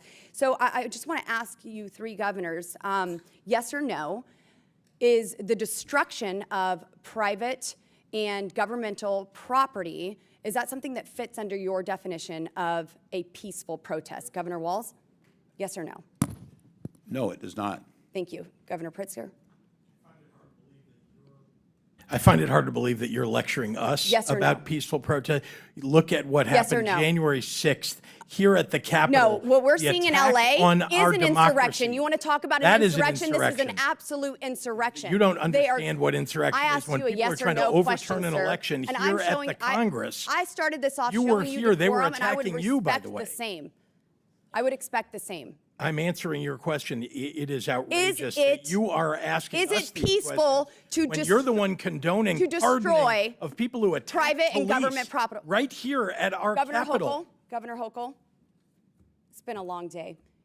Does that fit under your definition of a peaceful protest? The destruction of private and government property? No, and we feel for the business owners and the community for what's going on there. So but do we. This is a narrow yes or no, scope of would, people, and the would vast lighting majority are police peaceful. cars on fire fit under the definition of a peaceful protest? No, we reject that. No one should be lighting police Governor cars Pritzker, on yes or fire. I'm no? opposed to violence in any form. Yes. Governor Walz? Yeah, we reject that. Okay. Throwing bricks or large rocks at police officers? Is that peaceful? It is not. Is that peaceful, Governor? Whether it's in Los Angeles or here in Washington at the Capitol, no. Yeah, that didn't happen here. Governor Hochul? Rejected. It actually did, but no, it's not acceptable. Okay. Governor Pritzker, you have you or have you not called for mass protests and mobilization and disruption? Indeed, microphones, megaphones, Going to the ballot box. Well, they're responding in a much different way, are they not? President Trump also asked for people protest is to the history of this peacefully country. make their voices heard. So it's okay for you to say that and hold that standard, but President Trump has a different standard when he actually makes the claim. Inciting peaceful, riots at and the you Capitol? said Yes, you want there mass is a difference protests, between the two. mobilizations, and disruption as a response to President Trump's policies. I just think that this is all hypocritical. You've called in your National Guard. You don't want President Trump to come in and enforce the rule of law to keep communities safe, and your destructive policies are harming American citizens. We should not have to wait until violence is committed to find out their legal status. We have 2 million unknown gotaways because of Joe Biden's administration, and we have got to find them and get them out of America. And I thank President Trump and his administration for doing just that. I yield. Gentlelady yields. Chair recognizes Mr. Craig from Minnesota. Mr. Chairman, thank you so much for allowing me to wave on to this committee today. I think if I were a permanent member, I'd have a permanent headache. Well, you won't have to worry about it, but go Governor ahead. Walz, it is so good to see you today. Let me start by saying that we should all be against chaos. We all are for a safe and secure border and an orderly immigration system. What we're seeing now, though, is chaos out of the current administration with their blatant disregard for due process and their indiscriminate immigration executive orders. In fact, the Trump administration's Department of Homeland Security had to take down its posted sanctuary jurisdictions list because it created mass confusion in Minnesota for local officials and was opposed by local law enforcement. And so, Governor Walz, let me just start, just so we know the record is correct. I didn't think Minnesota was a sanctuary state. Is Minnesota a sanctuary state, Governor? We are not. The legislature has passed no such law, and I have signed no such law, and we follow all federal law. Thank you, sir. That list included 20 counties when it came out across Minnesota without any rhyme or reason, including LeSueur County, which I represent. I've inquired into why they are listed from DHS, but still absolutely no answers. Governor Walz, I thought it might be helpful to point out that according to the FBI's own 2023 data, Minnesota has fewer violent incidents per 100,000 than states such as Tennessee, Louisiana, Missouri, Texas, Alabama, Georgia, I'm going to repeat that again, Georgia, and Ohio. Why do you think that our state has been able to maintain a lower crime rate than other states? Well, thank you, Congresswoman, and we are at a 30-year low on serious crimes, and as you said, we consistently rank below. And I think that's because we invest, as we have, historic investments in law enforcement, but law enforcement works with the community. There's a process in place. We know who they are. They work hand in hand. We make sure that those laws are followed, and we also have policies where we show compassion to our neighbors, and it's not chaos, as you said. It's done right. So I am grateful for the law enforcement who does that work, but I'm also grateful to the legislature and my administration who have put in historic amounts of help to make sure they're able to deliver those services. And they are the ones that are best trained to do it. And the case that you brought up of listing these, in Minnesota, counties can go above the federal floor. If they want to issue detainers, they certainly can. Many of those counties that were listed on there would fit the definition of everyone on this side of the aisle is asking for, and they're doing that. Nothing prohibits them in Minnesota from doing that, and yet they ended up on the list. It caused great chaos, and law enforcement themselves, and as you heard earlier, Sheriff's Association issuing, that they can't be done this way. Thank you, Governor. Earlier today, I spoke with the Minnesota Chamber of Commerce, and I think all of us here share the goals of lowering cost for our constituents and growing the economy. According to a Minnesota Chamber Foundation report from this February, Minnesota's immigrant labor force participation rate was over 74%, well above the national average, and they fill important jobs in our agriculture, healthcare, and manufacturing sectors. Governor Walz, how can we ensure Minnesota remains a state to attract the talent we need and a strong economy? We invest in our people. We make sure we remain the #1 healthcare state. We make sure that people are safe in their communities. We talk about focusing on the work that the State Patrol keeps our roads safest. Top 3 state for the lowest number of traffic accidents. That's what they should be focusing on. Investing, and as the Chamber is focusing on, Minnesota's #4 in Fortune 500 per capita, and we were ranked 6th best state for business. Continue to have a well-educated, a healthy, safe, and make sure we're investing in those opportunities for people.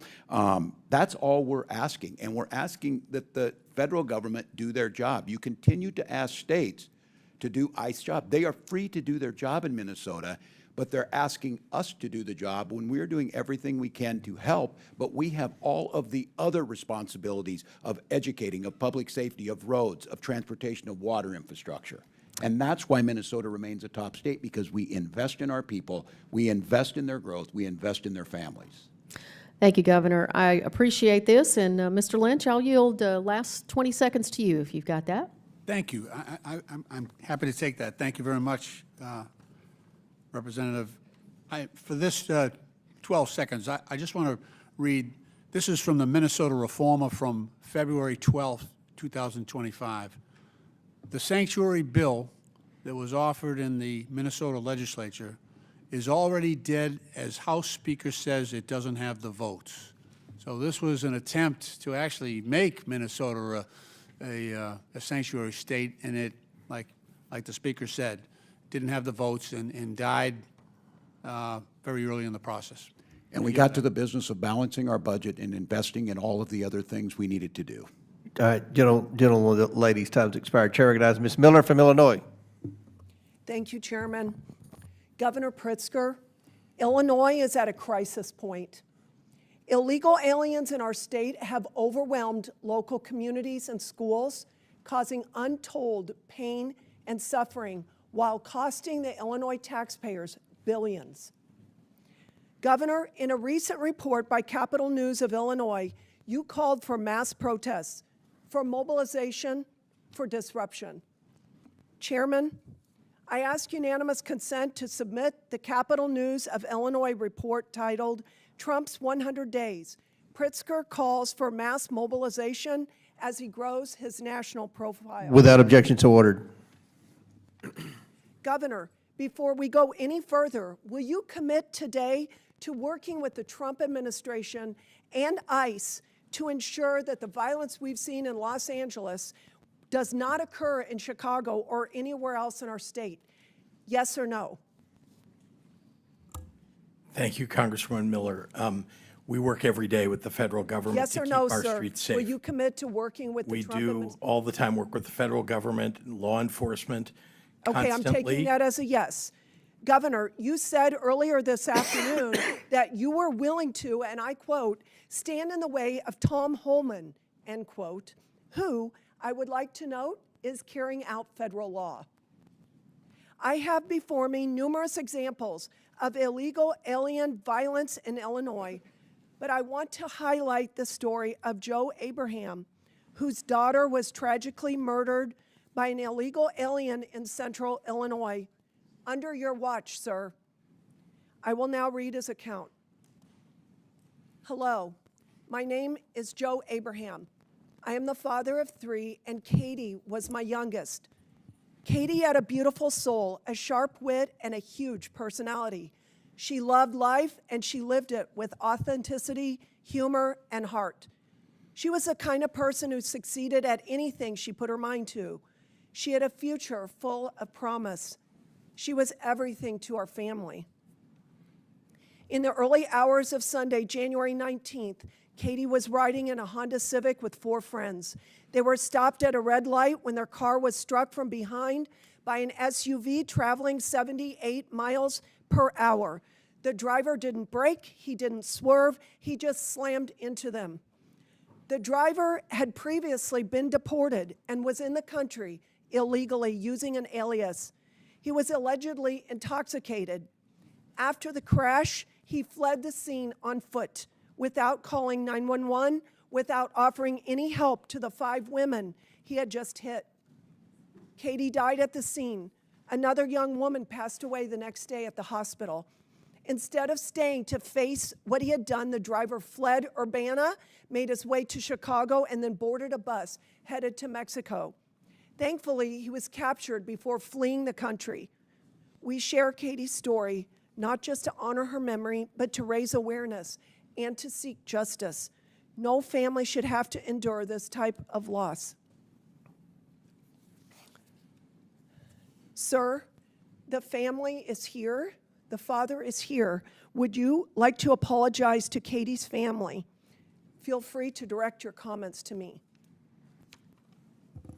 I am very sorry for their loss. I really am. I can only imagine what other instances have taken place but have not been reported. You have stated that Illinois will not allow local police departments to assist ICE as they work to address the illegal immigration crisis that you helped to create. In light of the crimes that I have mentioned, do you stand by your policy of tying the hands of Illinois law enforcement? Yes or no, sir? You know, Congresswoman Miller, I am Yes or not no, going sir? to be lectured to by somebody who I'm extols reclaiming the my virtue time. of I'm reclaiming Adolf my time, Hitler, Chairman. of somebody In who has allowed the 2024, pardoning of January 6th. I'm reclaiming my time. In 2024, after the presidential election, you stated on MSNBC that, and I quote, "I am going to do everything that I can to protect our undocumented immigrants," end quote. Mr. Chairman, I ask unanimous consent to submit a Fox News report into the record titled, "Dem Governor J.B. Pritzker vows to do everything I can to protect our undocumented immigrants." Congresswoman, I was These talking about policies the people are who have not lived in our only state for deadly. decades These now. policies are not only deadly, but they have cost Illinois taxpayers billions to the tune of $3 billion since 2022. Governor, your state budget doesn't balance without massive yearly tax increases. This year, you hiked taxes by $800 million. Your budgets fund the services of illegal That's inaccurate, aliens, while Congresswoman. Americans Again, are left behind. inaccurate. With many Nearly everything choosing is to flee our mischaracterized state. in your statement.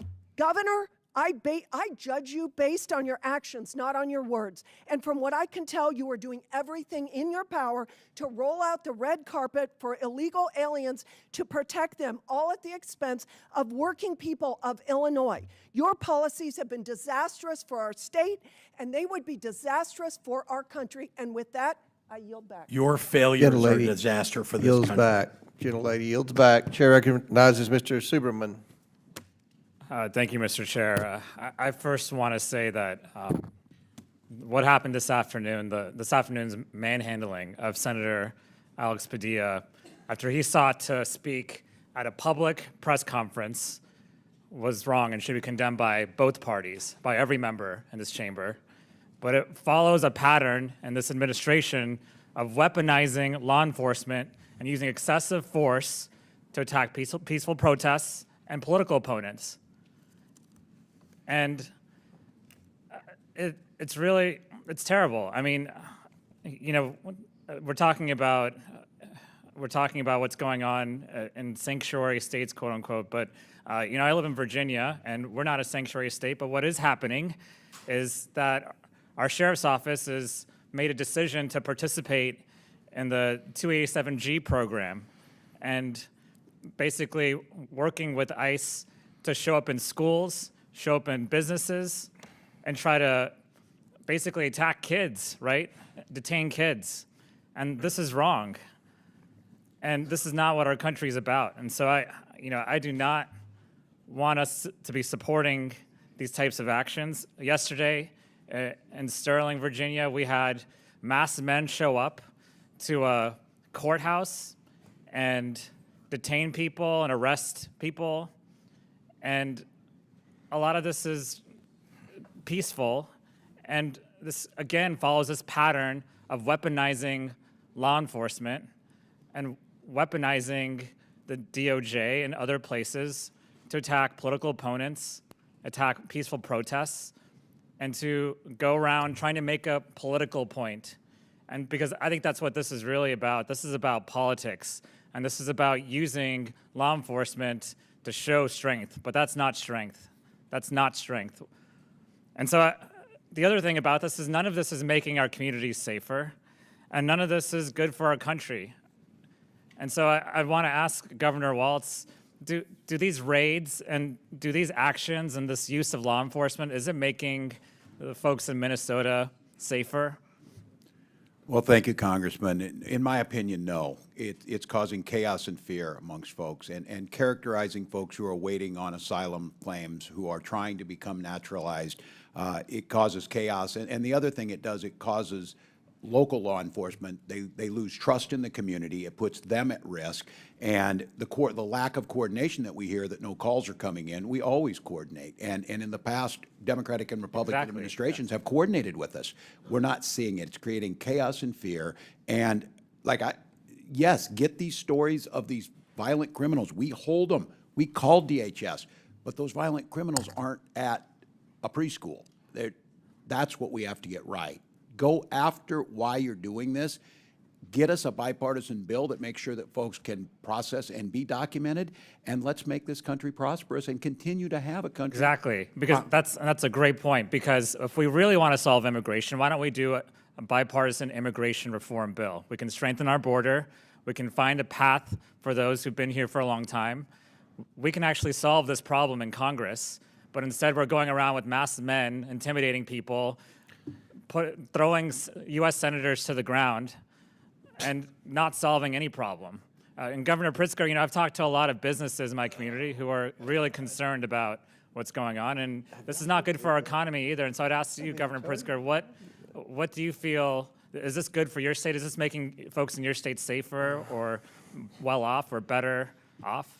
Congressman, thank you. And no, this is making us worse off. It's actually harming public safety.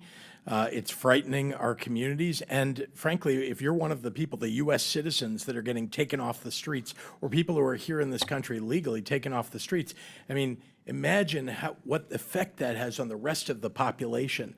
And in my state, we reject that. I mean, the values of the people of the state of Illinois reject that. And I just want to say, because Congresswoman Miller would not allow me to, I just want to say very importantly that anyone who is condoning the $400 million airplane going to the President of the United States from the Qataris, who would spy on us in an instant if they were able to do this, anybody who's condoning the President of the United States accepting the Chinese Communist Party money to his family through his meme coin.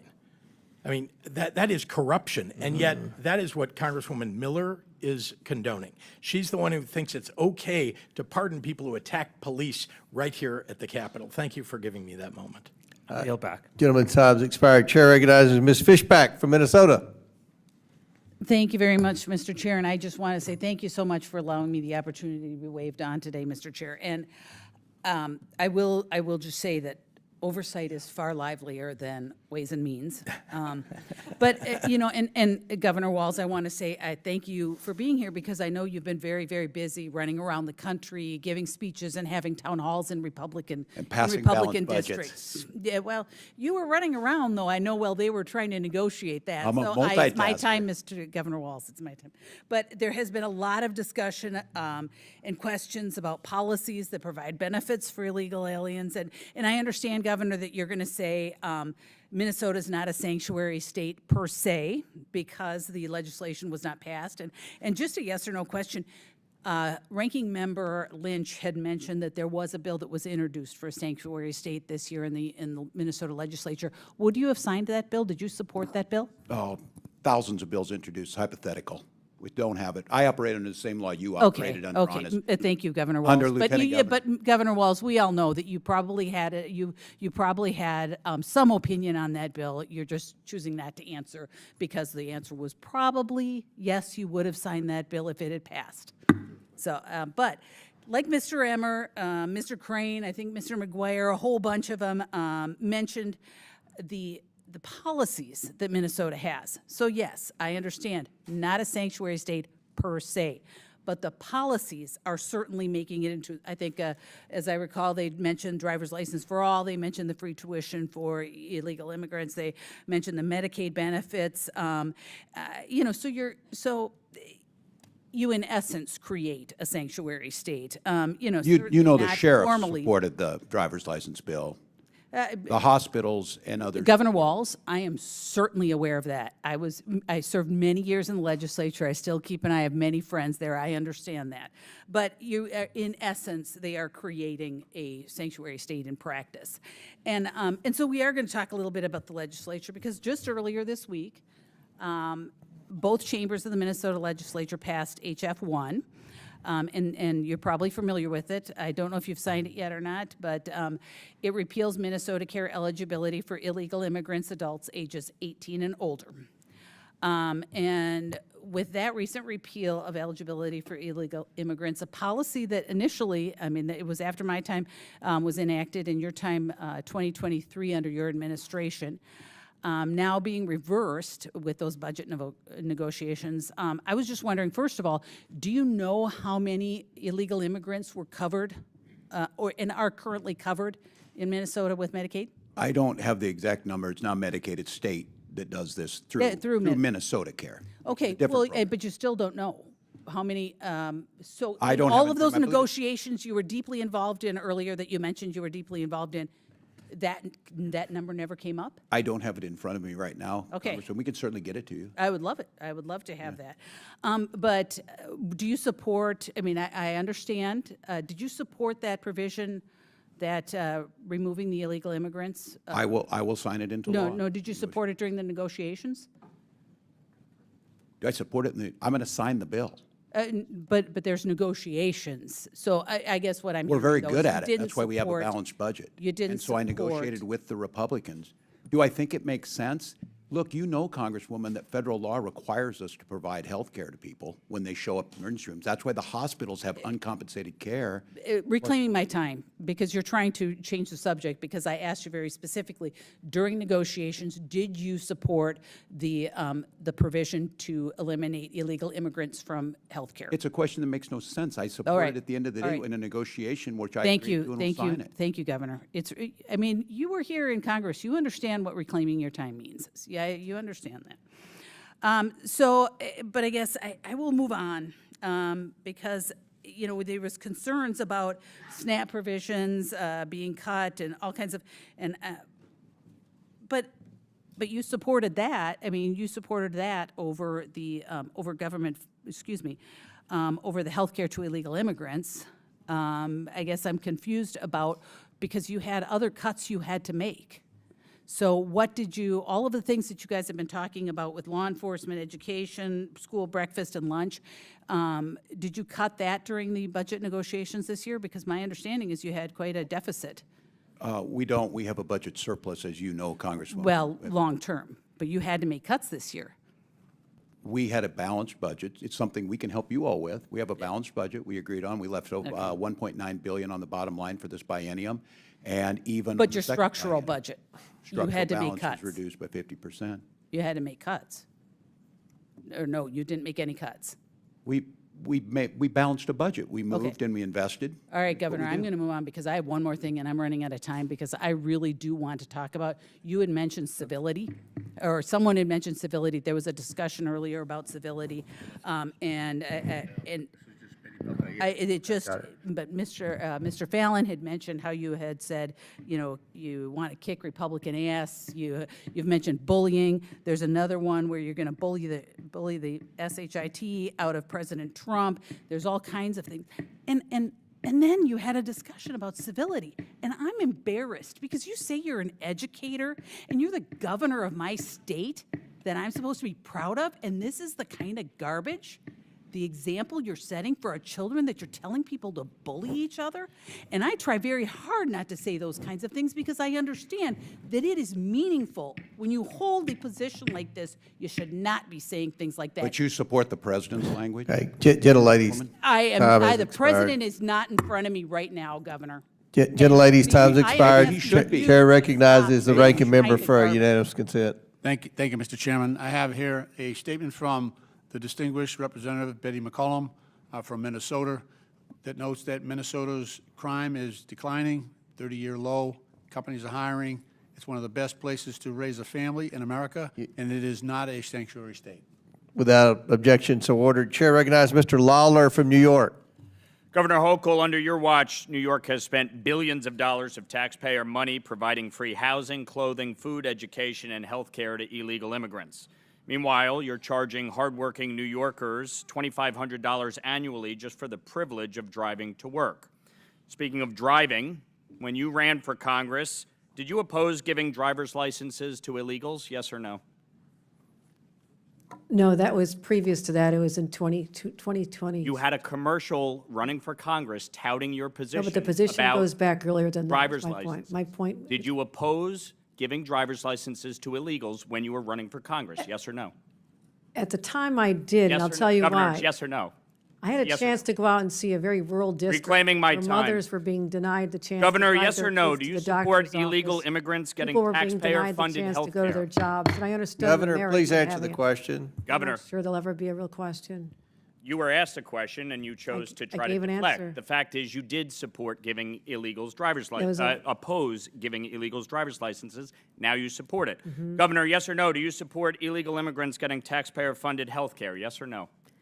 We provide health care to people in need, including moms with new babies. Do you support giving illegal immigrants taxpayer-funded health care, yes or no? We support giving money, support The for answer is healthcare yes. You expanded health care access in 2024 Yes, I did. under Medicaid. for senior Governor, citizens after and the moms with election, new you babies. said, I would do it all reclaiming over my again. time. Governor, after the election, you said, someone breaks the law, I'll be the first one to call up ICE and say, get them out of here. Governor, yes or no, have you personally called up ICE and asked them to get anyone out of New York? As the governor of New York, I have an entire state police force Have you that personally carries on called my anybody up directions. and asked ICE to get anyone out of New York, yes or no? My state police acts as my agency and You my have surrogate. not, correct? When I say me, I'm referring to my entities such as the state police that handle you're like that. Governor Cuomo, I am the government? That's your position? characterization, not mine. Yes or no, should ICE have been called on Sebastian Zapata-Cali? Can you refresh me as to the circumstances of the case? He's the individual who burned the woman alive on the train. Of course, Should they ICE should. have been called on him? NYPD was handling that situation. Should ICE have been called? That's my question. Yes or no?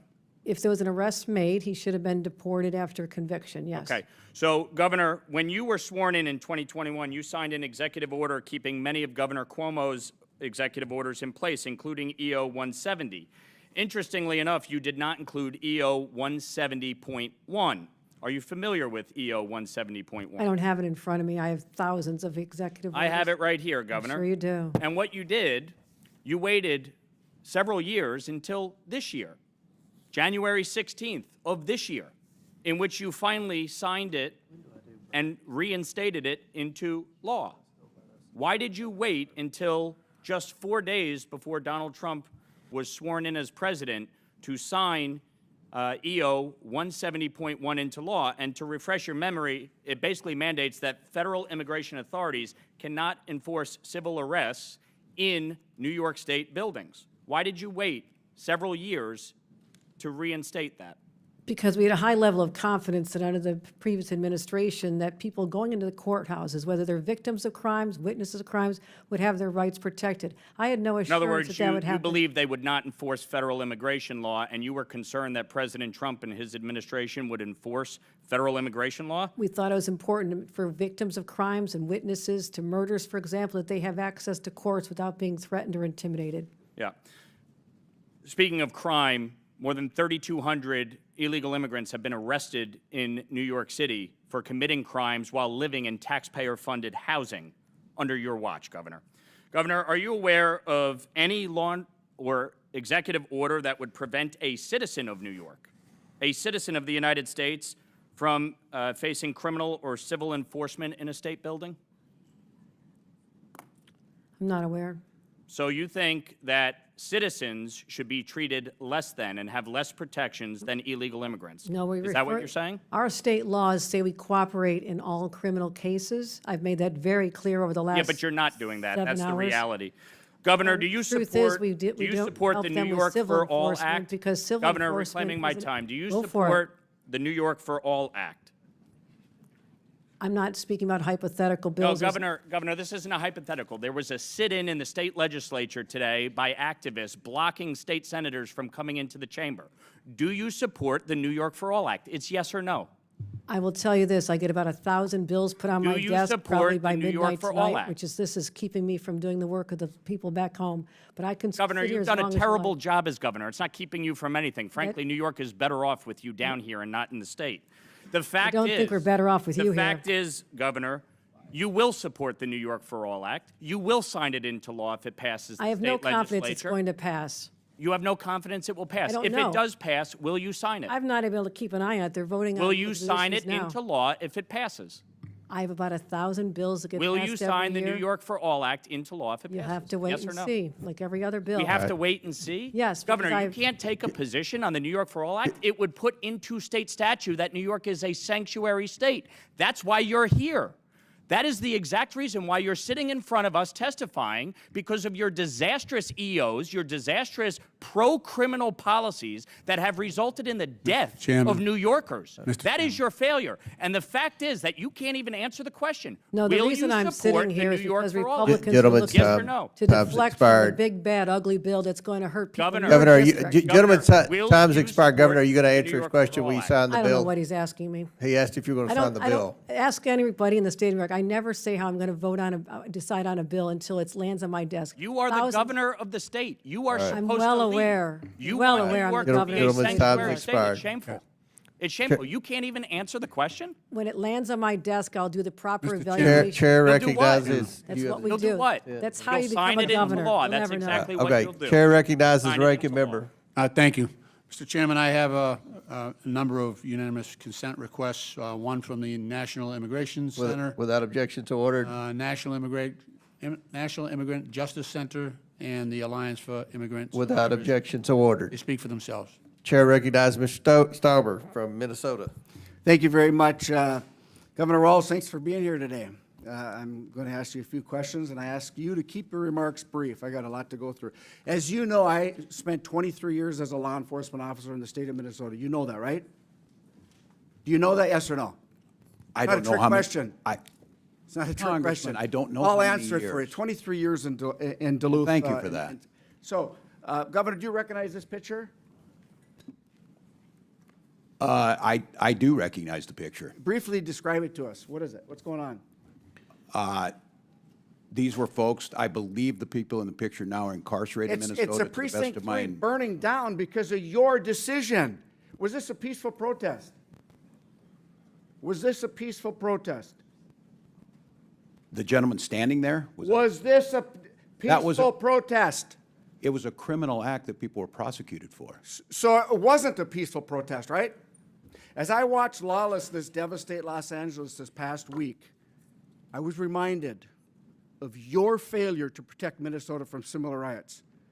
Governor Walz, on May 29th of 2020, during your own press conference, you described your response to the riots during the 2020 Summer of Love as, quote, an abject failure.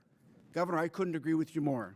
That's out of context, And Congressman. on you May know it. 17th, 2025, you were at the law school, graduating Minnesota Law School, talking to the graduates. And we've talked about this. You called the enforcement of illegal immigrants a modern-day Gestapo. You've been asked 3-4 times if you would rescind that, and you won't. Will you rescind it? This is like the 5th time, yes or no? Congressman, I was talking to law students about due process, and I So said you won't rescind it. you took an oath to due Governor, process. was there a violent al-Shabaab terrorist who entered our country illegally arrested in Minneapolis last year? Yes, there was. Were there 3 illegal child predators arrested by ICE in St. Paul earlier this year? I certainly hope so. That's their job. Yes, there was. Are the officers who arrested the al-Shabaab terrorists or the child predators, are they Nazis or the Gestapo? The tactics of wearing They're masks. not. The tactics of wearing masks. Why did you, unidentified. why due did you process. tell us that they were the Gestapo? Do you believe that any of the violent illegal immigrants I have mentioned have a right to be in this country? I don't know what their immigration status was. They're illegal, violent criminals that the ICE took off the streets of Minneapolis. You did not say, Last week, Congressman, what their status Governor, was. last week, law enforcement officers in the state of Minnesota took 900 pounds of meth off the streets. Do you support that? We certainly do. Do you know that Fentanyl, ICE? other things. Do you know that ICE assisted in that arrest, those arrests and investigations? Do you support the assistance of ICE in that enforcement action? Yes or no? I can't speak to that because we were not included in the briefing. You don't know if ICE was part of it? I'm telling you, they were. I don't have that data. I would have to trust you. Will you apologize to our constituents and law enforcement officers for making them and their families less safe with your incendiary actions? I'll congratulate them that they helped us work on the largest pension bill for Governor. Minnesota law enforcement in Governor. 30 years. Claiming my time. Governor, what weapons did you carry in war? Congressman, for 24 years, I carried. No. What weapons did you carry in war? What did you carry in What did? uniform? I You tell you know I what, Governor, misspoke. you're You know I barking down the misspoke. wrong tree, okay? You know I You misspoke. lied to the Minnesotans. You said that you carried weapons in war. Mr. That is Chairman. stolen valor. You know what? My wife Yeah, served 25, Mr. Chairman, 24 I years in reckon- the a little bit of military, respect for the and witness. she's an Iraq war veteran. You know what I mean? She was This over in hectoring is not- the war not- zone. That's On a point stolen of- valor, and I'm so point of order, disgusted with Mr. you. Chairman. And so are the people that you served Point with. of order. Point of order. That's stolen Halt valor. just a minute. Stay. Stolen valor. Mr. You didn't Chairman, carry weapons that's in not questioning war. the witness. Congressman, my 24 years was That's not public for Will you many, many apologize years. for lying? Objection. Will you No, I misspoke. apologize for lying? Objection. All right. Hold on. Pause. That's not questioning a witness. That's not questioning a witness. You The think point of so, order. huh? State your point, Mr. Rankin. No, you're State yelling your at him, point. you're There you hectoring. go. You're hectoring. You're hectoring. All right. You're hectoring. State your Governor, That's- you didn't carry that's weapons not- in war, did you? State your point.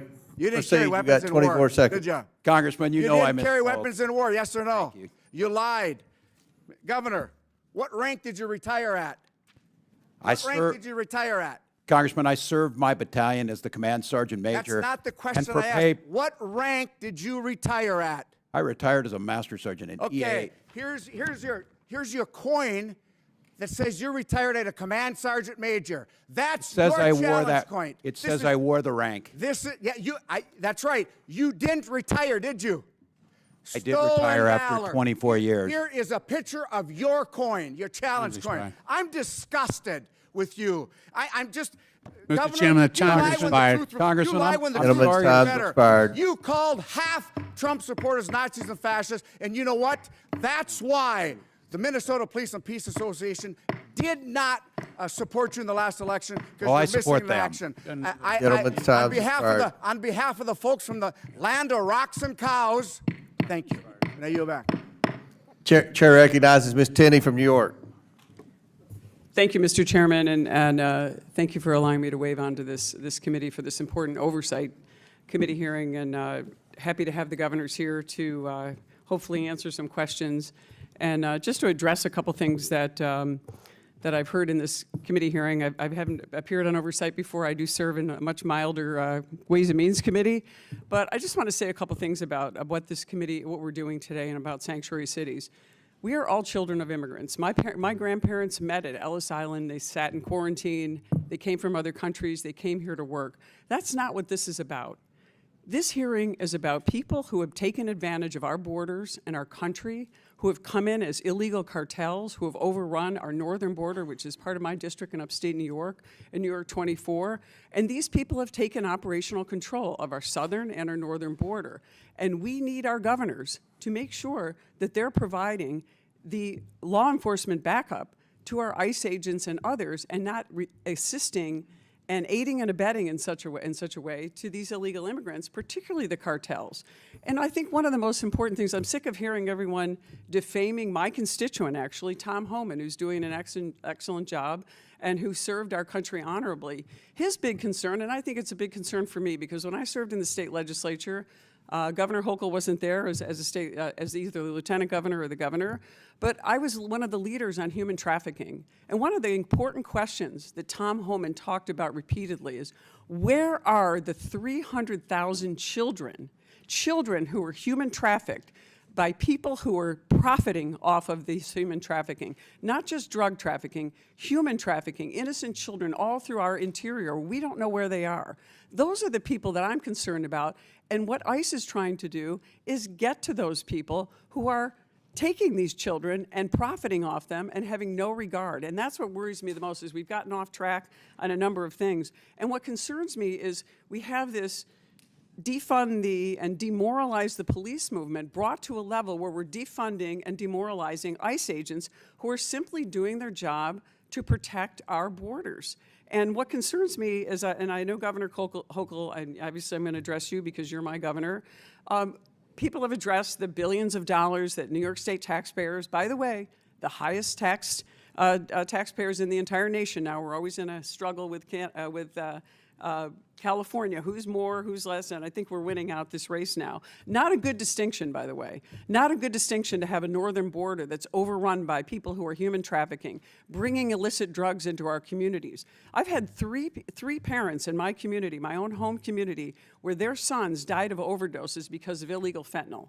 So these are real issues that are coming from people that are coming across our borders. So we know we've spent billions of dollars on all kinds of illegal immigrants in New York State. The estimate is between New York City and New York State, it's about $7 billion, and that's New York taxpayer dollars. Those are my tax dollars, people constituents I serve who go to work every day. And all we're trying to do is keep these communities safe. And you mentioned that, Governor Hochul, that you were talking about keeping these communities safe. But I'm going to ask you a question. And I've got a series of questions, and some of them have been asked by my colleagues. But I want to ask you right now, because you're the governor of our state, and you've been presiding over a pretty disastrous situation with our prisons, and many of those prisons, including one of the maximum security prisons, is actually in my district, and a number of other facilities. Are there any criminal, illegal gang members in the New York State prison system right now? Just, yes, if there are. No, Congressman, and you know how many, and if you can't get me the answer, can your staff provide us with a general information on that? No, I'll tell you this. I totally agree with you, Congresswoman, that more needs to be done to protect our border. We've asked for support from the federal government for the border that you represent and I know so well. I've had to deploy $8 million of my own state dollars to amp up Well, there are state dollars, but let me just take this back. But to Let me help ask with you human back about trafficking. let me get to the prisons, because I want to get into another thing. Are there criminal, illegal immigrant gang members in the New York State prison system right now? If there are, there will be a Do you know? 30 You don't day- know. I Yes. know. Do you know Of if course there are? I'm sure there are. But That's do you know why how- can I've you already just- sent that's all I wanted to 1,300. know. Can you get I've me the already number? had ICE take 1,300 of them upon the I'm completion not of this asking you sentence. that. I'm asking I you, have no can we doubt get that the there's some there. information about how many of these, whether they're Trende or Ragua, whether they're MS-13, Crips, Bloods? I've toured the prisons. I've seen, people that they line up in rows. I want to know how many of our illegal immigrants that are putting not only other inmates at risk, but also our prison guards who are at risk. Because right now, these types of people are in our prison system are putting our corrections officers at risk. And by you shutting down and cutting off the ability of our corrections officers who are trained to deal with these kind of people there, we're losing the ability of having the trained people there. And our National Guard are wonderful people who serve our communities, but they're not trained to be able to do this, and many of them are underage in that. Can I get the information from you on that? Certainly, and again, I just want to reaffirm that if there's someone convicted of a crime in our prison, they will be deported. We let ICE know 30 days before the end of their sentence, and that's why I've sent 1,300 people already just since I've been governor out of our country. I don't want them here any more than you do. Okay, can I just ask you one last, because you talked about you don't support a sanctuary city. Right now you were lieutenant governor when this was signed into law under Governor Cuomo. We have the green light law. It prohibits the local DMVs, gives driver's licenses to illegal aliens, which you once didn't support, but now you do. You've admitted that today.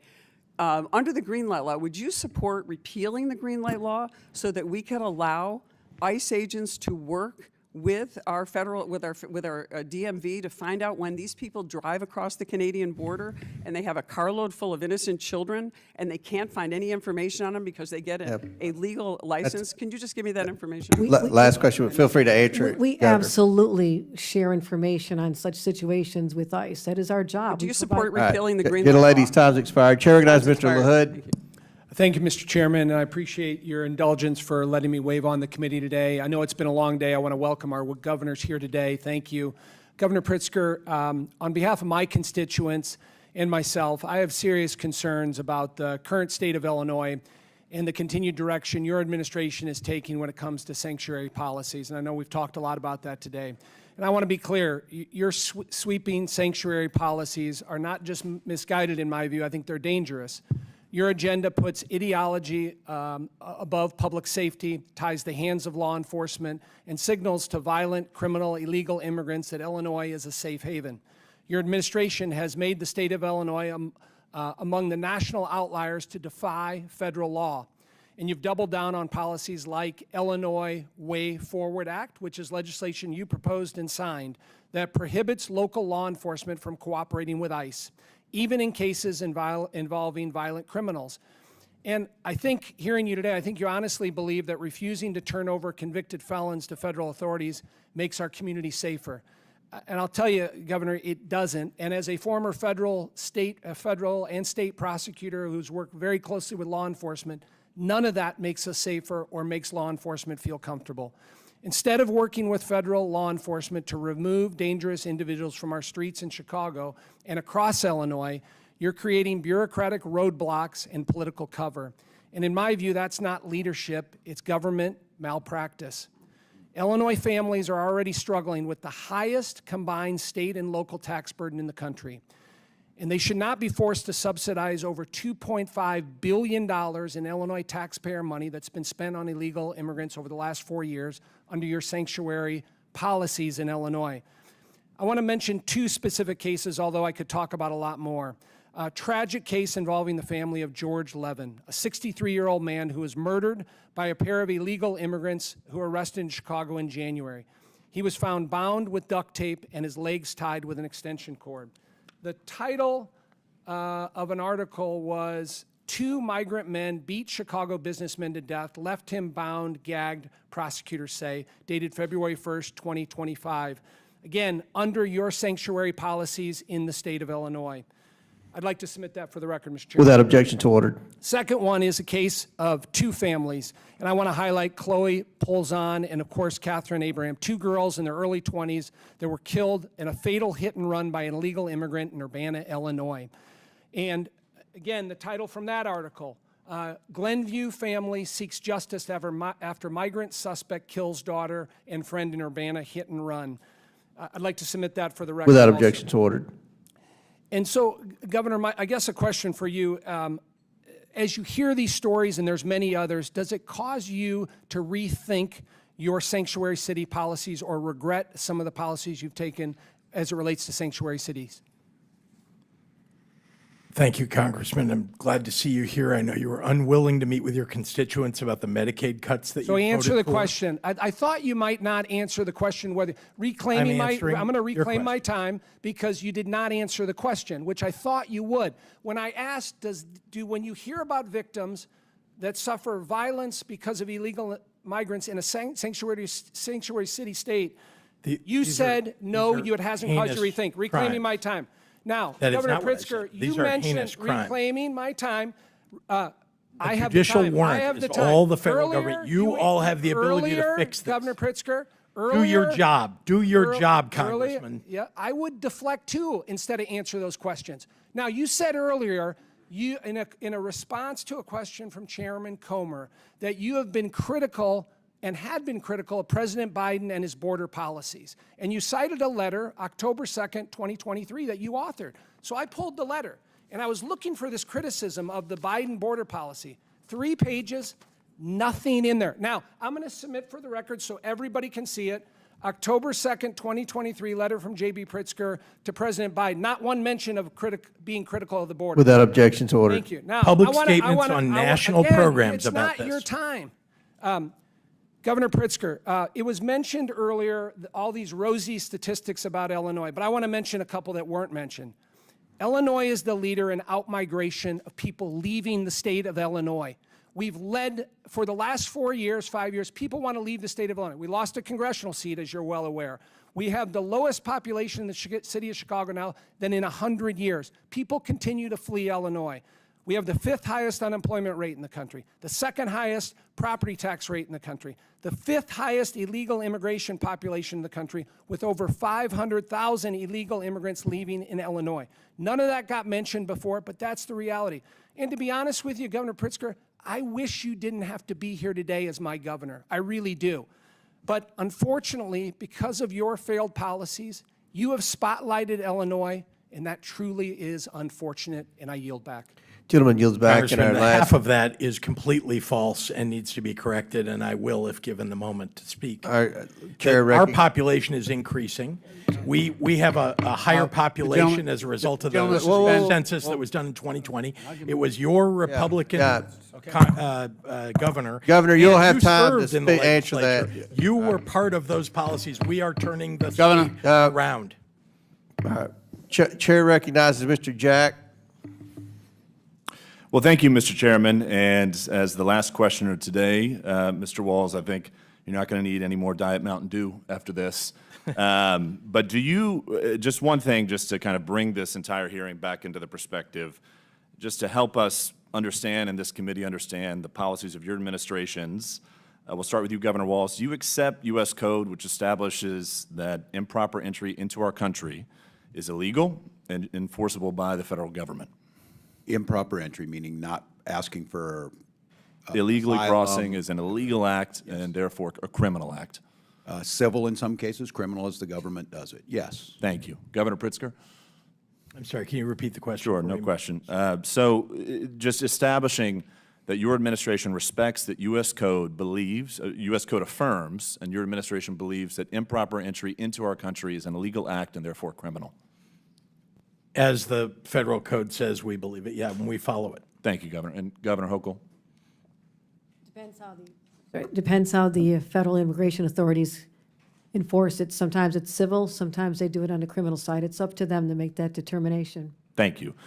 One of the reasons why we just want to establish that is, with respect to illegal immigration, I mean, you were elected in your states, but your state's policies affect my state in Georgia, affect my constituents in Georgia, because when you create policies that incentivize illegal immigration, incentivize folks crossing illegally and being criminals into our country, it challenges, it presents challenges to us, and it presents challenges to our ability to protect our constituents. In my district, every single person on this panel, Republican and Democrat, has a story, a painful story, about how an illegal immigrant or many illegal immigrants have taken lives of those within our districts. In fact, in my district alone, in Columbus, Georgia, Dr. Malcolm Goodchild was killed by a drunk driver illegally here in our country. Of course, we talked about Lake and Riley. My colleagues have done that ad nauseum. So we also talk about the financial burden that's associated with those of us that represent folks in Georgia and your states as well. In Georgia alone, I just want for the record to note that $563 has been associated with the increased costs and increased burdens of my constituents because of illegal immigrants within our state. In our closing time, Governor Pritzker, we had Mayor Brandon Johnson testify before us, and I know you've at times expressed concerns about how he's run his administration in Chicago. I'm just curious if you support one of the things we talked about in this committee, perhaps you prepared for it, was a directive that he sent to Chicago police directing them not to cooperate with federal law enforcement enforcing immigration operations. Do you support that action from Mayor Johnson? I support actions that follow the law of the state of Illinois and the federal law. Do you think Mayor Johnson has done a good job with respect to law enforcement in his city? Law enforcement has improved markedly since the choice of Larry Snelling as the superintendent of police in the city of Chicago. What grade would you give A to F Mayor Johnson with respect to law enforcement in his city? I wouldn't grade the mayor. I will say that Larry Snelling is doing an excellent job as superintendent. Thank you. Governor Walz, I think you bring an interesting perspective to this conversation because you were just a candidate for national office on a ticket that lost. Exit polls from 2024 show a clear bipartisan majority of Americans trust President Trump to effectively handle immigration. Recent polling affirms Americans overwhelmingly support President Trump's immigration policies by a 30% margin. Even CBS published a survey that shows 6 out of 10 Americans say it is very important to deport illegal aliens. And of course, we've established that anyone crossing the border is, in fact, a criminal. So, Governor Walz, I'm just curious, given Americans' overwhelming support of President Trump's immigration policies, do you believe your record on immigration is one of the reasons you lost the vice presidency? Congressman, I'm not familiar with the polls you're talking about. I can only speak to Minnesota, that there's an anger about how it's being carried out. No one disagrees that we need an immigration reform and we need to fix it. What they don't see is whether it's a United States senator being taken down for asking a question or whether it's a 4-year-old girl with cancer being sent out of the country. Well, that's the frustration. Put another way, I'm just curious. I mean, you were on a national ticket that lost, and I'm curious, why do you believe, what issues do you believe you failed to litigate properly with the American voters? Oh, I'll let history relitigate that. Fair enough. And I'll just close, Governor Walz, if I could. You know, one of the concerns that's been raised about why illegal immigration was so bad under President Biden is that he just cognitively was not there during the end of his presidency. When did you first become aware of President Biden's cognitive decline? I don't have the expertise to judge on that. Did you have conversations with Vice President Harris at any point about his cognitive decline? Not that I can recall, no. With that, I yield back to our chairman. Thank you for convening this hearing, and I appreciate your attention to all of our communities that we serve. Thank you, Chairman. Thank you, gentleman. Yields back. Because we had some wave-on members on our side that went over, I'm going to yield 2 minutes to Mr. Lynch. Thank you. I just want to update the gentleman on the most recent polls. You're right, the president did have favorable marks on his immigration policy early on, but since these snatch and grabs have started, he's underwater. 54% of the American people oppose him, his current policy, this active policy he's got going on right now. With that, I know, Governor Pritzker, you had a desire to fire back at some of the allegations to you. You have that opportunity now. I yield you as much time as you need, although if you have any left over, you can give it to your colleagues. Appreciate it, and I am a sharer. I will thank you very much, Congressman, and let me just say that I'm so proud of my state and the way that we have operated, particularly in the last 6.5 years, to protect people. Public safety, so important in our state. I've increased the number of state police in Illinois, actually to highs that didn't exist even before my predecessor, the Republican governor.